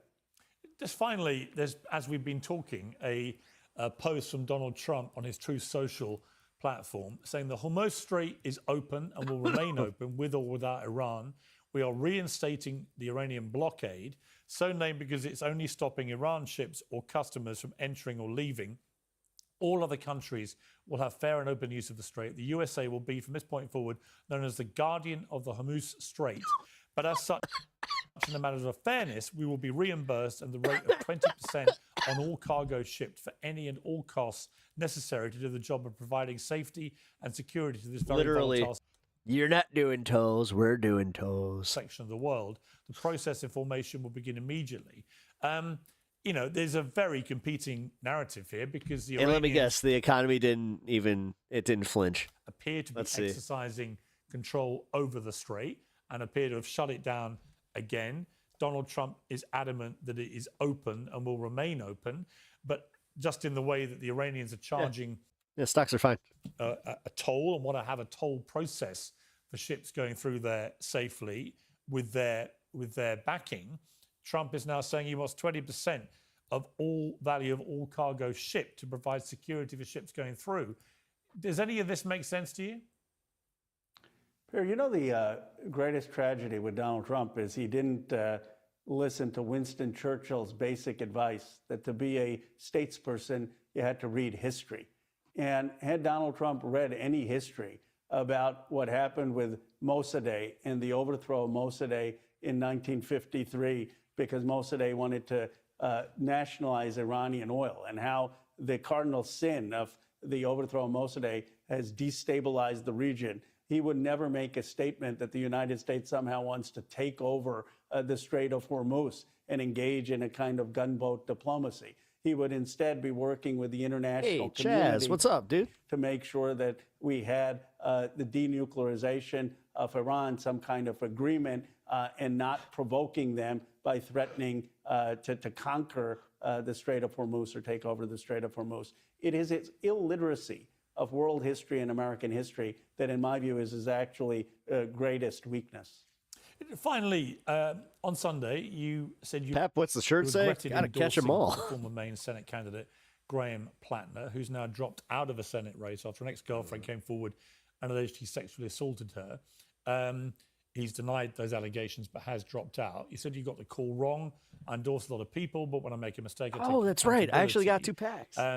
You were criticized. Found 2 packs out in the wild just randomly for endorsing him even after a photograph emerged It's at the grocery of store and they Plattner had with some. a tattoo on his chest that resembled a Nazi symbol, and there was already backlash over online remarks about survivors of sexual assault and so on after other girlfriends had claimed he was aggressive towards them. I guess my question to you would be, when it comes to I'm out these of the kind loop. Who is that guy? That's Ro Khanna. things, the feeling that people get is that politicians get very tribal. That if the situation had been reversed and this was a Republican candidate, you'd have been straight out the traps, along with a lot of Democrats saying, this is disgusting, he's got to stand down and so on, much quicker than you distanced yourself from Plattner because he was on your side. What do you say to people that feel that? You still support like a alleged rapist and Epstein classist. Careful where you throw this shade there, buddy. Sure. First of all, I think that's a fair criticism, and I appreciate you're giving this the appropriate attention. In some other interviews, it becomes half the questions as opposed to one question of many things in the world. But look, do politicians give the benefit of the doubt to their own side? Yes. Do I need to be more sensitive to the biases we bring? Yes. Should we think about how... It's literally, this is the shit that keeps them from having respect, like from your normies, is this shit. This decorum bullshit instead of just like, you know what? No. Like, stop it. Like, you don't get to do that. Do what? Do that. Imperfections of our opponents. Trying to make it sound like, oh, I'm somehow, I'm at fault for supporting him and not seeing through it when we all found out at the same fucking time. And the obvious answer here, the Republicans still support Ken Paxton. Just that one alone. On the other, like, get better at playing this fucking game. I hate these. I can't stand it. You know what? Maybe Democrats actually do deserve to just absolutely like crumble America, because then we'll never have a system that lets these feckless, fake, fucking weaklings run this shit. Other side with far less. God damn, dude. I'm so sick of seeing this bullshit, and Ro Khanna is actually part of it. Than we do our own side? Yes. And that's what I said when I said I made a mistake, that I should have seen the signs earlier, and I probably should reflect more about this bias that we have in politics, and why I owned up to the mistake of getting this call wrong. Do you know what? That might be one of the most honest things a politician has said to me in the entire time I've done this show. So I appreciate that. Ro Khanna, thank you very much. Thank you. Appreciate it. Summer is almost upon us, and if you're not completely satisfied with your beach body, my condolences. That must be hard. Shut up. Of Zateo and Hogan Gidley, the former White House. Do you have a hot beach bod? Deputy Press Secretary. Mehdi, that was quite something. To hear a politician just say, yeah, I was biased. I was partisan. My thinking about this, my judgment was skewed, effectively what he was saying, by the fact this was a Democrat who was involved in a scandal, and that he would have felt differently if it had been a Republican, and he's got to think about that. I always like it when a politician shows self-awareness, a bit of brutal honesty, and tells us what we're all pretty much thinking anyway. No, I agree with you. And I think Ro Khanna has won over a lot of admirers because that is the approach he takes to politics. He's quite honest. He tries to be transparent. Excuse me, I've lost my voice after shouting at the screen on Saturday after the game. So, do you know what? There are millions of people around the world, Mehdi Hassan, absolutely jubilant, not at the result on Saturday, but the fact you've lost your voice. Not quite. I'll get it back. I'll get it back for this discussion. Including Hogan Gidley. And for Wednesday's game, of course. It'll be back for Wednesday and then gone again Thursday. But I think, look, Ro Khanna has been admired by a lot of people for doing that. He goes into a lot of spaces that other politicians don't go into. He's obviously running for president in 2028. He's a guy who goes on Fox and talks to Republican audiences. In fact, funnily enough, Piers, you mentioned Elon Musk threatening to sue him. I pointed out to Musk, I tweeted at Musk, which of course he ignores me, that Musk used to be a big fan of Ro Khanna. He used to praise Ro Khanna as a guy who could reach across the aisle. Now he hates him because Ro Khanna called him out. That is true. Hogan Gidley, welcome back to Uncensored. Just in response to this breaking news from Donald Trump about the Hormuz Strait, because it seems to me, you know President Trump better than most, it seems to me he's got himself into an unholy mess with this Iran war. If he could get out of it cleanly tomorrow in a way that didn't look like an abject failure, he would. But it's impossible to do that. And the Iranians are continuing to exercise control of this strait. And as long as they have that, it's almost like, oh my God, dude.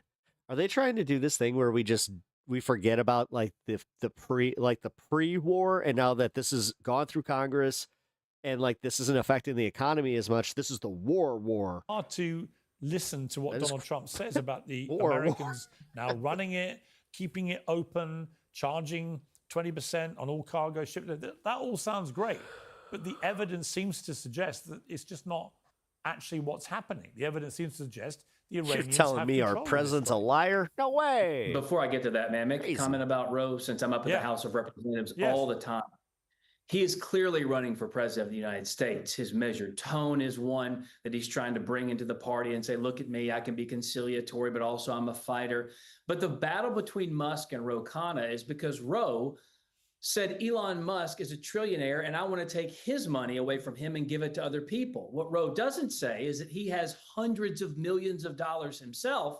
And if we're going to get into the business of saying, I want that person's money and I'm going to take it from them and then give it to somebody else, I choose myself as the recipient of Ro Khanna's money, and I want big pieces of that. That's not how that works, dumb fuck.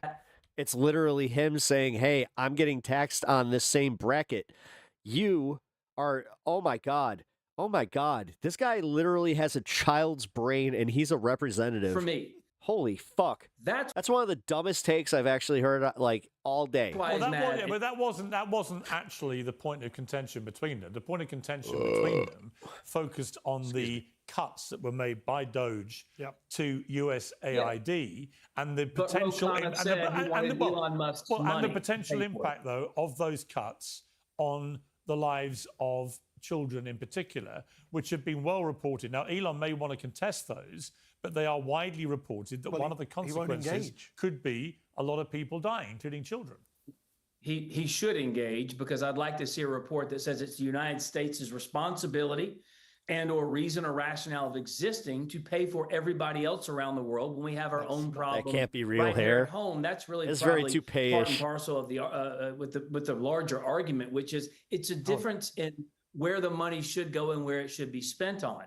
The Republicans writ large want that money spent here in America. Democrats want it spent all over the world to fund all kinds of crazy projects. And so that's the real debate. Can I respond on that specific point? Hogan's right. Of course, it's not America's responsibility to feed and provide aid to everyone in the world. That's not the debate. The debate is, should Elon Musk have sent a bunch of 20-year-olds with no qualifications or expertise into USAID to gut the department overnight? I think Musk's words were, I fed it into the wood chipper this weekend while you were all out partying, to cut off aid overnight, to leave USAID officials and diplomats and aid workers stuck in foreign countries. Some of them had to be, helicoptered out because suddenly all the funding got cut off. Their laptops got shut down.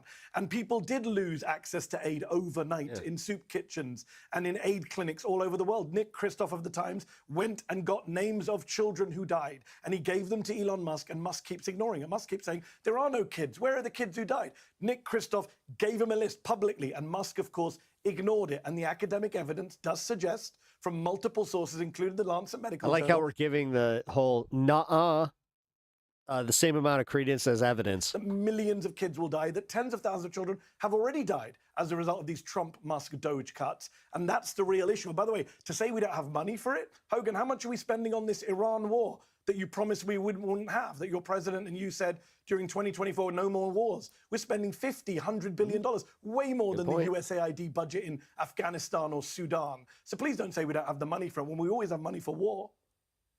Well, first of all, that money goes to support and protect the American people and our interests around the world. And I didn't say we wouldn't get into any wars. What I said was the same thing Donald Trump said. Trump said no more wars. He said he wouldn't get into stupid wars or long-term. He said no more wars. No, he said no more wars. He literally said no more wars. Those were his exact words. I have them. He said he was going to be the peace president. No, again, I like how you guys like to pick and choose exactly like which bullshit filled rant he had. That's what he meant in the context, and you know that. You know that. You know that he says things. You know that he just kind of talks out of his ass. You know that this double standard that you guys have us. We can debate where that money should be spent and how it should go to different groups. But what Elon Musk and Doge did was kind of pull back the curtain on the radical leftist woke policies and ideologies of our dollars being spent in these foreign countries to fund all types of radical, weird behavior, as opposed to trying to help and prop up the veterans here in this country. No, the we were funding AIDS Hogan, prevention. I would say, it was a George Bush program. Hang on, it was a George W. Bush program. Betty, just to remind you, it's still currently my show. Despite your failing voice, you have a tendency to forget that sometimes. Hogan, you know, the point I think people would make about this is you could make a lot of cuts to obvious waste. Some of the stuff Doge uncovered clearly was waste and should absolutely have been stopped. I saw that multiple times. But I think they went too far. I think the cuts were too dramatic, implemented too quickly, and these things do have real-world consequences. And I guess my point to you about, well, who do you help around the world? I mean, is your position that the United States shouldn't help anybody? And if it isn't, then... If it is, then Israel. Who should they help, and how much should they be spending on helping people that were being covered by USAID? Well, first of all, let me ask you, because you just brought up the point. What cuts were okay? Did you find okay? Well, like I said, there were a number of things, I mean, I can't remember the exact ones now, but I remember when they were being done in real time, a number of things being reported, Elon was saying them himself, where I was nodding away, going, well, that makes sense, and that makes sense. Yeah, that looks like waste. But what about Ebola? Right, but there were so there were certain things in there where I thought, hang on, that seems a risk, a big risk. Why would you do that? Other things seemed a little bit inhumane. By the way, as always, your dog is awesome. Oh, thank you. A little cruel. But ultimately, it comes down to the question I posed to you, which is, what is America's moral responsibility to the rest of the world? Because on one level, President Trump and you were taking a very strong position in the run-up to the last election, which was America first, America first, America first. No more meddling in stupid wars, like you put it, and so on. Focus on getting cost of living down. Focus on American lives. A lot of people voted for President Trump on that basis, right? But that, you know, that conflicts with reality.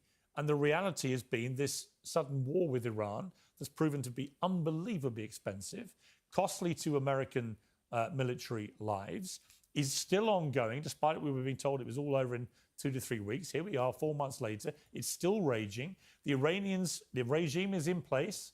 The IRGC are in control. They control the Strait of Hormuz. They're still firing rockets and missiles at the neighboring Gulf states. All of this is terrible. All of this could constitute, many people would argue, a stupid war. Well, remember, Americans were taken hostage in the October 7th massacre. Oh, shut the fuck up. As you well know, Shut Americans the have been fuck killed by up. Iranians for the last... Now they're making it about October 7th? Oh, okay. Jesus. It's all true. In this country, no question.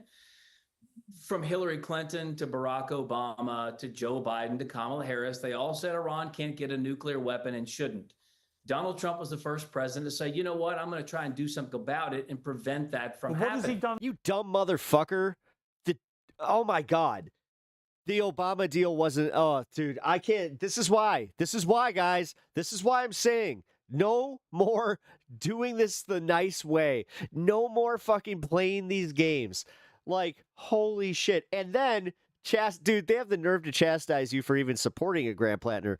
Just remember, this is the politics that we actually fucking deal with. This is the reason that I react the way that I do, is because I do watch this shit. I watch and I have to listen to these shitheads all the fucking time. To stop that, because as far as nothing's more annoying than me going after some right-wing douchebag in the news or something, and then having somebody on my own side just being like, you shouldn't say that. You should have decorum. You should have decorum. I'm concerned, they still got every single tiny piece of their enriched uranium, right? No, if you're going to be engaged in politics, you got to have some balls. Told last summer. That's enough.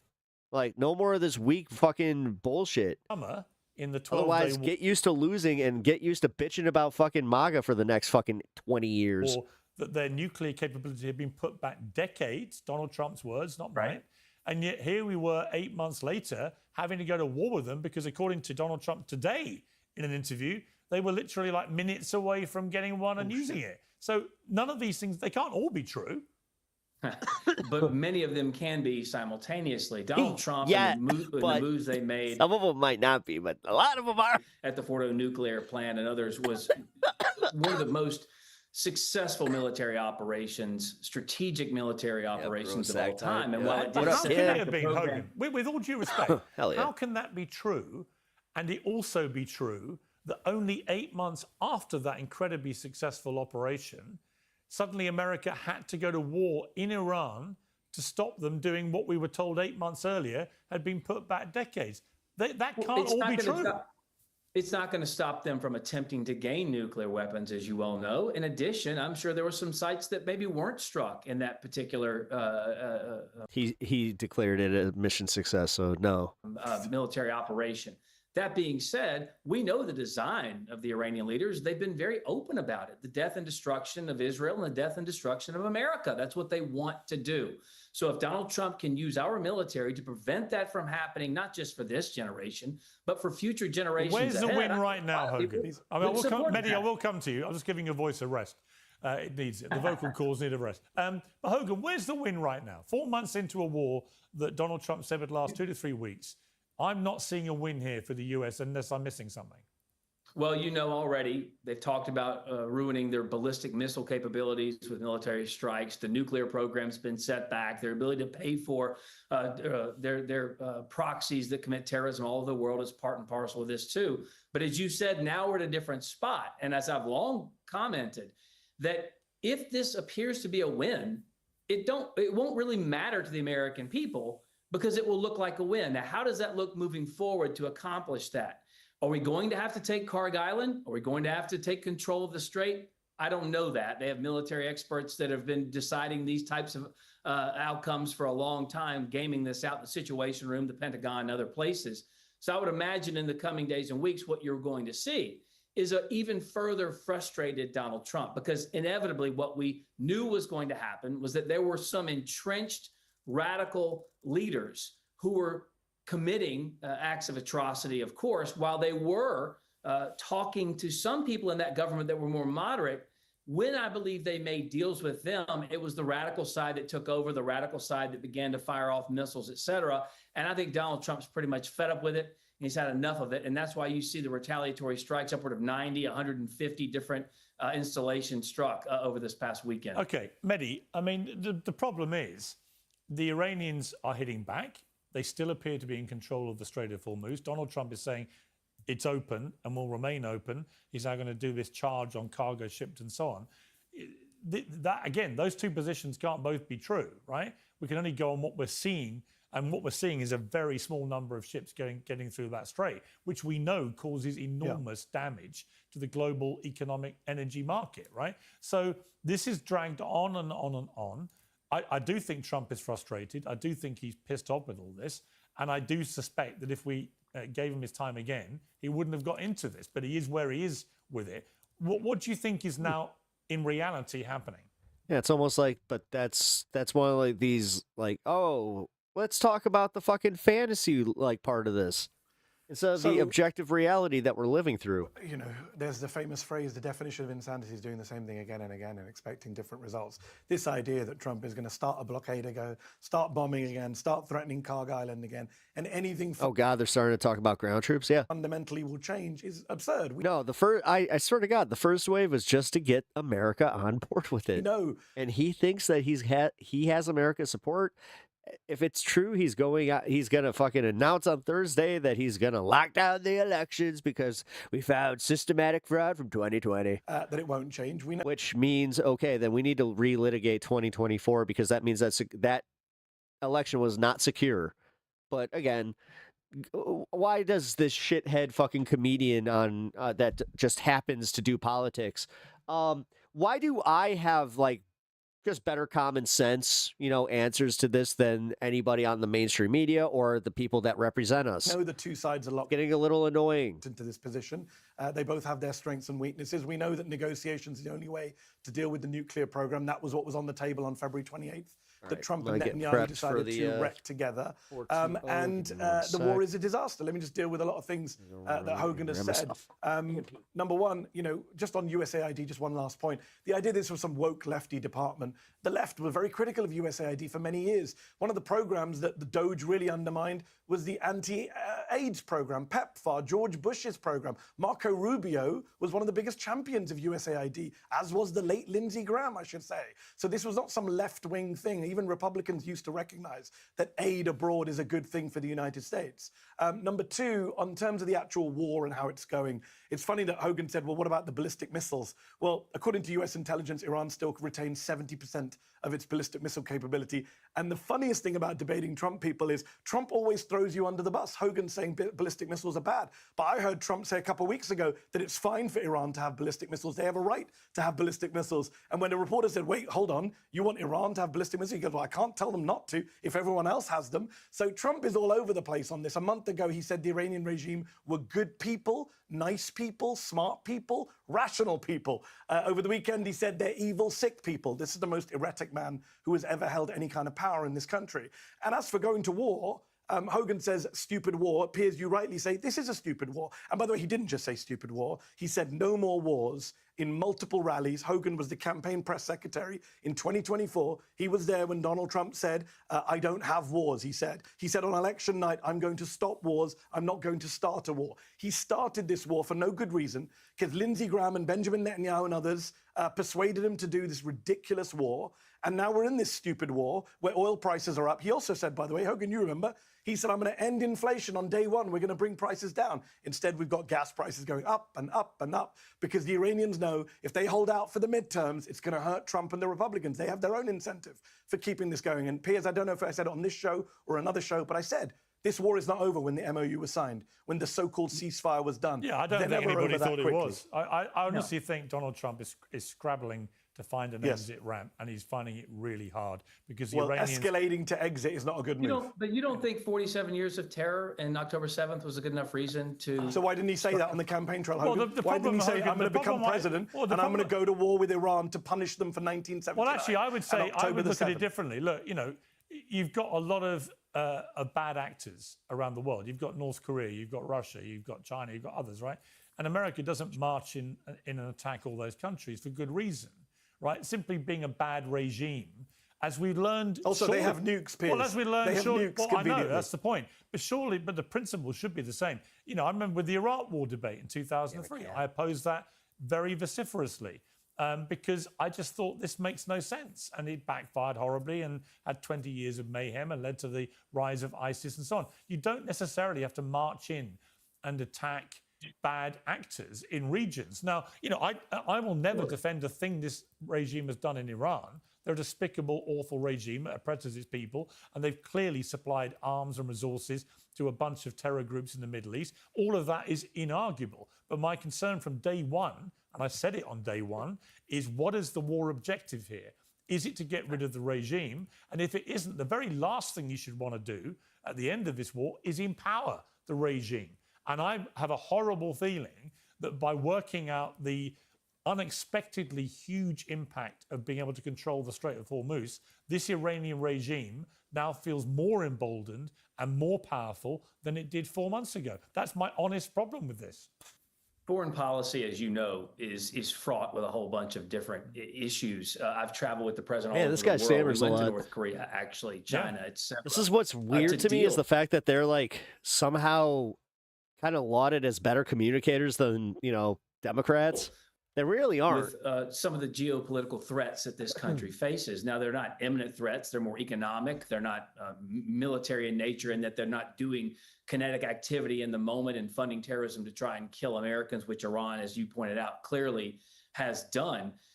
But most news reports pretty clearly have pointed out different pockets within this Iranian regime.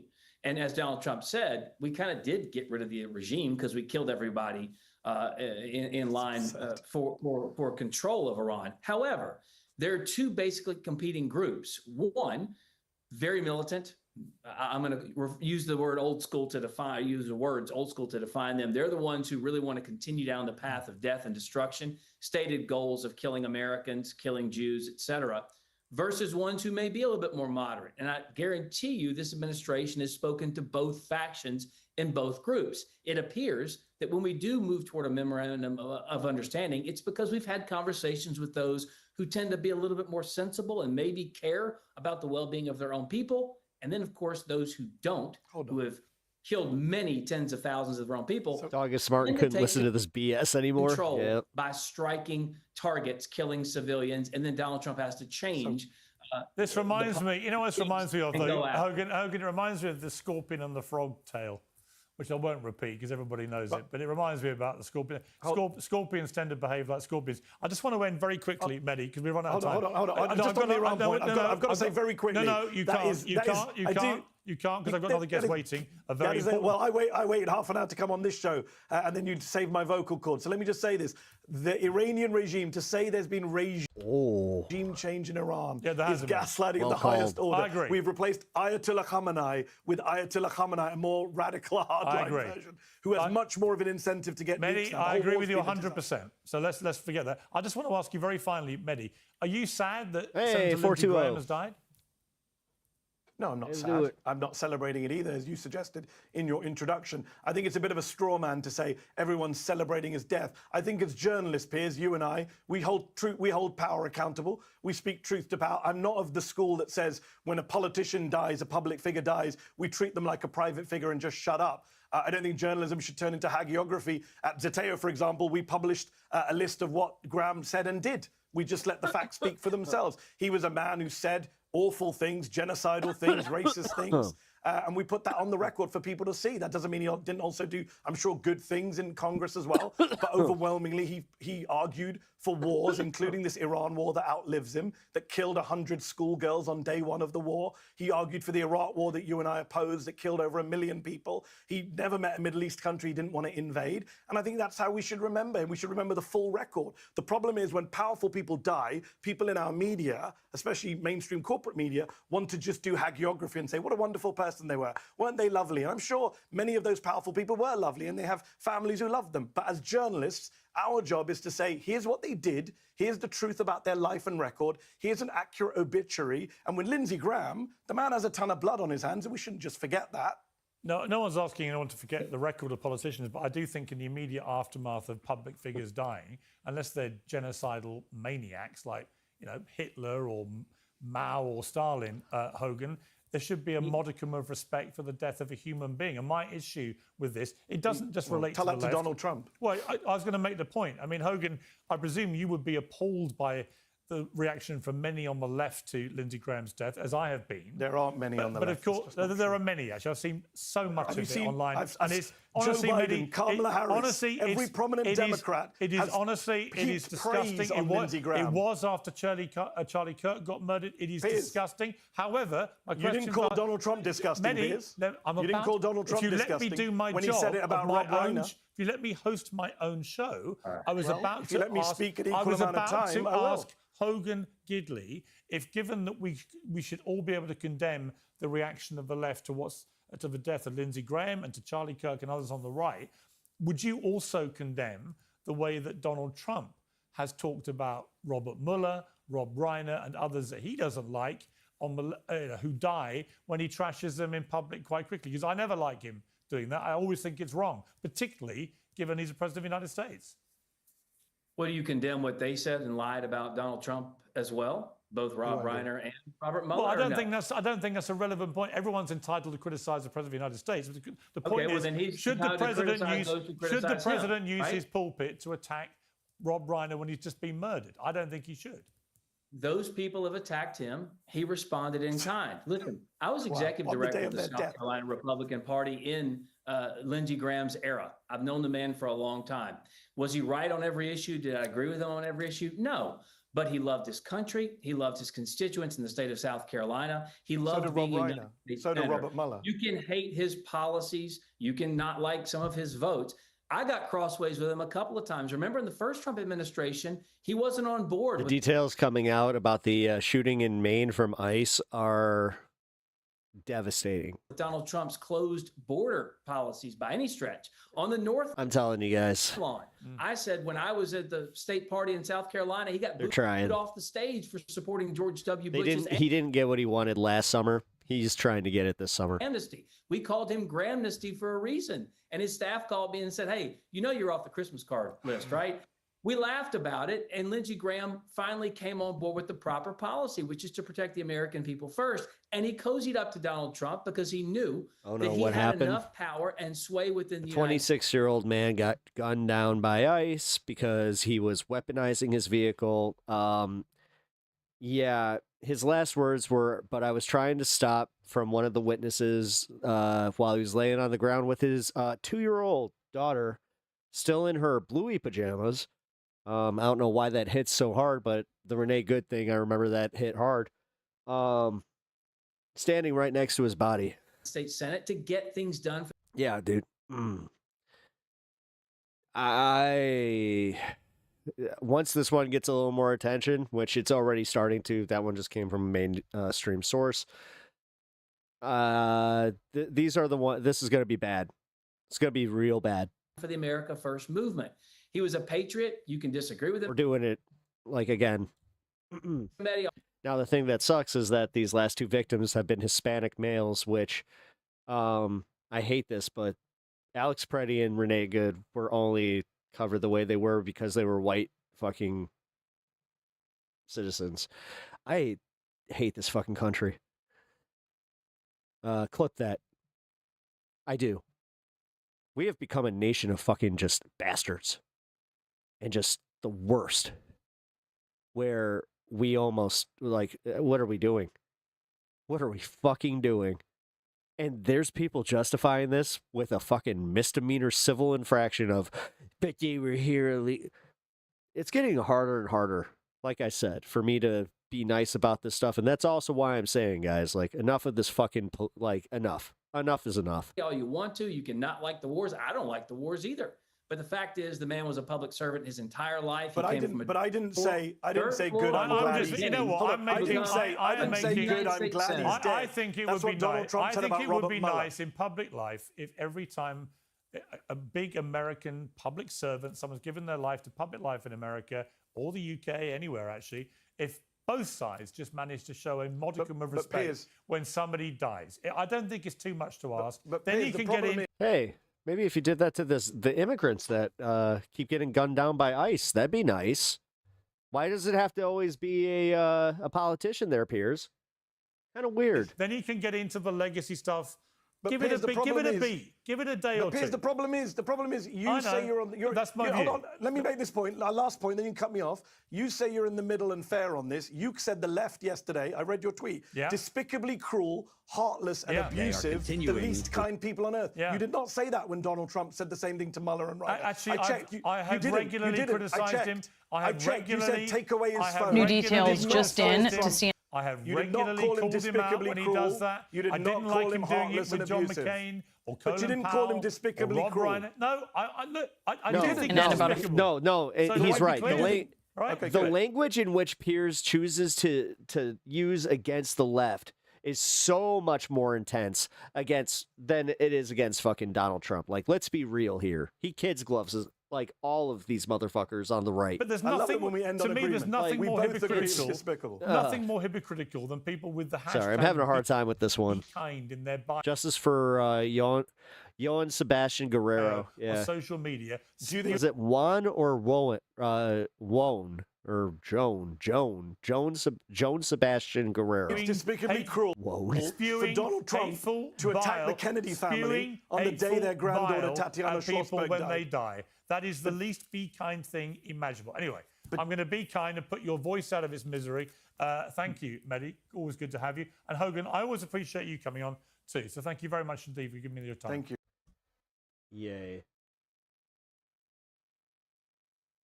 Fatal ICE-involved shooting today in Biddeford, Maine. An immigration rights group says the man was a 26-year-old from Colombia who was authorized to work in the United States. Maine Senator Angus King says he spoke to DHS Secretary Markwayne Mullin about the incident and was told that this person was the target of an immigration enforcement operation and had been ordered removed from the country. King says Secretary Mullin also told him the man was shot after he allegedly tried to weaponize the vehicle he was in.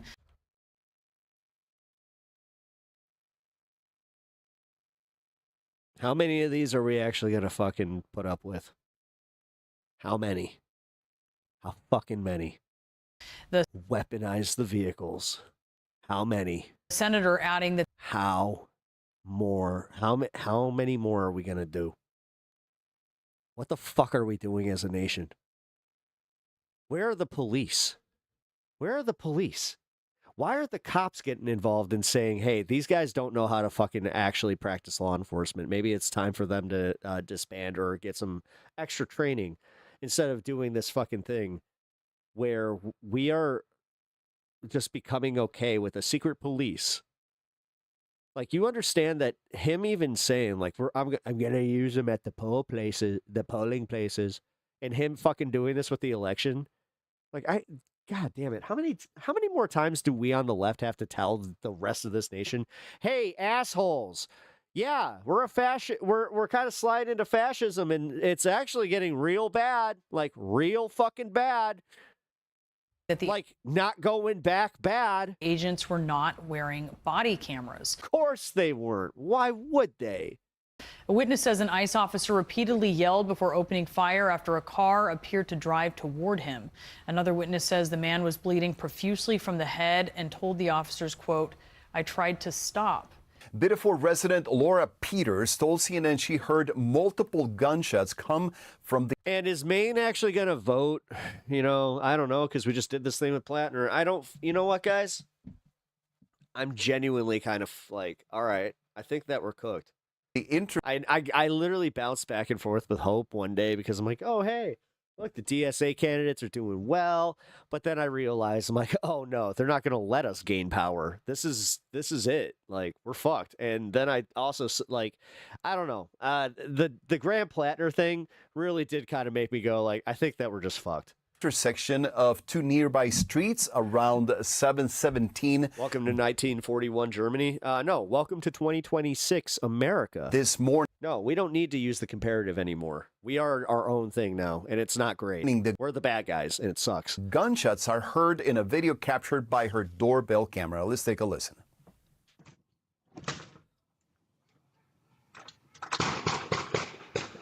Oh, is that a car?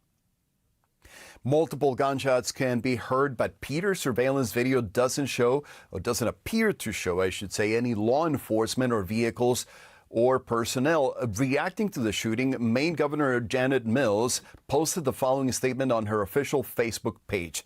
I have been briefed on the fatal shooting, she said, in Biddeford this morning involving federal law enforcement. I know that situations like these are alarming and frightening. The Maine State Police are at the scene supporting and working cooperatively. This is another shooting today. Yep. With the Attorney General's office, Maine's Office of Chief Medical Examiner, and federal officials to determine the facts of what occurred this morning. The fatal shooting comes just days after a federal immigration enforcement officer. But remember, Piers Morgan was talking about how we need to have some respect. Shot and killed him. Just remember, the right wing doesn't do that. Mexican. They don't celebrate death. Immigrant. Remember when they were saying that the murders in Minnesota were pretty good? Yeah, I remember. During a traffic Peppertron remembers. Stop in Houston, sparking new calls for transparency and accountability. We're joined now by John Sandweg, former ICE acting director under President Obama. John, thanks for being with us. What questions do you have about how this particular case unfolded based on really the few facts that we know here? Yeah, Brianna, I mean, it's the same as always, right? What caused the officer to think he was in, mortal fear here of imminent bodily harm? But also, Brianna, look, this is now at least the 18th shooting involving ICE since the commencement of the Trump administration, involving someone in a vehicle. right? So what I want to know is, why was the operational plan here to take this guy into custody while he was driving? Could we have done this in a way that posed less risk, not only to the individual himself, but to the ICE officers themselves? Car vehicle stops are incredibly dangerous. Yeah, the fact that they opened fire with a 2-year or a kid in the back. They're not something that generally federal agents do. Those are what state. No, and they're like, the propaganda is already making this to where, like, dude, just remember, they're not gonna face any consequences. They are going to get federal fucking pardons just blanketly. Local police do. Like, dude, I don't know why we keep fooling ourselves that Donald Trump is just like not going to do the worst things that we think he's going to fucking do. In marked vehicles. It's especially not something that ICE has done, and definitely not something they've done much of over the last 6 years, Brianna, where the majority of the arrests. He was legal, you dumb fuck. Have taken place of people that are already in Border Patrol custody or. He literally had permission to be here. How does that work? Custody of state and local police. So I want to know, what was it? What was the plan in terms of when we went to apprehend this individual? Nah, as I said, these are the ghouls that we like. Just remember that, guys. But we can't say the R word. Yeah, just remember that. Like, we got to also make sure that we over police everything. Like, just remember that. Just remember that. We have to focus on our own. Not these shitheads. That made us say, hey, a vehicular stop was necessary. Like, I am getting a little... And that we couldn't have let him at least arrive at his destination, take him into custody there, or take him into custody before he ever got into that vehicle. But you can't read what's in his heart, Pep, so can you know? Is it problematic that there appears to be no body camera footage? That's what Senator King is saying at this point. Of course, we haven't seen video. We're not angry enough? No. No, not in the slightest. Yeah, ICE has said that. No, for some reason we can ignore this stuff really easily, and then we can hyperfixate on something else.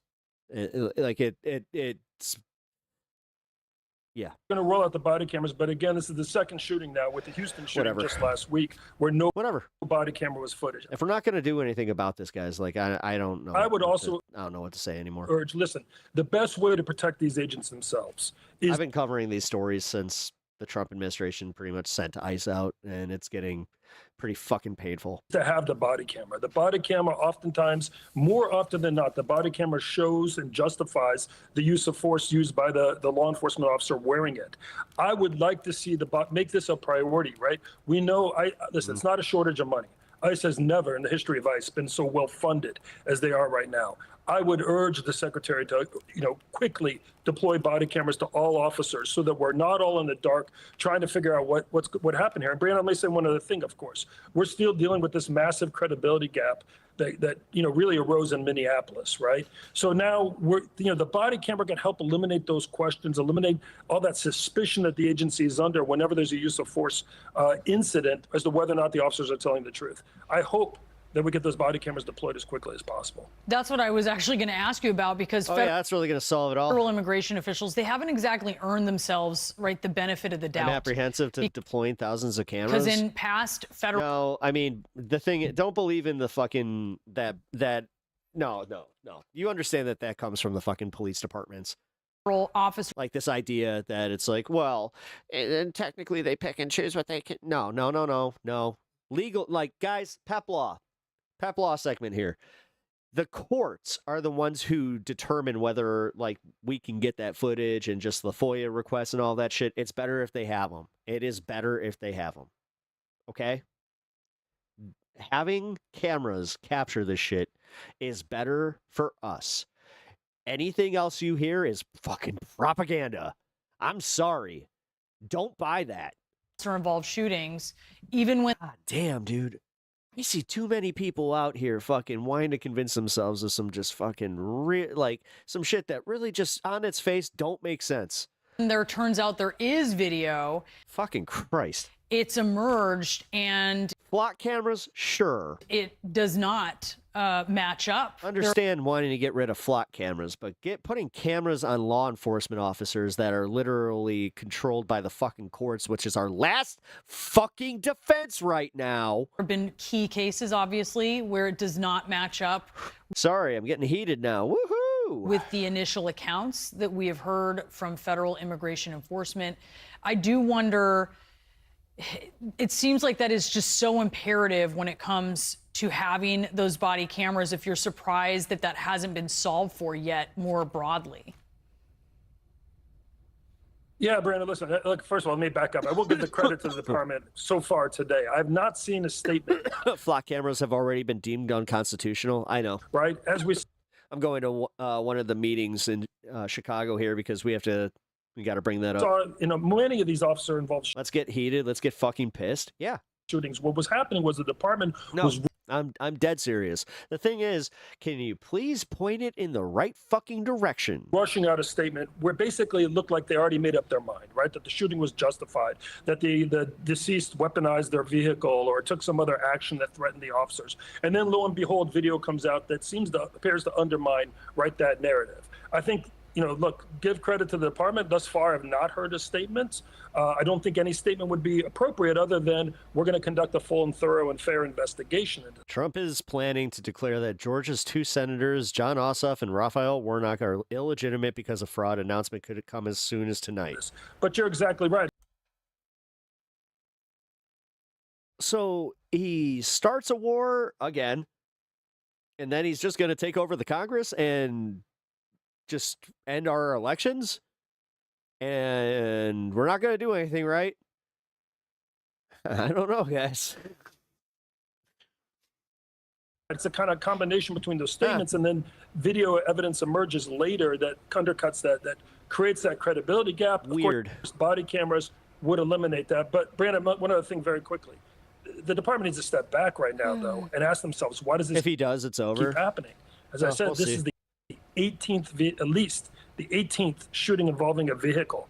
I really, really hope that we're looking, especially when you're involving a non-criminal. Someone, as I understand it, thus far, at least the initial reporting is this individual has no criminal history. What was so urgent that required us to make a traffic stop, putting those officers in a position where they're in danger? If he can do it once, he'll do it as many times as he wants. Yeah. Themselves and obviously the driver. Why did we have to do it this way? And I hope that, as this investigation goes forward, we take a step back and do a further review about our operational tactics and minimize the risks of this happening again. Yeah, you're giving some credit, I think, to DHS under the leadership of Mark Wayne Mullen, in that you see a difference in how they're reacting initially to something like this happening. But as you are questioning the tactics here and the continued involvement of ICE in these shootings, are you seeing a substantive difference there or no? Yeah, we were, right? There was a real shift back in those tactics, back to those more targeted operations. Historically, Brianna, during my time at DHS and ICE, when we did targeted operations, that typically meant we're going to try to get someone in their residence first thing in the morning. It was, and I have to say, the number of situations where officers were put in danger or there were shootings were very, very limited. I don't have specific numbers, but far. He does. Oh my God. Fewer than what we're seeing today. What we have seen, I will say, and give credit to Secretary Mullen, we saw a reduction in those more demonstrative ways of doing enforcement, right? That show of force, those confrontations with protesters. My mom was a dib. We went back to that more targeted. Hey, thank you. I cannot. At HBX $5. I cannot image a better stream to find out the Republic has indeed fallen. Nfwim. Approach. Nfwim. Where I think, again, it was done in that quieter manner that put everyone, lowered the temperature for everything. I will say, over the last couple of weeks, it feels like we've seen an uptick.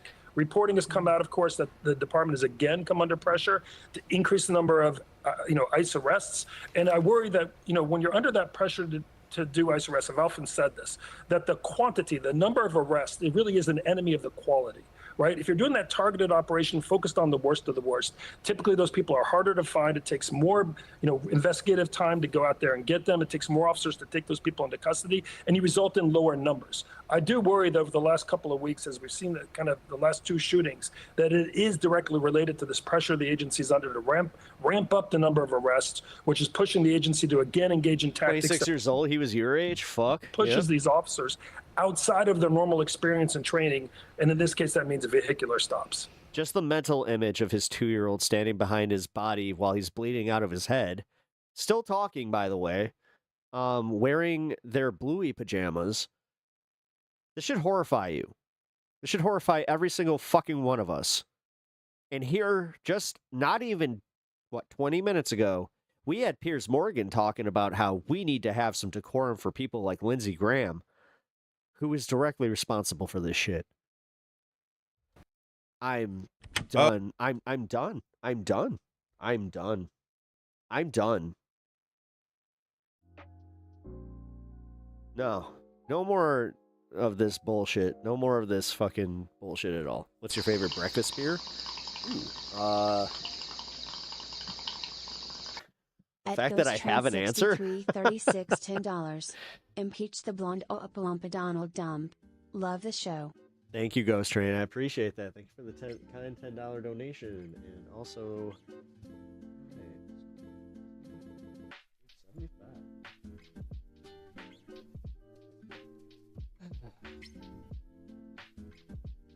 Sorry, guys. Like that... I don't know. The fucked up part is I don't even have kids. And, like, just that mental image is really fucking me up. Oh, left of the box, viewers. Thank you, Sandy. Awesome. Welcome in.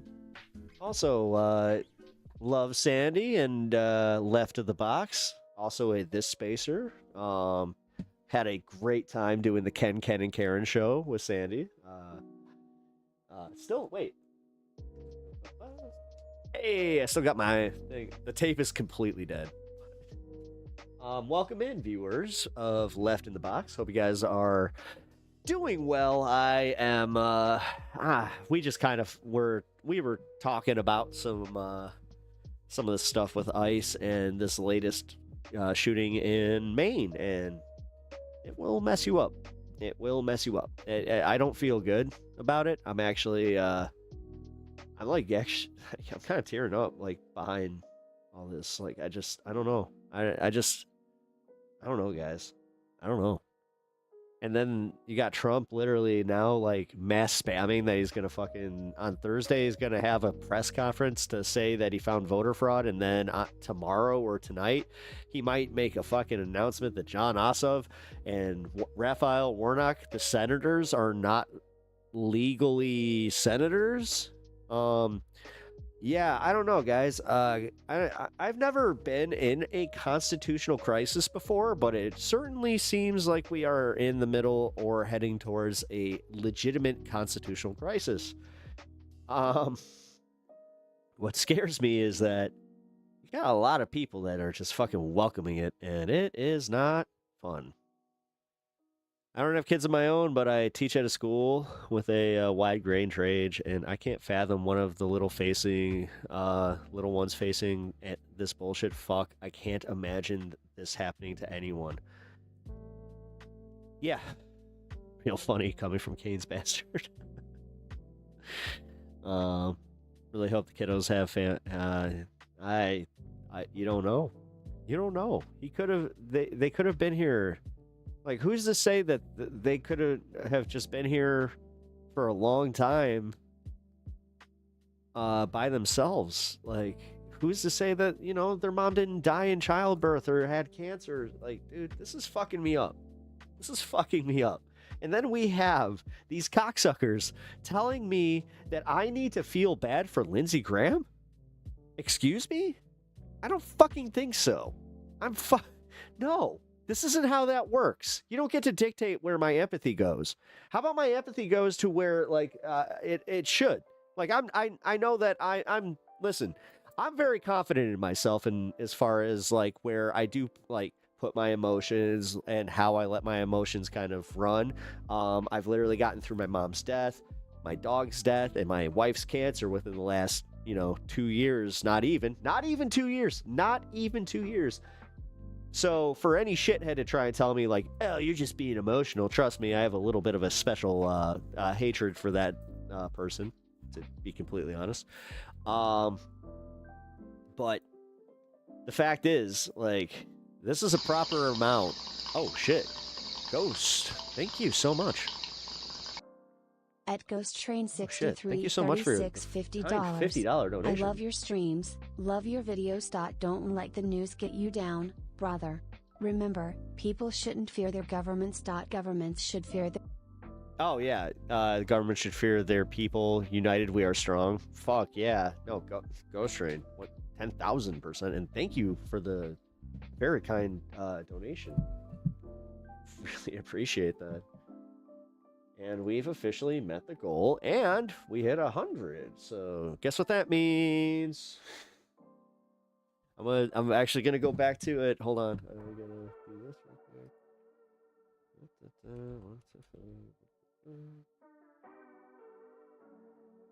Seriously, thank you so much, and thank you for the kind words. I really appreciate that. Yeah, I'm trying not to let it get me down. Like I honestly, I had such a great weekend. To take what Philly D was saying, it's kind of crazy what happens when you take some time off from the news. You know, you find yourself having a little more happiness and not just sitting in it. But fuck, yeah, today really it did it with that story that fucked me up. So waking up to the that old, yeah, trust me. Well, I already said it. I accidentally woke up at like 5 a.m. and I read it, and I was like, no joke. I smoked and went back to bed, and I slept until noon uninterrupted. So no matter what no matter what anybody wants to say, when I heard about Lindsey Graham dying, I slept so well. So take that for what you will. All right. Well, gotta get rid of the headphones because that will not work for this.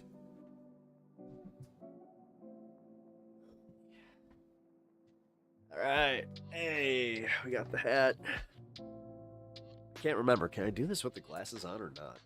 I think I can. All right. So, for any viewers that do not know what's happening right now, I, a long time ago, was given this by one of my mods. So when I reach $100 on any single stream, I would always say, I'm gonna put the pepper hat on. So, yeah, I'm a man of my word. What can I say? All right. No, I did not see Kyle's take on Lindsey Graham. What'd he say? Oh, wait, is that the one where he's smoking the bee? Or I think it's a cigar. Do I have Venmo? I do not have Venmo, unfortunately. I have a Streamlabs. Yes, I have PayPal. That's my Streamlabs link here. Here you go.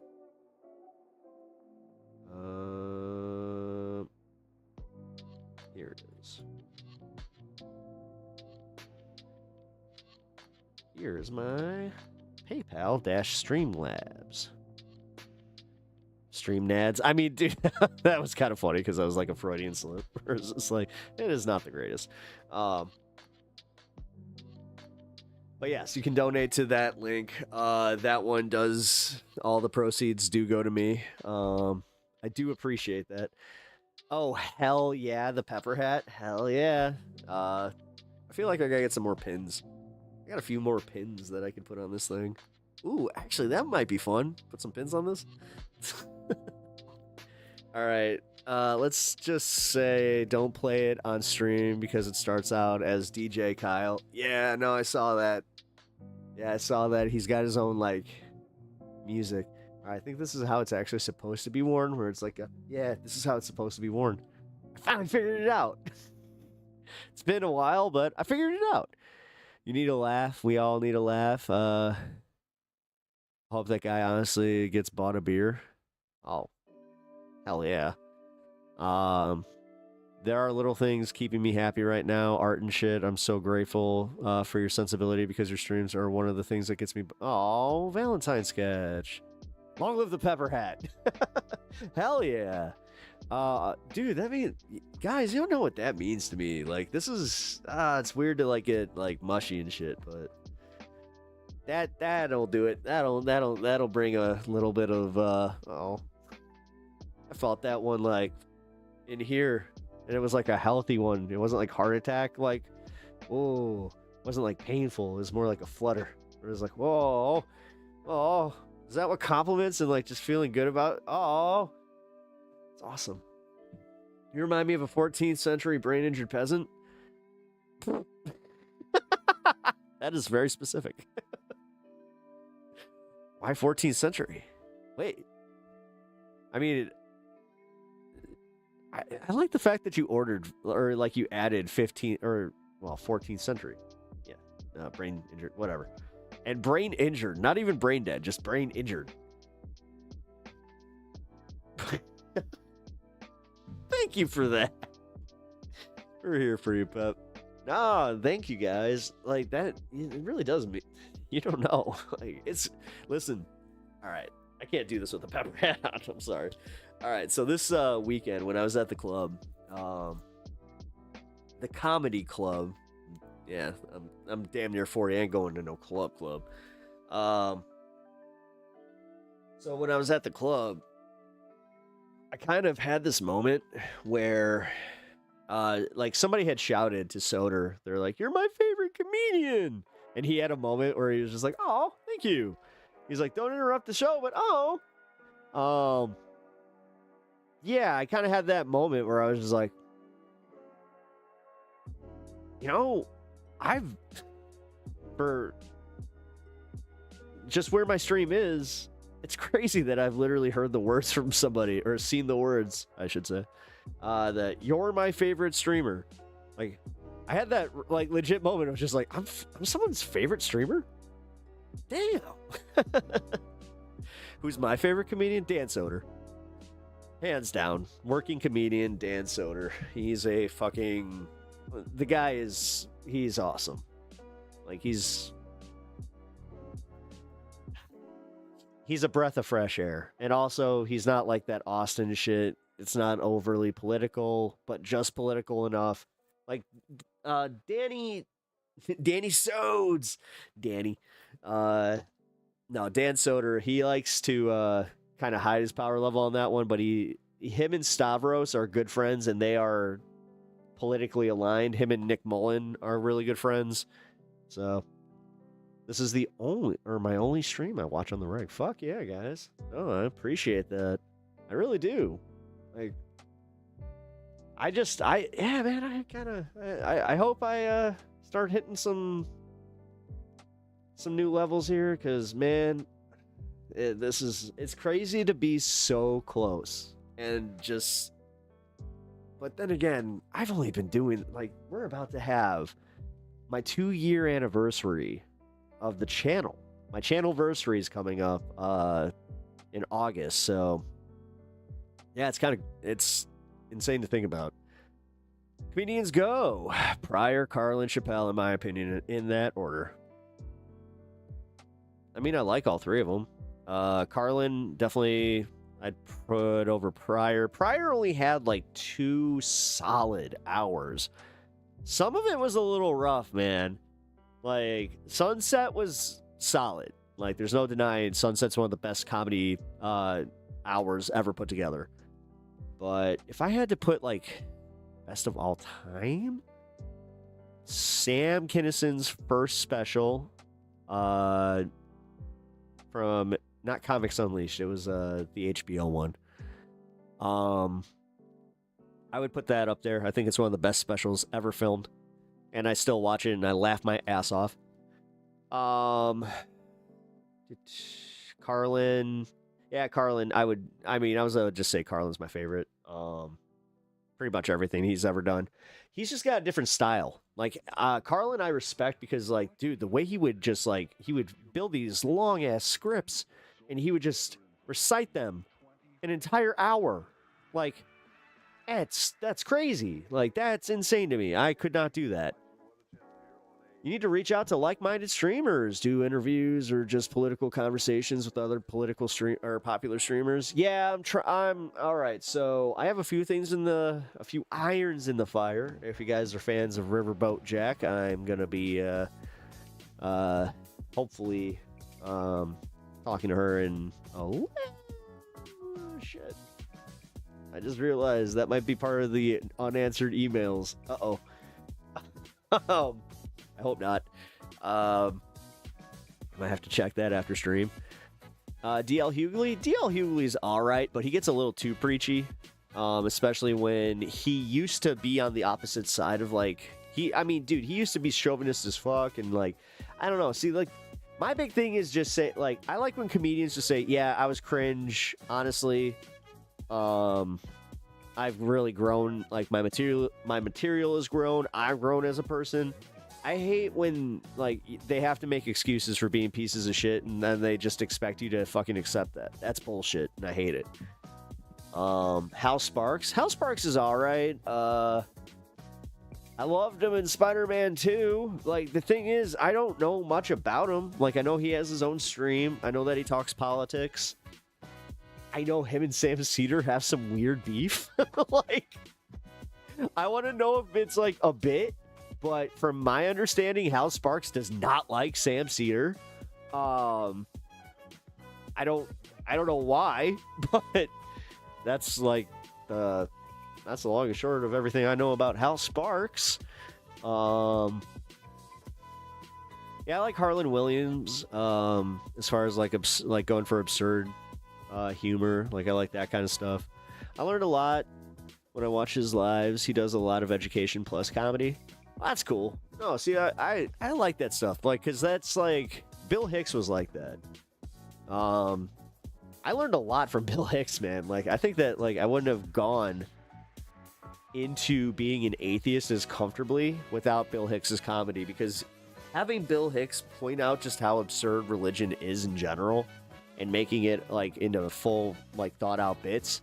And also he smoked, like, a chimney, and I was at that point in my, I was definitely a two-packer myself, so, I fancied it. Like, I'd always, like, not healthy. Not healthy at all. Boston Brian, hell yeah. Dude, Boston, that's a guy. I gotta reach out to Boston Brian. I really respect that dude. I don't know. I'll be honest. I don't want to bother people. Like, dude, we make these stream schedules, like, and then it's already hard enough to keep them up, and then some of, us got, like, real jobs that we have to, like, work through and do.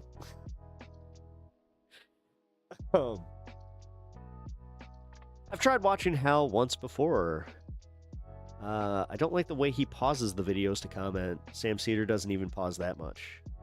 I do. DJX, how the hell do you get through my stream? Wait a minute. Pep, your business depends on bothering folks. Well, depends on which one you're talking about. You could argue my other one, people actually pay me to get bothered. But I gotta shut up. Yeah, there's a reason I can't talk about my gig. So, and like I can't. And it's not like my NDA stuff. It's literally like, no. Like, I found out that it's like legal shit. And I was just like, the second that they found out I was doing this, I got called in. I could say this much. I had a nice little meeting where they were just like, hey, so you can't even mention what you do. I'm like, oh, all right. So, yeah. Part of being a streamer. I would love to just be able to quit that and just tell you all of it. Do you understand? Like, oh my God, that'd be so freeing. That's like the only constraints I have. I really hate it when people are so bothered with pausing as if this is where the original video is intended to be watched. The thing is, they want to watch it with people, but they also, like, there are times that you get, like, so into it that when they do pause it, you're like, come on, man, I was in the, like, I was processing, like, I get that. I get it. I do it with pondering politics, but at the same time, as a streamer, like, yeah, maybe, like, yeah, try and have a little more leniency. Pep next year in place teaching English for high school juniors. Is there anything I should teach them? Making my mission to indoctrinate.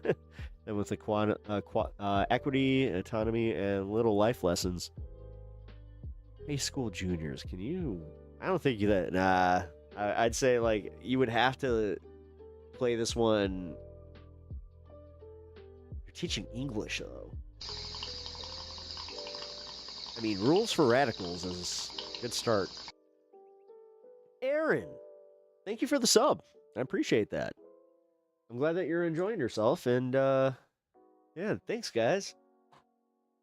I hope this lasts. You know what? If I start getting a little ornery, don't be afraid to just be like, "Hey, Pep, I think that you need to take a few days off." Etch, you're good at that. The thing is, you almost look out for me too well, where you're just like, "Dude, take all the time off that you need." It's like, hey. I'm still trying to placate to this fucking almighty algorithm. I would argue that my consistency is the thing that's keeping this channel going, as far as me being able to keep it, like, growing, I should say. I don't know, I got, like, a year-end wrap-up thing, or, it was, like, a creator wrap... Oh, that's what it was. It was a creator wrap-up thing. It's pretty good. Hey, Kane Battle. Hey, double the viewers today. Good one. Hey, thank you. Yeah, I can be a slacker. Only rapid pausing like 5 times in 6 seconds. I literally chuckled. That was good.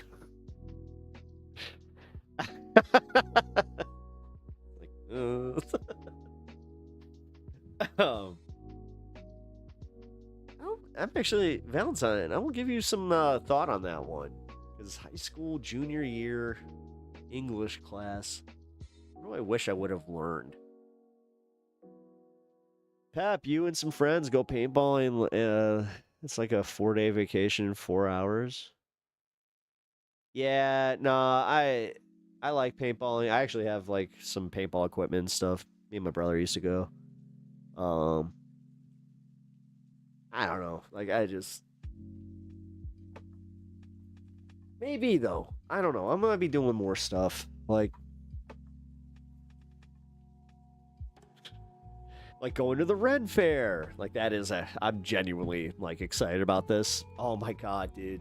I get to enjoy my Sunday. My Saturday this week is going to be fucking awesome. Funny enough, Riverboat Jack could answer this as well, because she has a degree in English. Well, then, hopefully, I can get her on the show. Her, Boston Brian... funny enough, actually, left of the box. I would like to get Sandy to come on my show, do a little bullshitting, talk some lefty stuff, what we might disagree on, some Canada stuff, I'm actually, my favorite part about, like, being on this space is I think that I'm probably, like, as far as, like, the political side of things, probably the most disagreeable. I'd say it's between me and Angry Ginger, man. Like, we definitely put ourselves on the line there. It's like, you might not agree with me. Also, you might not agree with my approach on things. What's Ren Fair? Renaissance Fair. The Renaissance. Come on. Literally, I'm one of those dorks that likes to dress up in ye old timey. Actually, no. See, I like what I'm doing. So I don't have like a costume or anything. What I did is I got like the basics. I started at level 0. So I got just like what they call peasant garb. So it's just some cheap ass pants and like a cheap ass shirt. Yeah, I'm getting a turkey leg for sure. Actually, because my wife, yeah. No, loincloth, that's too much commitment. No. I got like them, they're like, I guess you could call them like harem pants or like the like yoga pants, but they're like pirate pants, but just they're like the cheap. Again, they're cheap. But what I did is I started like slowly building this. So now I have a cool ass gauntlet. I also have like a really cool belt, and I have like a really nice pouch to keep my stuff in. Like, so I'm slowly kind of leveling up. I'm at like level 2 right now. So this year, my goal is to get not just another, like I want another gauntlet. Then I want one of those like leather shoulder holster things, but I have this really cool water bottle holder, but I think I'm gonna finally do it. Like, they have this thing where if you buy, like, from any of the shops, if you get like a mug, you can get it filled with beer at any of the stations. Is like, you know, getting a flat price for something that's a little over a pint.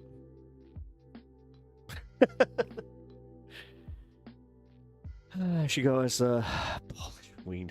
What was that? I don't even know what that is. Dan, there's always a Conan-inspired person. Yeah, there's always, yeah. You got a Conan-inspired person. Actually, one of my buddies, he goes as it's like a pirate warlock. It's cool. Like, he's got a really cool look to it. We don't align too much on politics, but I do enjoy tuning in as you're a chill dude and stand by your convictions without anger. That's a respectable quality. And Sheridan, holy shit. Thank you. Appreciate that. I do appreciate that. I gotta get better at the disagreeing thing. Me and my friend got into like a shouting battle because he was just like, "What, you want Pritzker? What, the guy ripped out his toilets?" I'm like, "He paid that back." He's like, "Whatever, he did it." I'm like, "Yeah, most billionaires do." The thing is he didn't even really do it. It was technically his accountant, because the way that they were, you know, doing everything, they're like, "Oh, we have this property that's not being used, blah blah blah blah blah." Bottom line is, he got embarrassed, he paid it back, so fuck it. I don't care. We got the money back. Is it shady? Fuck yeah, it's shady. Are other billionaires fucking doing it? Hell fucking yes. This is a perfect example of shooting yourself in the dick and thinking that, like, because this is the same guy who voted for Trump because Biden fucked up the economy. Now he hates Trump because he fucked up the economy, and I'm just like, dude, can you just, like, slow down for just a second? Just a second.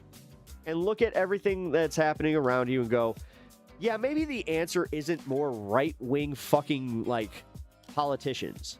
Pragmatism, man. Pragmatism. And November is the only month I regret not drinking. Getting wasted on beer with the medieval homies sounds great. Fuck yeah. That's my plan. That's my plan. I just hope it's not 97 degrees. Actually, shit, I didn't even look at the weather. Let's see.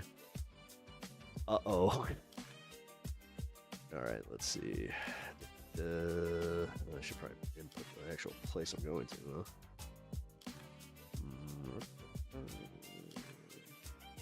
Nope, not you. There we go. Oh, get fucked. It's supposed to rain all day? What? No, come on. What? From 2 to 6? I guess more authentic fucking experience. It sucks. Oh, the mud show will be lit. Well, hopefully the weather changes. Yeah, dude, if it gets, like, rained out to where I gotta cancel, oh, dude, I'd be fucking so bummed. Damn. Congrats, Valentine, and good for you. Yeah, no, seriously. Mud pits. Yeah, they got this thing called the Mud Show. That's fucking, it's fire. It's fire. There, dude, I don't know, like, it's old-timey stand-up comedians, like, I don't know, dude. I'm getting to that point where it's just like, do I just commit and just go to Ren Fair and say, hey, can you guys book me for like 2 weeks? But I would have to drive so far just to do it and probably make no money. Because, like, they try to, they actually, like, hire, like, jesters and, like, day jesters. So, like, we have this tomato throw game where it's just, like, you get to, it's an insult comic that's roasting the crap out of everybody, and you gotta, yeah, you pay for tomatoes to throw at the guy insulting you. Hell yeah, do it for a bit. No, dude, I was thinking about doing it, where I was like, because they had it up at the show last time I was there, where they were just like, we're looking for daytime comedians if you have a background in comedy and you're looking to make, X amount of dollars per day, and have tomatoes thrown at you, it's like, oh shit. I don't know, man. Actually, funny enough, at this point I could probably use the gig. So well, I'll say this much. I'm gonna do some recording. What I'm gonna do, oh, you got ancestors from Rockford? No way. That's crazy. Yeah, Rockford's for everybody that likes to always talk about like crime in Chicago, you don't get it. Like, Rockford is way worse than Chicago. So much more shit happens. Oh, actually, you want to see something really funny? Here, guys, check this shit out. I brought this just because I could not stop laughing at this earlier. Check it out. We're going to Facebook. Oh, that's not Facebook. There it is. Follow me on Facebook. Look at this. Look at this piddly 27 followers, 37. Look, 31 following. Like, come on, guys. Can we at least get me to the 31 and like 31? Yeah, look me up. What is it? PepTalks. Yes, PepTalks on. Oh, what do I got here? What do we got? Oh shit! Aware. Thank you for the $10 donation. $10. Keep putting in the hours and working on your patience when it comes to reacting to comments, and you will do just fine. Aw, thank you. I appreciate that. I mean, I really do appreciate that. That's awesome of you. All right, where is it? Here it is. All right, so this is hilarious. So this video, I could not stop laughing. It just is captioned with, "Well, then you're fucked." Wait, can I get this one? Oh no, I just have to play it from here. Son of a bitch, I hate this. Fucking Facebook. Where's the audio? Oh my god, Facebook. Hey, can I just ask you why you're riding their butt like that and speeding, man? I'm running his license plate. Why are you speeding? I was only going 60. Speed limit's 40. 50. Signs. Okay. Well, bye. Oh, give me the weed, too. No, Give me the weed, too. All right, bye-bye. Oh, yeah, I have a medical marijuana card. Step out. I have a card. Step out. All right, stop, man. You want to fucking run your mouth? No problem. You came to the right guy. Step out. See, the blue car was tailing me. Yeah. While I was pacing a tractor-trailer looking for a motor vehicle violation because the governor's office has gotten multiple complaints. He decides to pass me and flip me off, all right? Yeah, I'm sorry. So who the fuck do you think you are worried about what I'm doing? I know I'm right, goddammit! I know I'm right, goddammit! He's mad. Something to fucking say! Mind your own goddamn business! You're fucking speeding! How would I start with that? I was following that kid for a reason, and if you hadn't done that fucking stupid stunt, I'd be with him right now. But no! You just couldn't leave it alone, could you? God help you if there's anything illegal in this car. Is it in the original dispensary container? No. Then you're fucked! Then you're fucked! How's that sound? Mind your own fucking business next time. It just never fucking ends in this fucking job. I got 14 months. I can't fucking wait to be done. Hey.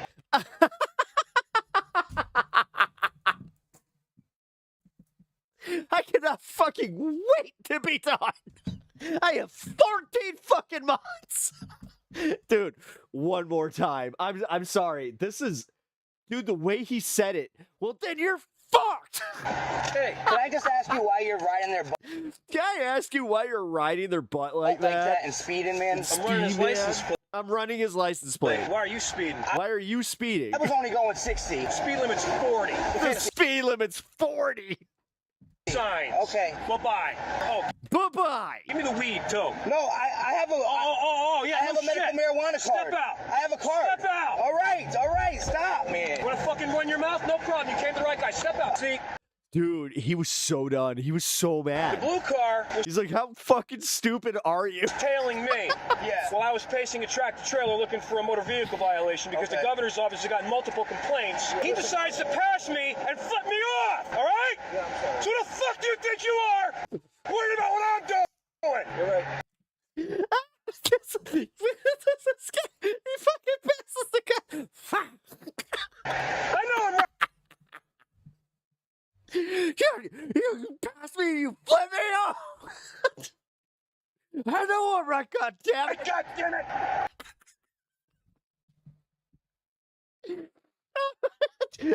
all right. God damn it. No, Sylvie, I'm sorry. The guy was literally being an ass. This is not an overuse of power. No, he's actually kind of giving the guy the lowdown, like, on why he's an asshole. I know I'm right, God damn it! I know I'm right, God damn it! Everyone's got something to fucking say! Mind your own goddamn business! You're fucking speeding! No, yeah, okay. This is a little wild, but goddamn, dude. How do I start with that? I was following that kid for a reason, and if you hadn't done that fucking stupid stunt, I'd be with him right now. But no! Oh, the fact that the cop did conduct himself like this was written off. I can already tell you, like, this, if the judge saw this, he'd be like, hey. Oh, you just couldn't leave it alone, could you? This has to be a bit.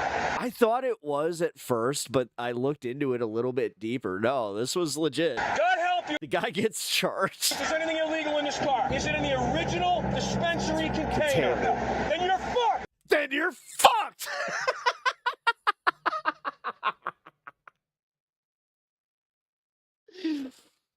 That's incredible. Is it in the original dispensary container? No. Then you're fucked! Is it in the original dispensary container? No. Then you're fucked! How's that sound? How's that sound? Mind your own fucking business next time. Mind your own fucking business next time. It just never fucking ends in this fucking job. I got 14 months. I can't fucking wait to be done. Oh my God. I feel like this is an Illinois cop. Like, I really do feel like it's an Illinois cop. 14 months. Fucking, I can't wait to be done with this fucking job. Everyone is a bad guy in this one. I hope that... Yeah, no. I mean, again, the fact that the guy was like, I was just pacing you. It's like, no, I was pacing a... He's like, why were you running it? It's like, what were you doing? I was... It's like, I was running his tags. What? What is he, a sovereign citizen? The fucking cop?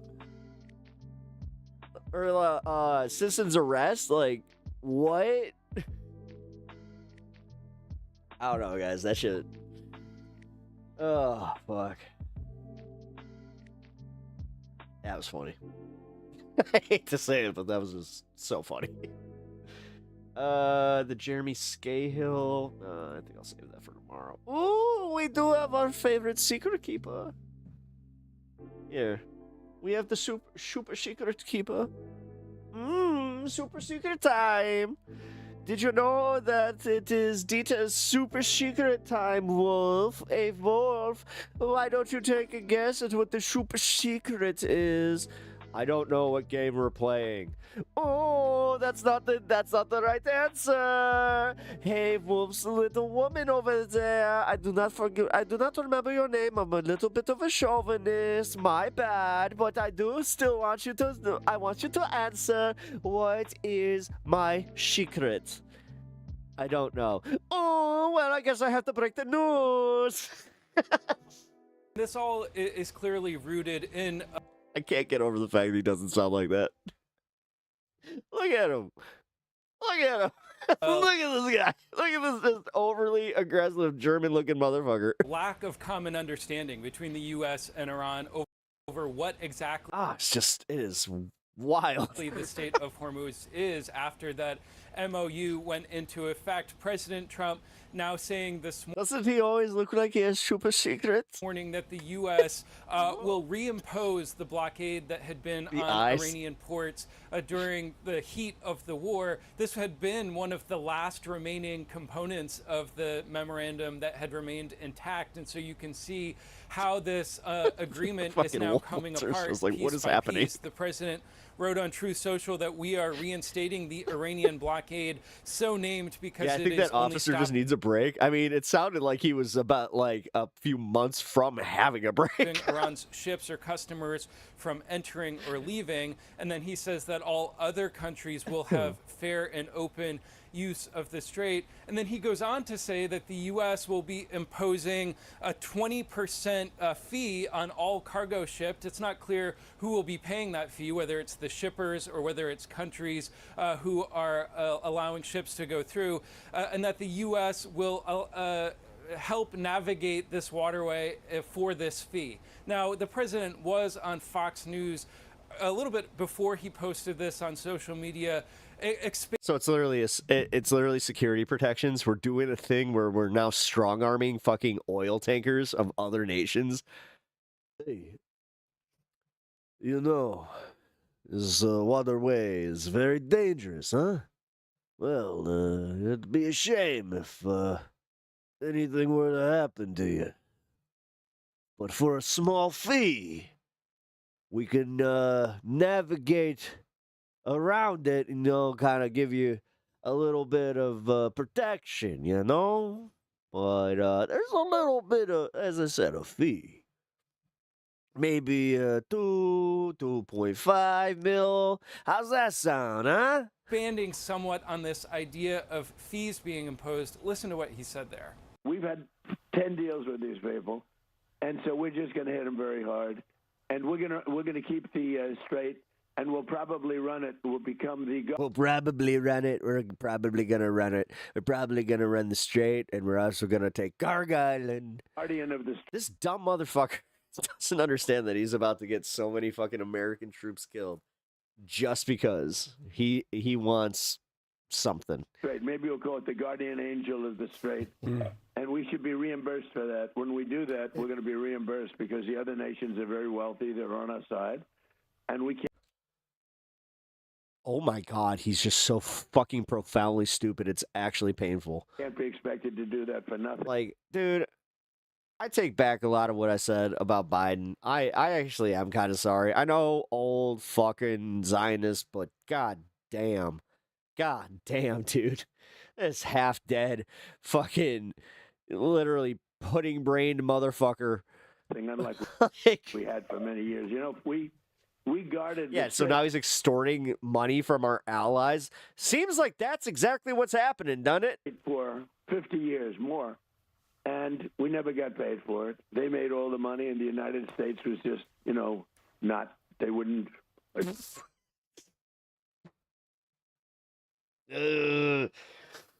Oh, dude, the amount of shit that Joe Biden took for just stammering and just being boring. This, dude. It's amazing. It's amazing. We guarded it for nothing.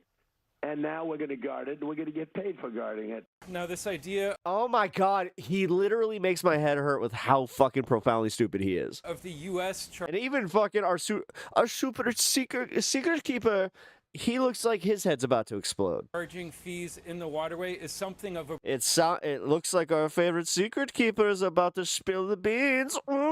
break from the administration's previous stance. The Secretary of State, Marco Rubio, just said a few months ago that this was an international waterway and that no country is allowed to charge tolls or fees on an international waterway. It's all part of this escalating standoff. You've already seen the price of oil start ticking back up. How the president plans to sort of extricate the U.S. and himself from this, I think at this point remains unclear. It does seem that there is a scramble to try to restart mediation efforts. At least that was the case on the weekend. We did see Oman's foreign minister meeting with his Iranian counterpart in Oman, according to officials, trying to come to some sort of agreement on a mechanism for joint control over the Strait of Hormuz that would allow for vessels to travel safely through the key shipping route.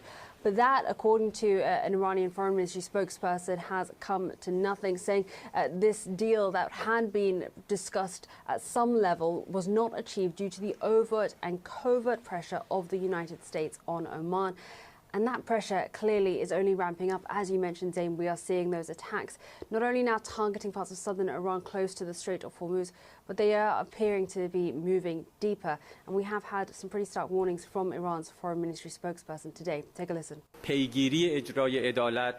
Oh, Jesus. Okay, so new information is coming out. Former CIA analyst Larry Johnson claimed that Lindsey Graham could not have died at home on Saturday evening. His Ukraine trip plus return journey makes 8:30 p.m. arrival impossible. Pentagon insiders know the truth. He died in Kyiv. The cover story is already exposed in simple scheduling. And avenging the blood of the martyred leader and every Iranian who was injured or killed during the U.S. and Israeli military attacks is a fundamental principle and a demand shared by the public. The state has a clear responsibility in this regard. The foreign ministry is part of this process. At the international...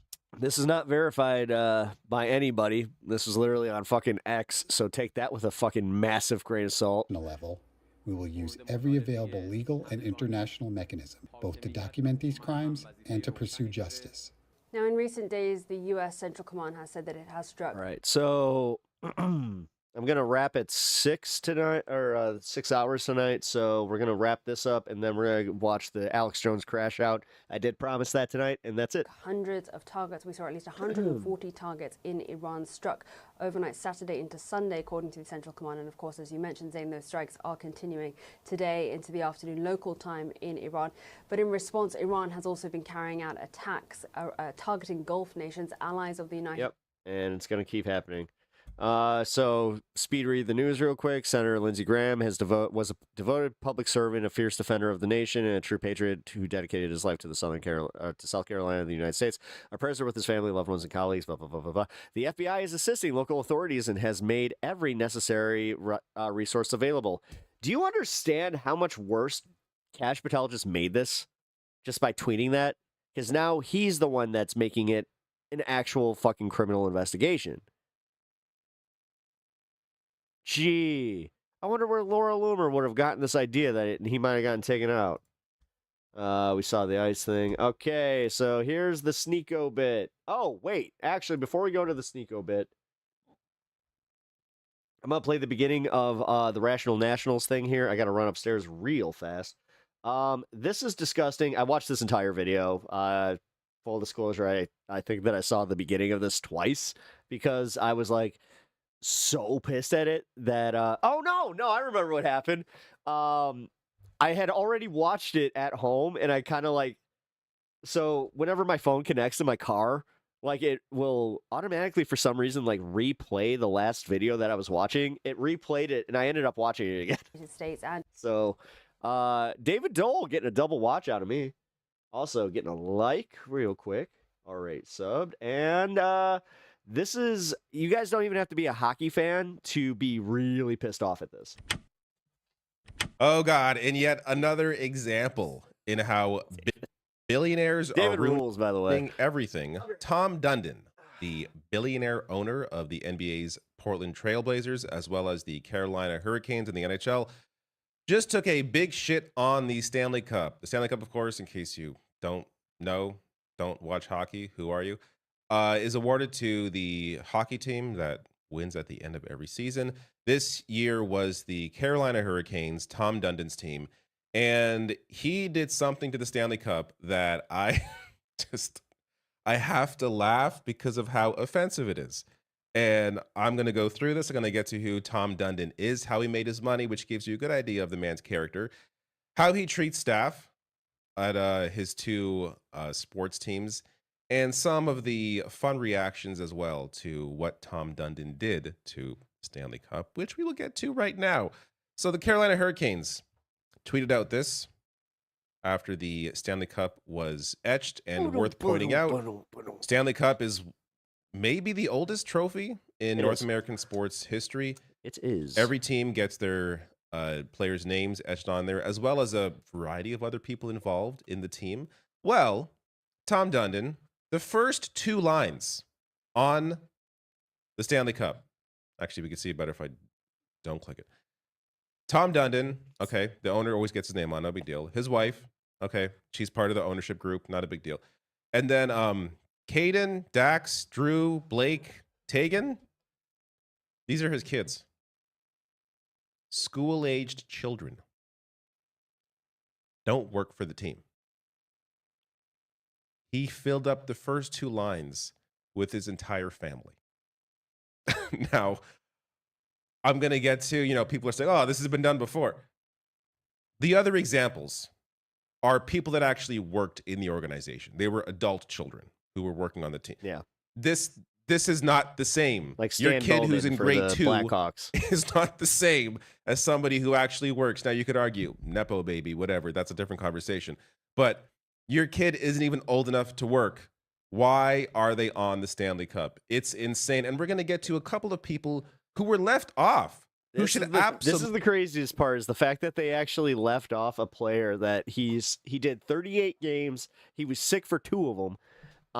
And that was enough to knock him out of being on the cup. Yeah, no, this shit's crazy.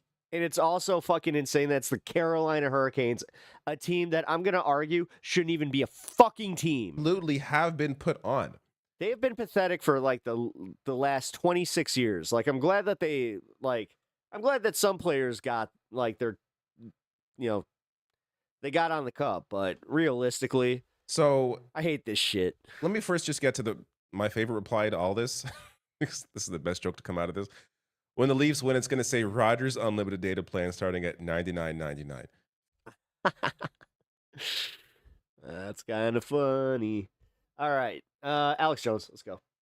And I am sick of being run over, and everybody that's declared war on us, I'm saying, okay, then. You think I declared war on you? And you want to declare war? You think I declared war? Israel? I don't care if you're a Muslim. I don't care if you're a Chicom. I don't care who you are. Well, you want to fight?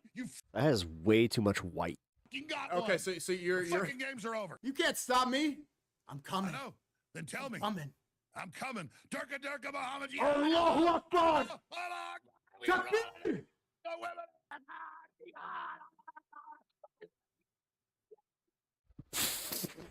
What the fuck? What the fuck? What the actual? The fuck? I'm saving that one for sure. Assalamu alaikum. Marry your cousin.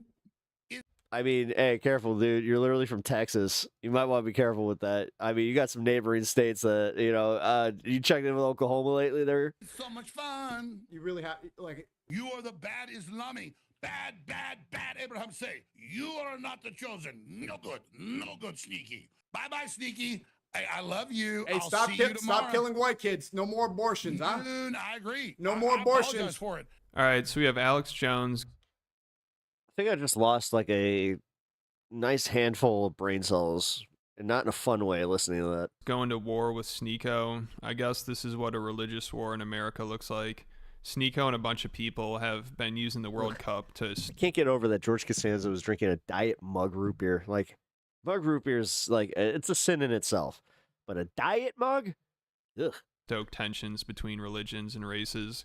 During and after games with Muslim countries, Sneako, who LARPs as a Muslim, he always tries to clip farm while celebrating by yelling about how Islam will dominate America and how it's our... I don't think he LARPs as a Muslim. I'm just going to say it. I don't think he does. I think that he actually kind of found religion. This is something that a lot of white Christian dudes like to do whenever somebody finds religion that's not, Christian.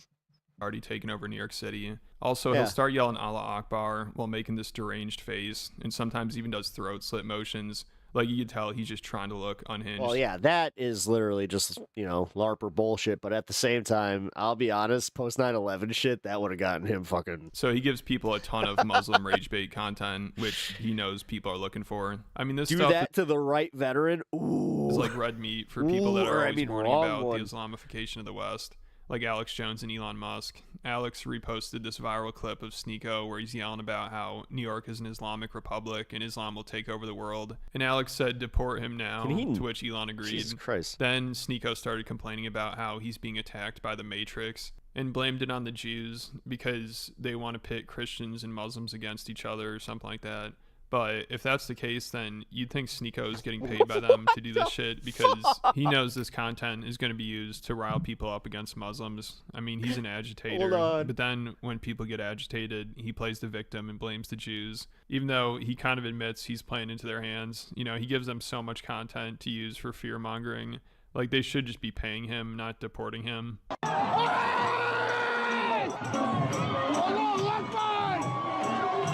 All right, real quick, just because this has nothing to do with this, but my friend sent me this. Oh my God! Oh my God! Oh my fucking God! No! No, that has to be AI.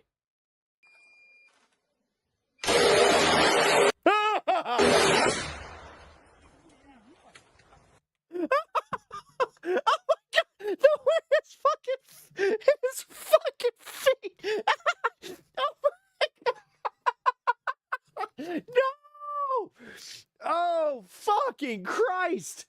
No way! Oh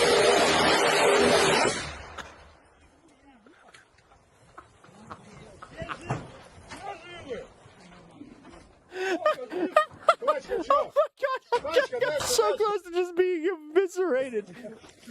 Oh. It's just like. Oh my God. Okay, that was fire. All right, I'm sorry. I'm sorry. Like I said, I had a friend send that to me. That was incredible. Fucking A. Never kiss the wall. This is the Islamic Republic of New Yorkistan. Welcome to Mamdani's New York. Inshallah, the whole world is Muslim. We already got New York City. Jaish Muhammad Sabayun! Allahu Akbar! Allahu Akbar! Allahu Akbar! Takbir! Allahu Akbar!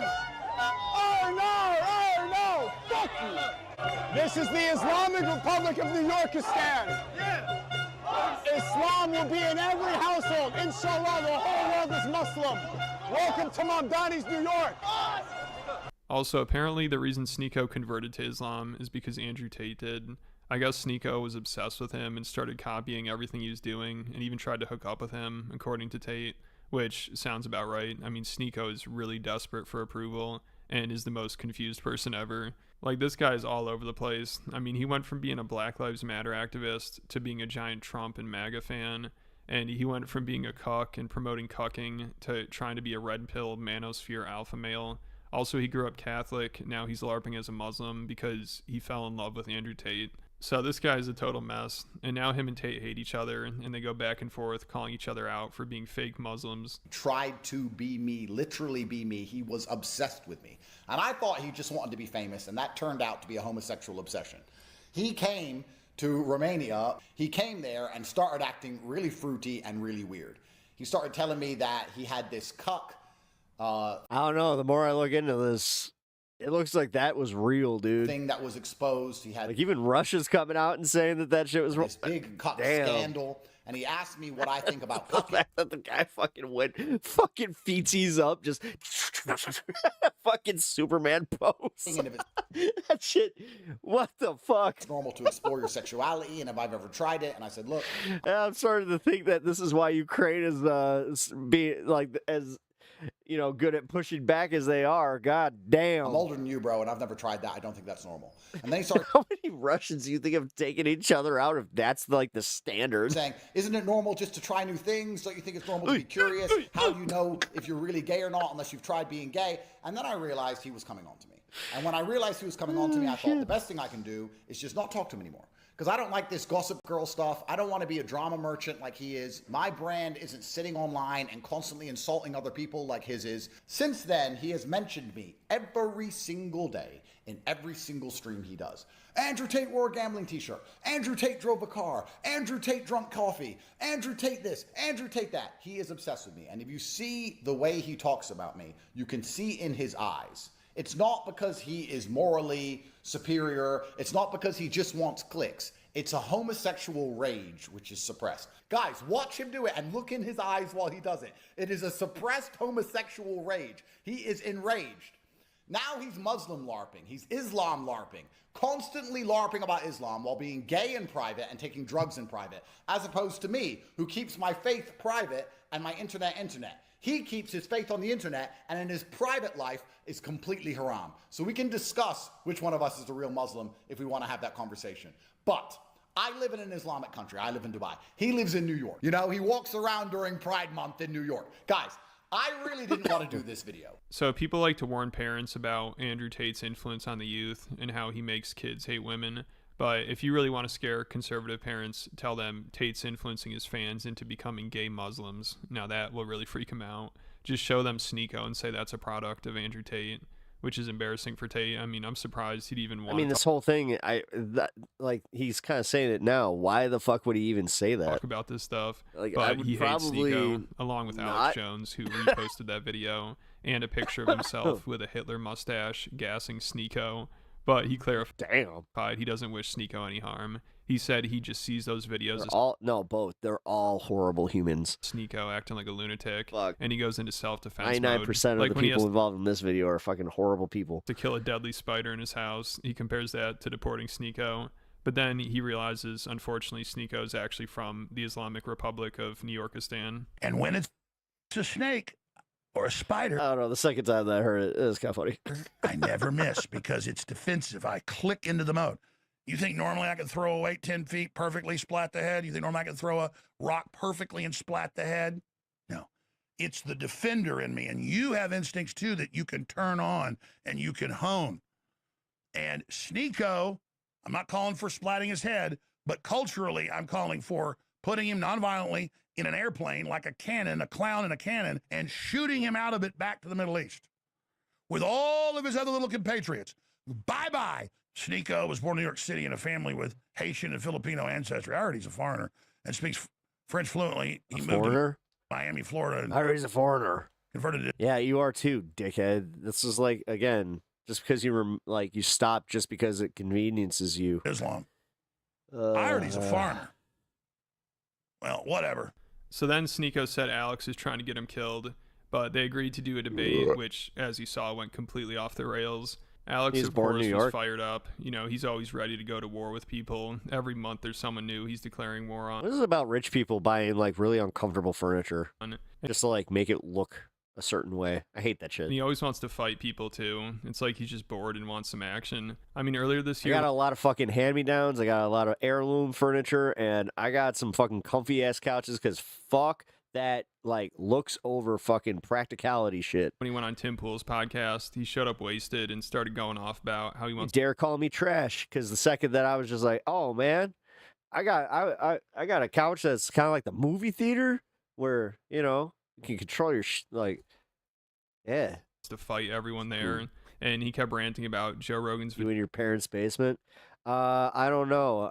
What did you have to do to come up with that one? Like, did you have to go through an arduous thought process to get to parents' basement? China. It was really bizarre. You guys are fucking tough.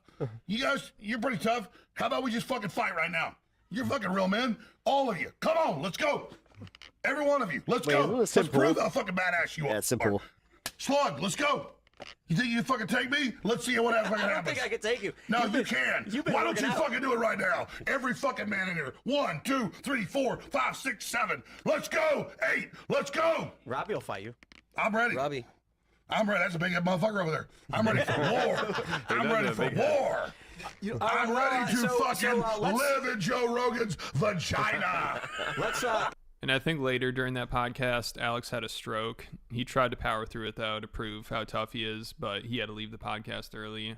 He has more energy than ever, though. He's still crashing out like every week, and he's always ready to go to war with people. Like Sneako, who's the perfect target for him, because Alex is always ranting about how Muslims want to take over.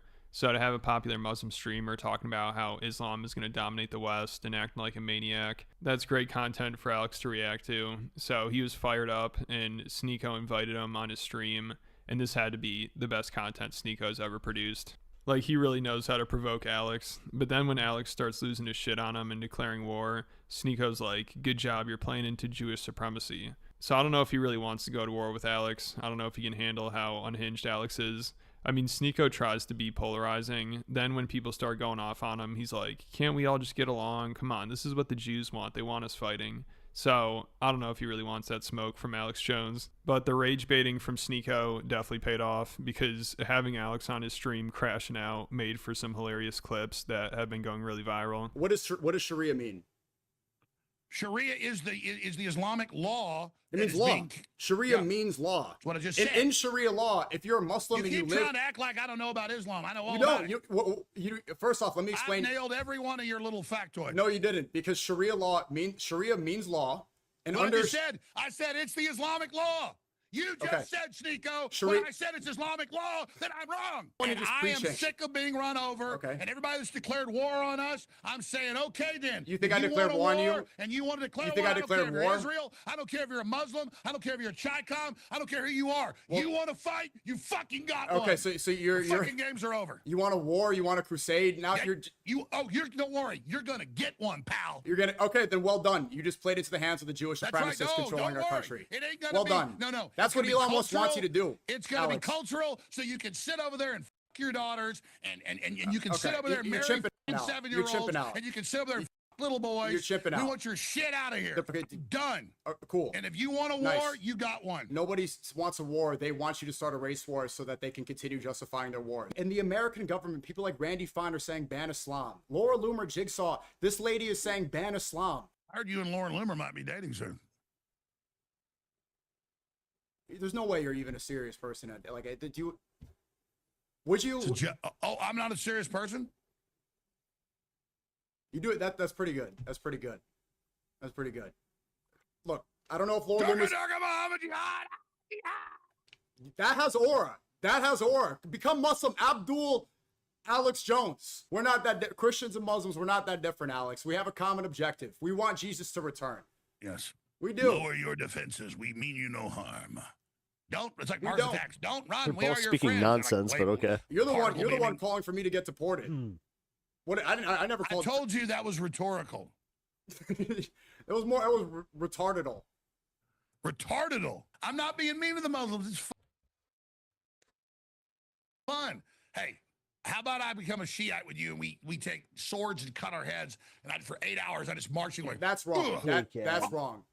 That's wrong. Or I could be a megachurch Christian with Kenneth Copeland drinking my blood. I could be with Erica Kirk shooting fireworks off my ass and twerking. You want me to do that? You want me to drink blood with Kenneth Copeland on a stage, fly around with like Louboutin No, I mean, shoes? I get it. You got sects of Islam that are crazier than others, just like you got Christians, with rattlesnakes. Yeah, so don't use the small minority to demonize 2 billion people. Ladies and gentlemen, the weasel from Connecticut, the mighty Mongol, the amazing, all-powerful, sneaky Allahu Akbar! Sneako! Allahu Akbar!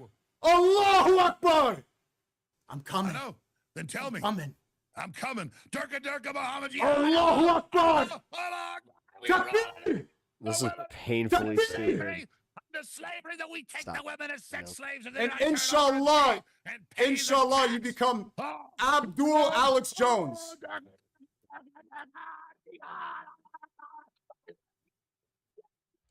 What is happening?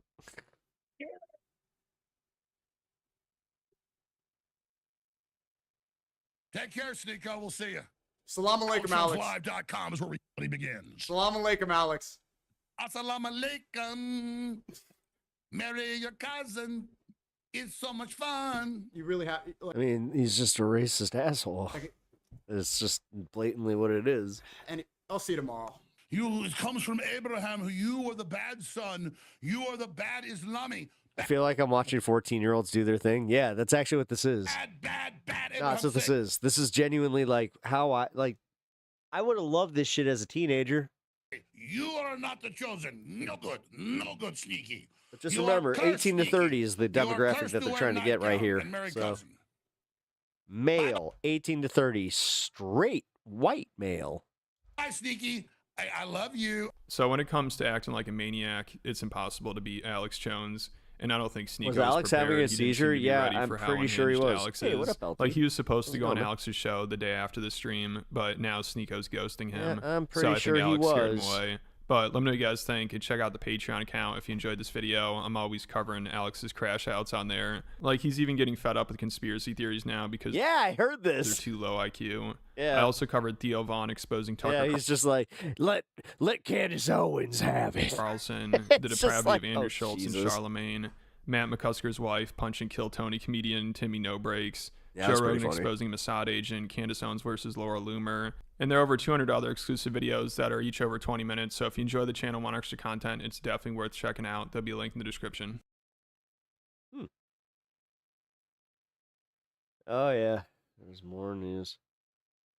Total chaos erupts. Total chaos is erupting Wasn't too far off. in the Middle East. War has spread to the entire region. The Trump regime announced additional attacks against Iran this evening. This is perhaps the most massive attack by the United States, really since early March, during those initial strikes by the United States and Israel. You take a look at where the United States is striking right now. You can see Kish Island, Keshem Island. You take a look, Mashar, Saravan. Yeah, this is starting to make sense. It's all the oil provinces. Bushehr and the Bushehr airport as well. We got timing. Yeah, right. some footage right here of some of the intense U.S. attacks also near the Konarak area. Let's play this clip right here.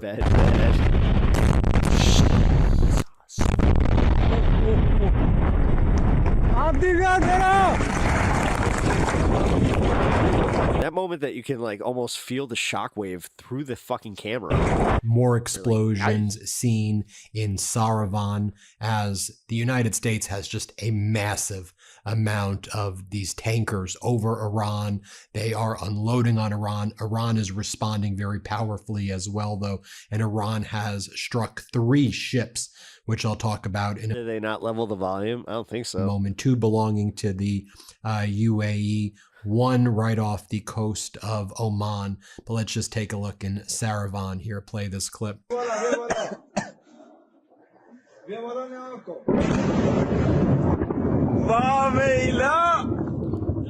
also got video of some of the U.S. strikes in Avaz, which is in the Khuzestan province. Let's play this clip right here. And so several oil tankers that were trying to exit the Strait of Hormuz being pushed out by the United States were struck by Iran. You have 2 UAE-owned oil tankers, the Mombasa B and the Bahia, were struck by Iran. Arising out of some of those strikes, here's what we know. 1 Indian national is dead. 8 other crew members aboard one of those tankers seriously injured. Natch, do me a favor. If you're still here, please pay attention to like the outcome of that. Ministry of Defense from the UAE Are they put gonna out like a hold anyone statement responsible? demanding that gonna let it Iran happen? announced that the Strait of Hormuz is open, So despite now they're Donald sinking oil tankers. Yeah. Trump claiming. Oh, this is so much. Remember, not even an hour ago, we were just listening to Trump go like, you know what? We're gonna go for it. We're gonna offer some protection, and we're gonna take the ships. We're gonna take them all the way through. Like That the Strait of Hormuz is open now. Another This is oil so tanker in the infuriating. Gulf of Oman was also struck by Iran. So 3 gas prices go back up. Yay! direct. They were just coming down, dude. I was just getting to the point where I'm like, oh, I actually might not have to like, you know, really worry about going places. hits by Iran. This one off the coast of Oman by the Gulf of Oman. And what's notable as well is that is right in the same location where the U.S. supercarriers are, where the USS Abraham Lincoln is located as well. So I just want to, give you that alert, just how close. And Iran, I think, was sending a message that if they want to hit the USS Abraham Lincoln, they can. A high-ranking Iranian official just put out the following message as well. If the American enemy, the terrorist, carries out any attack that harms the heart of the Iranian state, then the fighting will open and the Zionist entity Israel will not be spared from that. To all residents of occupied Palestine, prepare your cameras. Also over VHF radio channel 16 right now, we're hearing on loop. Again, that's the frequency for the tankers trying to exit the Strait of Hormuz. Iran is out there, IRGC Navy, Sepah Navy, saying, this is IRGC Navy, Sepah Navy, Sepah Navy. Captain, we are firing. I repeat, we are firing. Do you copy? Now, Iran has been responding to these massive U.S. strikes by responding themselves. Iran has hit areas in Erbil, Iraq, in areas that the U.S. seems to be trying to, have some of its infrastructure. Iran has been really hitting Bahrain hard, Jordan, United Arab Emirates, Kuwait. We've been seeing massive strikes throughout the evening. Now you take a look right here at the price of oil, crude. Right now it has surpassed $80 a barrel. And Donald Trump earlier announced that he will be charging 20%. He says that he controls the Strait of Hormuz and there's a protection fee, 20% of the value of the goods or products on the vessel that will get paid to Donald Trump. Remember, Donald Trump made that post earlier today. The markets are not happy about what Donald Trump is doing, re-escalating right now. And again, for Donald Trump to say Iran has no navy, no missiles, no radar, no anything. I mean, clearly Iran has responded very, very, very powerfully. Travel through the Strait of Hormuz is at a complete standstill at this point, and the strikes just continue. Now, moments ago, Donald Trump was in the Oval Office. Can you guess what Donald Trump said in the Oval Office? They want to make a deal so badly. They really want to do a deal with me. That's what's going on. I mean, what a humiliation ritual he's putting us all through. Here, play this clip. Doing another very major attack tonight. They want to make a deal. They came back. We made a deal 2 days ago, and they want to make a deal. They've been negotiating for 47 years. Then he goes on to say, and they want to do a deal today. They said, could we do a deal? And we had a deal yesterday. It was all done. But then they found out they didn't like something in the deal. So they said the deal was off. But they do want to do a deal today. And so there's a deal yesterday, but now maybe a deal today. Deal. Okay, everybody, you know what? I do deals. I'm a deal guy. I do lots of deals. This is what he's saying in the Oval Office. Here, play this clip. He just kind of made me, he does a shit Trump impression, but he did make me realize that Trump actually has more of a New York accent than I thought. Hey, Mr. President, just on Iran. Because that's kind of what it is. It's to, hey, I'm just a New York guy. I'm just a New York guy. I've been making deals. I make all the deals. I'm just a New York guy. Give me the New York pizza. I've said now to Congress that we are back at war. How long do you expect this to take? And what's the legal basis? What? Take what? The war. Well, I think it's going very fast. We've demolished their military. We're hitting them very hard. We had a deal yesterday or the day before. Yesterday was all done. And then they broke up that deal immediately because they found out there was something in the deal they didn't like. And they're wired differently, and we're not going to put up with it. And then he goes on to demand reimbursement from Arab nations. He said UAE, Qatar, Saudi Arabia, Bahrain, and maybe another one. He doesn't know the countries. You're talking about Kuwait. What are you talking about? Oman? Who are you talking about? And he said, they need to pay us a protection fee for this war. I'm going to demand that these Arab nations pay us. Okay. You do realize that the U.S. security umbrella in the region doesn't exist. And you've actually now caused these countries to be targeted, and their economies are being destroyed right now as well. But this is what Donald Trump's saying, and he's flailing and he's panicking because oil prices are surging. We're about to hit tank bottom. We're at functional tank bottom, but we're about to hit tank bottom from our strategic reserves. There is a chance that in the next 48 to 72 hours, oil prices could be $105, $110 if what happens in the strategic reserves is going in the direction it's going in now. And Trump knows what's happening. That's why he's saying, earlier today, he wants a 20% fee for the Strait of Hormuz. And he's saying it's open, we control it, pay us 20%, which we don't control it. I don't know, he's a liar. And now he's saying the Middle East countries need to pay us because he is desperate. Here, play this clip. They were involved because they're stone cold crazy. They are crazy, and we're not going to put it up. Yeah, I want to be reimbursed because we're protecting a very rich portion of the world. We're spending money. And so what we've done is we are going to be... Dude, it's literally mob. It's all mob. Reimbursed for protection. Can we just admit that the mob was kind of stupid? We're protecting by the countries that we're helping. For instance, you look at the... Get some sleep. Appreciate you. And thank you for the support tonight. That was really awesome. 5 countries. You have Saudi Arabia, You have UAE, you have Qatar, or Qatar, as I always say. Also, be safe because, yeah, obviously. Qatar, you hear some stuff just kind of. And by the way, you have others. You have Kuwait, and you have others, and they will do very well. But we think it's appropriate that we don't need them. We have more oil than any other country in the world. When you add Venezuela, which has been amazing, which has tremendous amounts of oil that we control.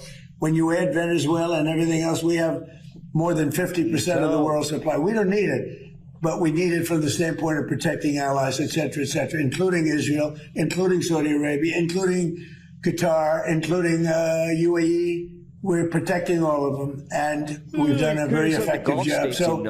And then he goes on to talk about how, Caitlin Collins on CNN says, so is this just the status quo that we're in a war with Iran forever? And then Donald Trump is like, Vietnam lasted 19 years, as Jojo from Jers explains. Comparing his illegal war to the one he dodged 5 times certainly is a choice. Here, play this clip. Yeah. So you think the deal is still possible? You think they'll return to that? Yeah, I think the deal is possible, sure, I do. But, Mr. President, you noted the United States is bombing Iran again. I mean, you've been bombing Iran for months now. Is this just the new normal for the American people? Thought Christina and Tom would last forever, kind of obviously. Well, we're in Vietnam for 19 years. Hi, you're still alive, yes. We're here for 4 months.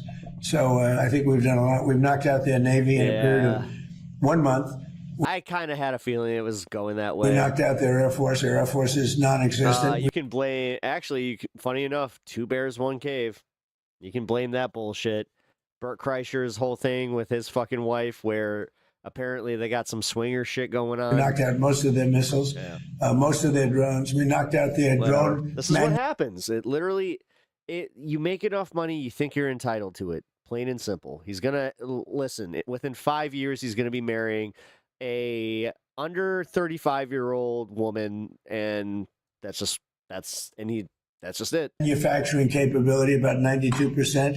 Their missile capability for manufacturing, we knocked out 89%. And they have a little capability, but they don't have any capability for us. This is almost a military skirmish. Now, with all of that being said, you have to get people that want to make... This is just him saying, guess we're just going to have to lose a few lives here and there. Something. We had a deal with them 2 days ago. And then they said, we can't make that deal. We have to negotiate it further. And this is what they've done for 47 years. The difference is nobody negotiated like I do. Now, earlier, Donald Trump went on a right-wing extremist show, and they were, talking about the United States attacking something called Pickaxe Mountain in Iran, an area where it's believed that Iran has some of its most sensitive military equipment, which is heavily fortified. And so let me show you what they said there. Play this clip. Mr. President, go get Pickaxe Mountain and don't keep the speaker waiting. I appreciate your time, sir. Okay, and we will do that. We're going to take out Pickaxe Mountain. Tell the Iranians to be ready. I will. Let them know we're coming, okay? There's not a damn thing they can do about it. All right. These fucking dweebs. Can we just admit that these guys are fucking dweebs too? That's some of the dorkiest shit. Thanks a lot. We just did. We're still powerful. Thank you. And then on that same show, you had Donald Trump saying, we're going to hit Iran very hard tonight. And then this warmonger, neocon, psycho host is like, you're going to kill him? You're going to kill the Iranians? They're on their fourth, the fifth. You're going to kill their fifth set of leader. Kill them. What the hell are we even watching? Who are these freaking psychotic maniacs? Here, play this clip. Can you or the American military or the Israeli military get to what's left of their 3rd string and their 4th string and their 5th string? Do you know where they are? Can you kill them? Yeah, I do, but we don't want to talk about that. But okay. We certainly are watching. Yep, I know a lot about that subject. I know a lot, but I don't think it's appropriate to talk about it right now. But we will. We will be hitting them, like as an example, we're going to hit them very hard tonight, and we're going to hit them hard tomorrow, and there's not a damn thing they can do about it. They have nothing. They have nothing going other than they have big mouths. Keep it up, Mr. President. Very good that I did because I got to know them.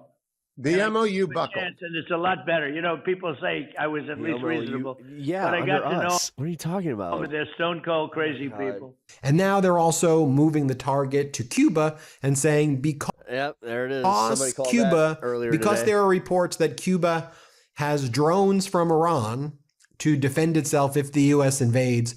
Now we need to invade Cuba because they have, because it's alleged that they have drones, which they're not using, but because they have defensive weapons, that's a pretext for invading Cuba now, is what Donald Trump says here. Play. Call. I was curious about our reports about Iranian drones in Cuba. There are concerns about that. Where does the relationship with the U.S. stand there? Is military intervention still He on makes the everybody table there? stand Well, if they behind do him. have that, and they might very well have It's that, just- we'll take care of it. Marco's just in the other room. And if they do have that, we'll take care of it in short order. We're Speed not gonna running have a collapse. problem. Dude, like, I took 2 days off and I felt like I was just like, wait, we're where now? Oh, come on. We're not going to allow that to happen. So there you have it, folks. Yeah, there you have it, folks. All right. Yeah. We'll wrap up here. Okay. Now I'm going to do this thing where I speculate about tomorrow's news. I haven't done this. All right. So tomorrow's news. What's tomorrow's news going to be? What am I going to wake up to? Jesus Christ. My fucking God. Oh my God. It could literally be anything. Is it Mitch McConnell? Like, every time you take a day off, yeah. Yo, why do I have the Sam Cedar thing? What's going on? Yeah, that's actually crazy.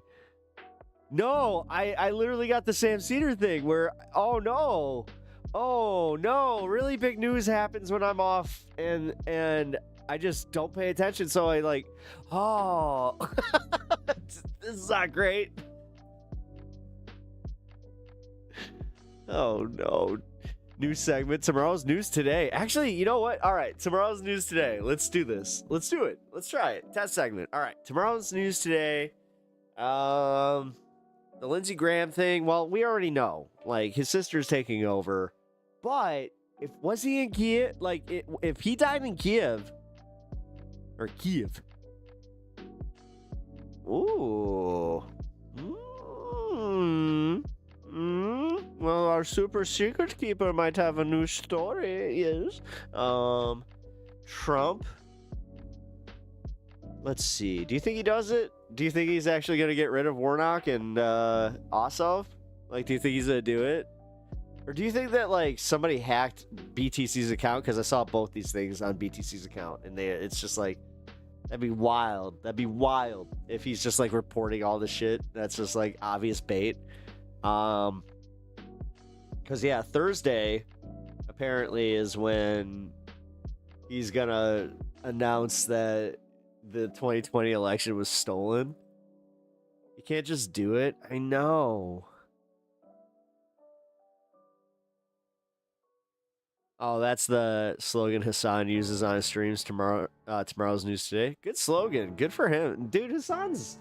I gotta say, man, I will never take away the respect that I have for, like, the way that he markets his show.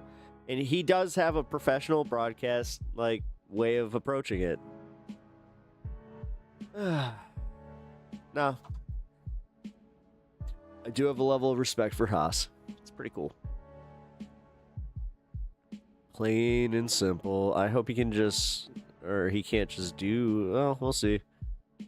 That must be why it was stuck in my brain. LOL. Must be. Tomorrow's news today. Welcome to PepTalks. Tomorrow's news today. I am your host, Pep. Breaking. Go full on fucking newscast voice. Wait, but that's just me doing a Walter Cronkite. Like, what would my actual news voice be? I think it'd be like this. Let's see. You're listening to WPEP News. My name is Charles Pepper. Welcome to the news. Do. And starting the news, we have an interesting story where Alex Jones is going with Sneako. What do you think of that, Barb? Well, Tom, my name's not Tom. Bitch, get it right. It's our first day. I thought we knew each other. Sorry there, Charles. I mean, yeah. What's a Sneako? That's the appropriate question to all of it. And I now genuinely, if you don't know what or who a Sneako is, oh my god, I envy you so much. There are days that I just wish I didn't know what I know. It's just like, what's a Sneako? Unfortunately, it's a shithead Andrew Tate orbiter that smelled his chair. Who's Andrew Tate? Oh my god. Oh my god, the Zen. The Zen you must fucking live with.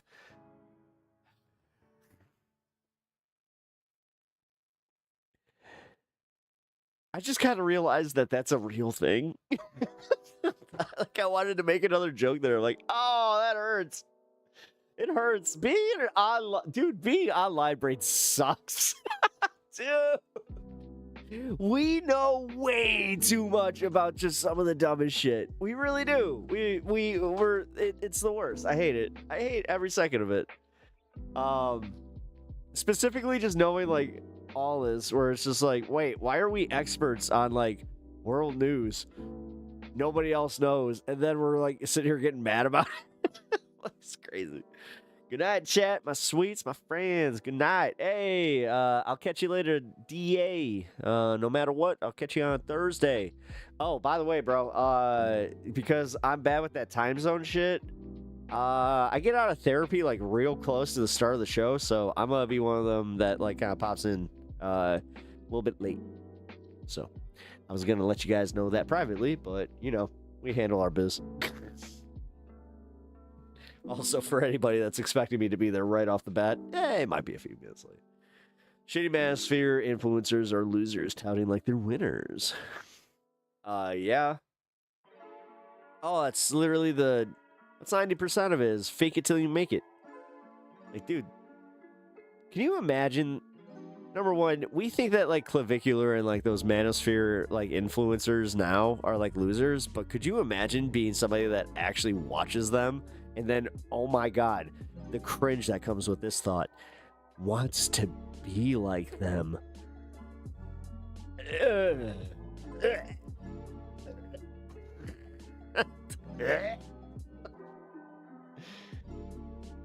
Yeah, disgusting.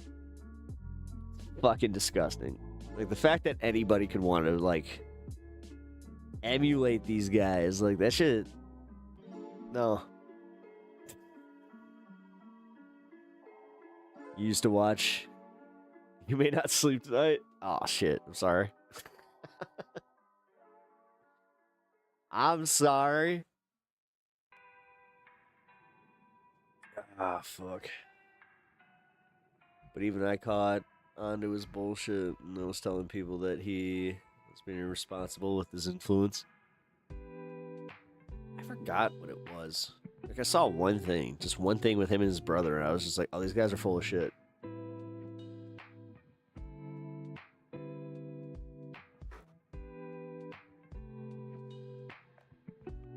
Not trying to be like, hey, pats on the back there, homie. But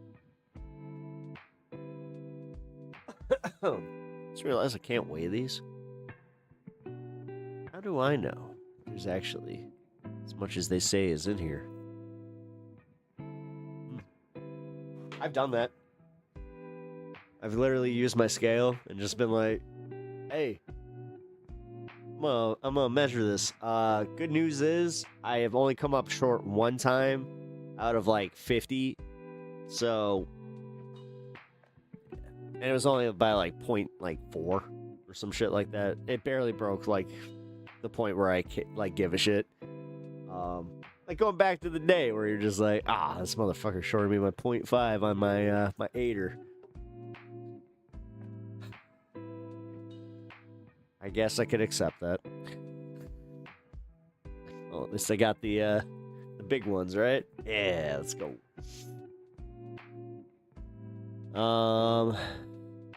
Was it when they were talking to his son, called him boring, and he had a fit? Oh, for real?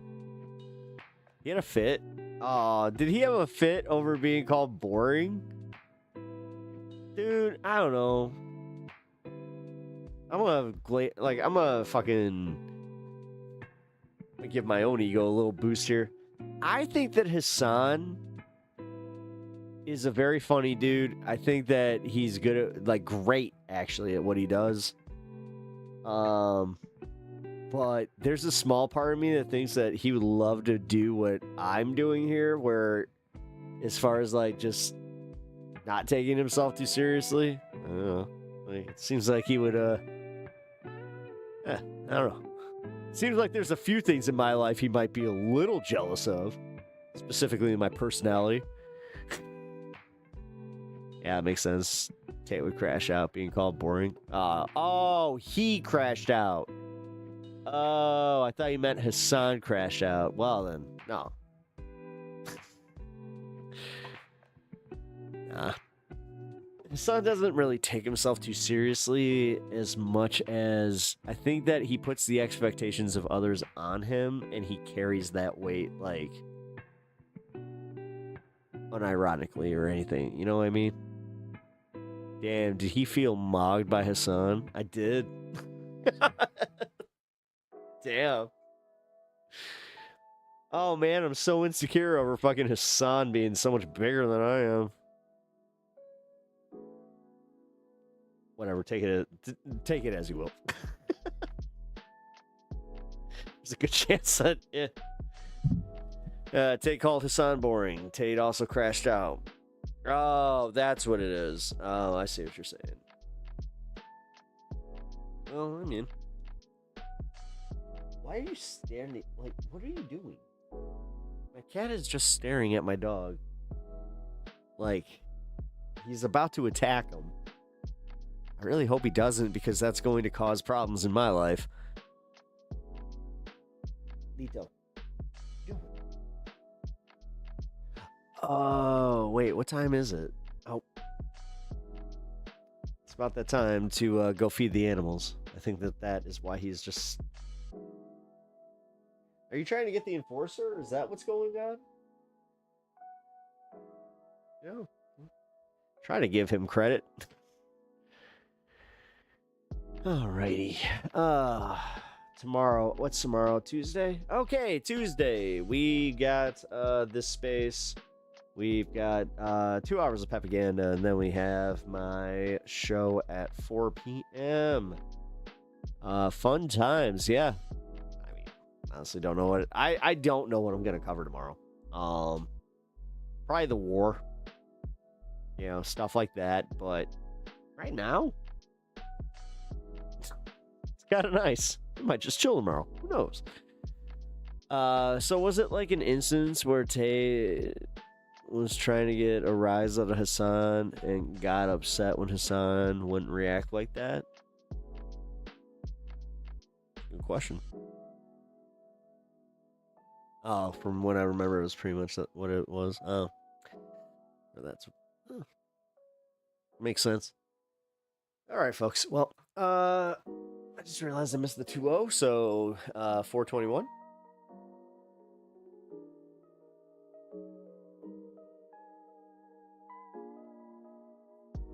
This is awesome. And it has like a fucking wireless charger, like it can wirelessly charge apparently. I think I have to buy a proprietary. Wait, let's see.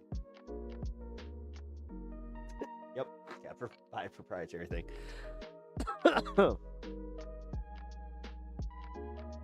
Hassan was talking about him being an irresponsible influencer and was just like, you're gay, bro, whatever. I mean, that's the way to handle those guys. I hate to say it, bro. Those guys, they do not take it, like, they don't take kindly to when you start calling that shit out, because it's almost like they're a little insecure. On the nose, if you will. Or on the tip, if you will. These guys like docking.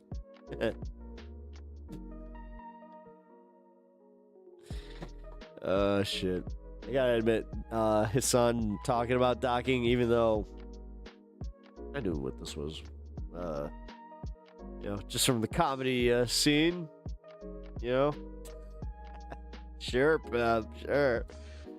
You're not playing Space Station? What's up with that? I thought everybody played Space Station. I thought we all played Space Station. What's going on? We gotta get the airlock up. No. I thought it was funny when his son was talking about that shit. You're not communicating this well. No, it's okay. I got stuff to do. I mean, I do-ish. I mean, I'm pretty much just gonna go upstairs, lay down, and likely pass the fuck out. Not the airlock. Well, here's the thing. If one of the guys is uncut, is he the one who makes the seal? Bet you never asked that question before. Oh. Ew. The idea of docking is hilarious because it's just like, what are you doing? It's like, oh. It's like, does that even really feel good?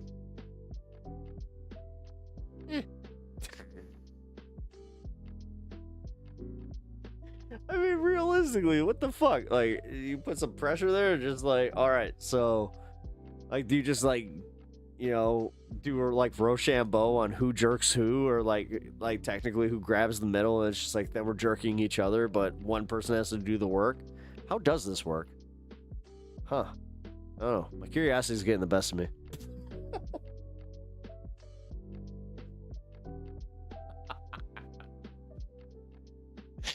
Oh my god, are we really?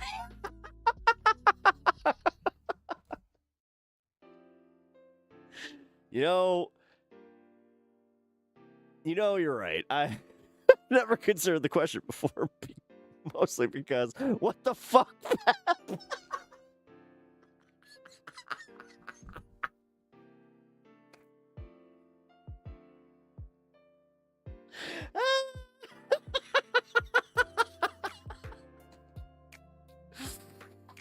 Wow. Welcome to PepTalks. Wow. The bigger bell that was. Because what the fuck?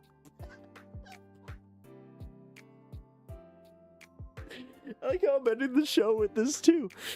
So no matter what, it's like if somebody makes it to the end, it's just like, what did I do? What did I do? Wait, he's talking. Wait, now docking. What? Wait, now. Wait.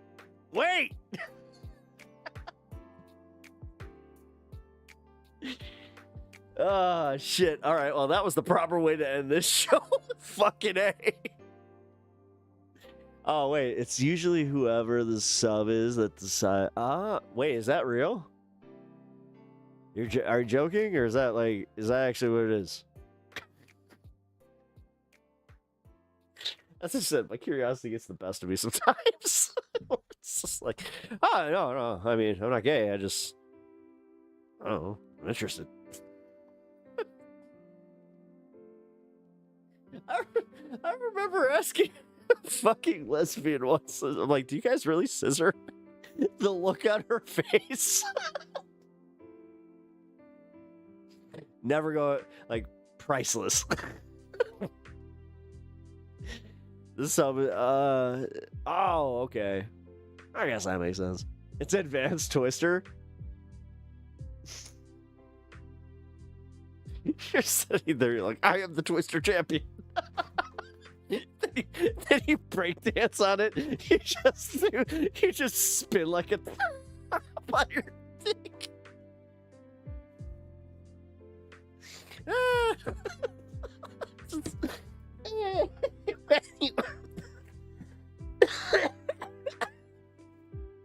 Here we go. It's just you like this, where you're just fucking. Wait, can I do it?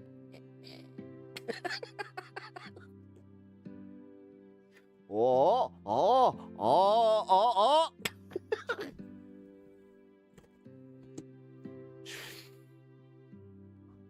Hey, ladies, check out what trick I can do. Fucking just over like a helicopter. What? People seem like they genuinely want to know. Pep, not people. Jeez. I mean, I was. I'm just gonna be honest. I mean, oh, like I'm looking to practice and shit. I'm more so just like, is this what it is? Yeah, we're learning. Exactly. You know. Now, are we also learning that yes, theoretically? I mean, dude, could you imagine? Like, you hook up with like a circus performer. He's just. He's just sitting in the middle. Oh, I'm so glad you have hardwood floors. And he just, yeah, you want to see a trick? And he does the thing. Puts his little feetsies up. Hey! Now the question is, are you impressed to the point where you're just like, oh, okay, this continues? Or do you go, nah?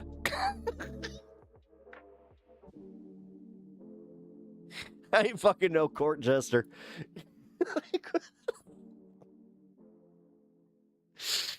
Oh, man, I hate that I could take it here. Like, just like that.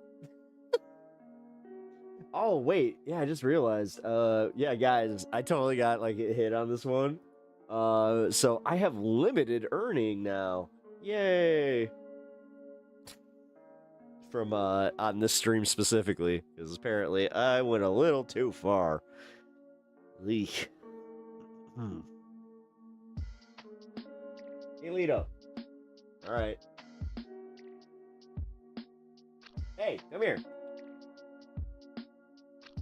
Yeah, you. Yeah, what? What is up?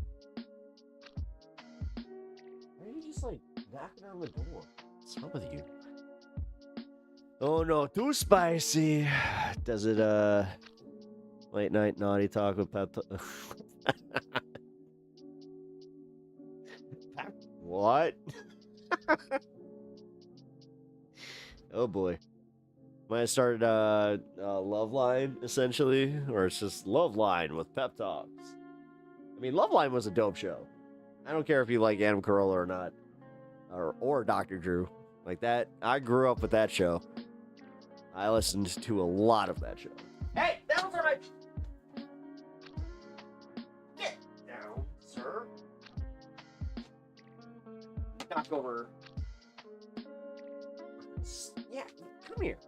Being bad. Why? Why are you being bad? Why?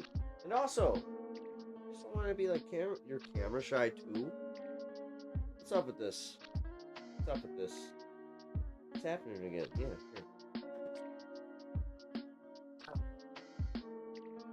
Dr. Drew really fell off. Yeah, that was unfortunate.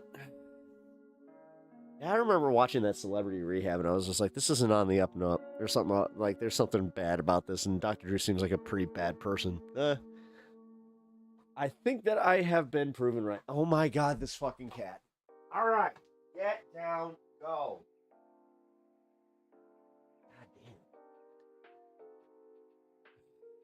So cute. Yeah, well. He's being a little prick. All right, guys. Well, I'm officially in overtime from where I wanted to be. So, I gotta go eat some dinner and hit the sack. But tomorrow, Pep Talks is going to be Pepaganda over on this space. Welcoming in a new fantastic week of programming over on this space, because like Alex kind of informed us, I guess we have a new face joining us. Hell yeah. I'm excited. Anybody that is contributing to this space, I'm excited. But yes, I'm very excited for the panel show. This is going to be good times, making content on people vulnerable and active Addiction seems unethical. Yes, it is. Come and take a Ganda. Oh shit, that's actually fucking fire, Mitch. Come and take a Ganda at Pep. Oh, damn, dude. Damn. As someone who has like a little bit of that thought process is like, okay, serious marketing versus, you know, the funny haha marketing. That one's good. That one's good. Thank you for that. Am I blessed for not knowing who these people are? Yes. Yes, you are. TV shows were so exploitative in the early 2000s. Yup. Yeah, they were. Fuck yeah, they were. Dude, I mean, where do you think, like, this reality TV show fucking bullshit came from? And now here we are. Well, the one I named was nurse and educator. Sue Johnson? Wait. What you talking? Oh, God damn it. I'm doing it. All right. Well, since we are in overtime, I'm doing the thing. Yeah, thank you. Jesus, now that is not a Midwesterner right there. Leave. It's like, all right, fine. All right, since you guys are telling me I gotta go. I remember her from the shampoo commercial. What, like the Pantene commercials? Like, wait, you guys remember those? Or wait, not what were they? Herbal essences. The where they did all like the moaning and shit. Yes. It's just like, oh, orgasm jokes. All right. I'll be honest. I think that I might have like had a few of those commercials come on where I was just like, I got nothing else. Then I'm just sitting there thinking of the commercial that was on 45 seconds ago, 1 minute ago. Well, I forgot about it. Well,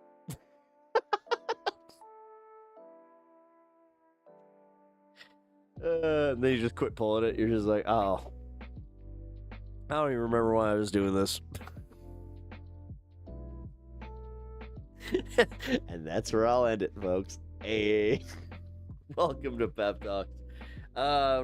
Actually, all right. Well, dude. All right, let's see where this ended. I appreciate y'all hanging out tonight. If you have not already, please hit the subscribe button and also like the stream if you have not done that. I'll see you wonderful people tomorrow. Riverboat Jack is online. You could rate her.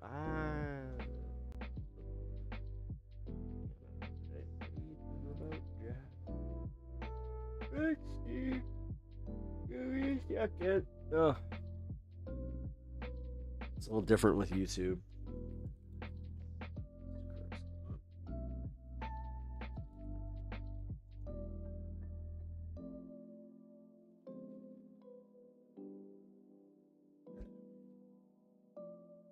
Ooh. I'll rate her vertical. Let's see. Cool. Thank you for that. All right, guys. You guys are going to vertical stream for Riverboat Jack. Hope y'all enjoy your time over there. But, like I was saying real quick plugs. Tomorrow, I will be doing Pepaganda 2 hours starting at noon Central, 1 Eastern Time. Come and join us if you want to see a little bit of a more serious side of Pep, but not too much more serious. I'm working on it. Also, it leads right into the day of this space. Also, I have my regular show on tomorrow at 4 p.m. Oh, shit. I just realized I might be starting at 2 p.m. Oh, shit. Yeah, I just realized. I think I might be going right into my show from Pepaganda. Fuck.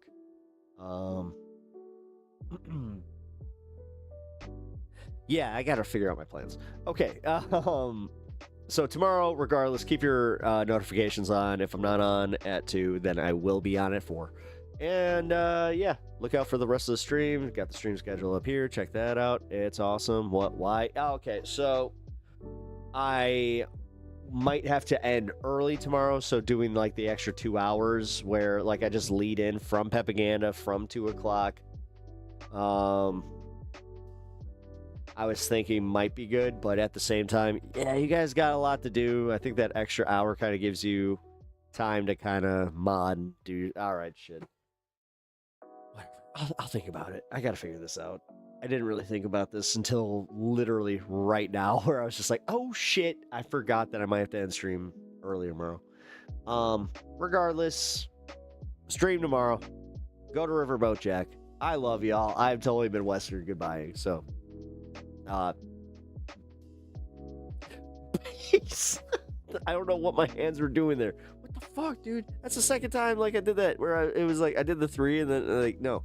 Yeah. What's wrong with you? Good night, folks. Who the heck is PepTalks? I'm not gay, but I fantasize about Marco Rubio. PepTalks. PepTalks. PepTalks. Let's eradicate the Kung Flu. I'm literally coming. PepTalks. PepTalks. Who the heck is PepTalk? They want our women. They want our children. PepTalks. Sometimes no means yes. Grab them by the PepTalk. Grab them by the Marco Rubio. Obama is a racist. PepTalks. I'm literally coming. I'm literally coming. We found weapons of mass destruction.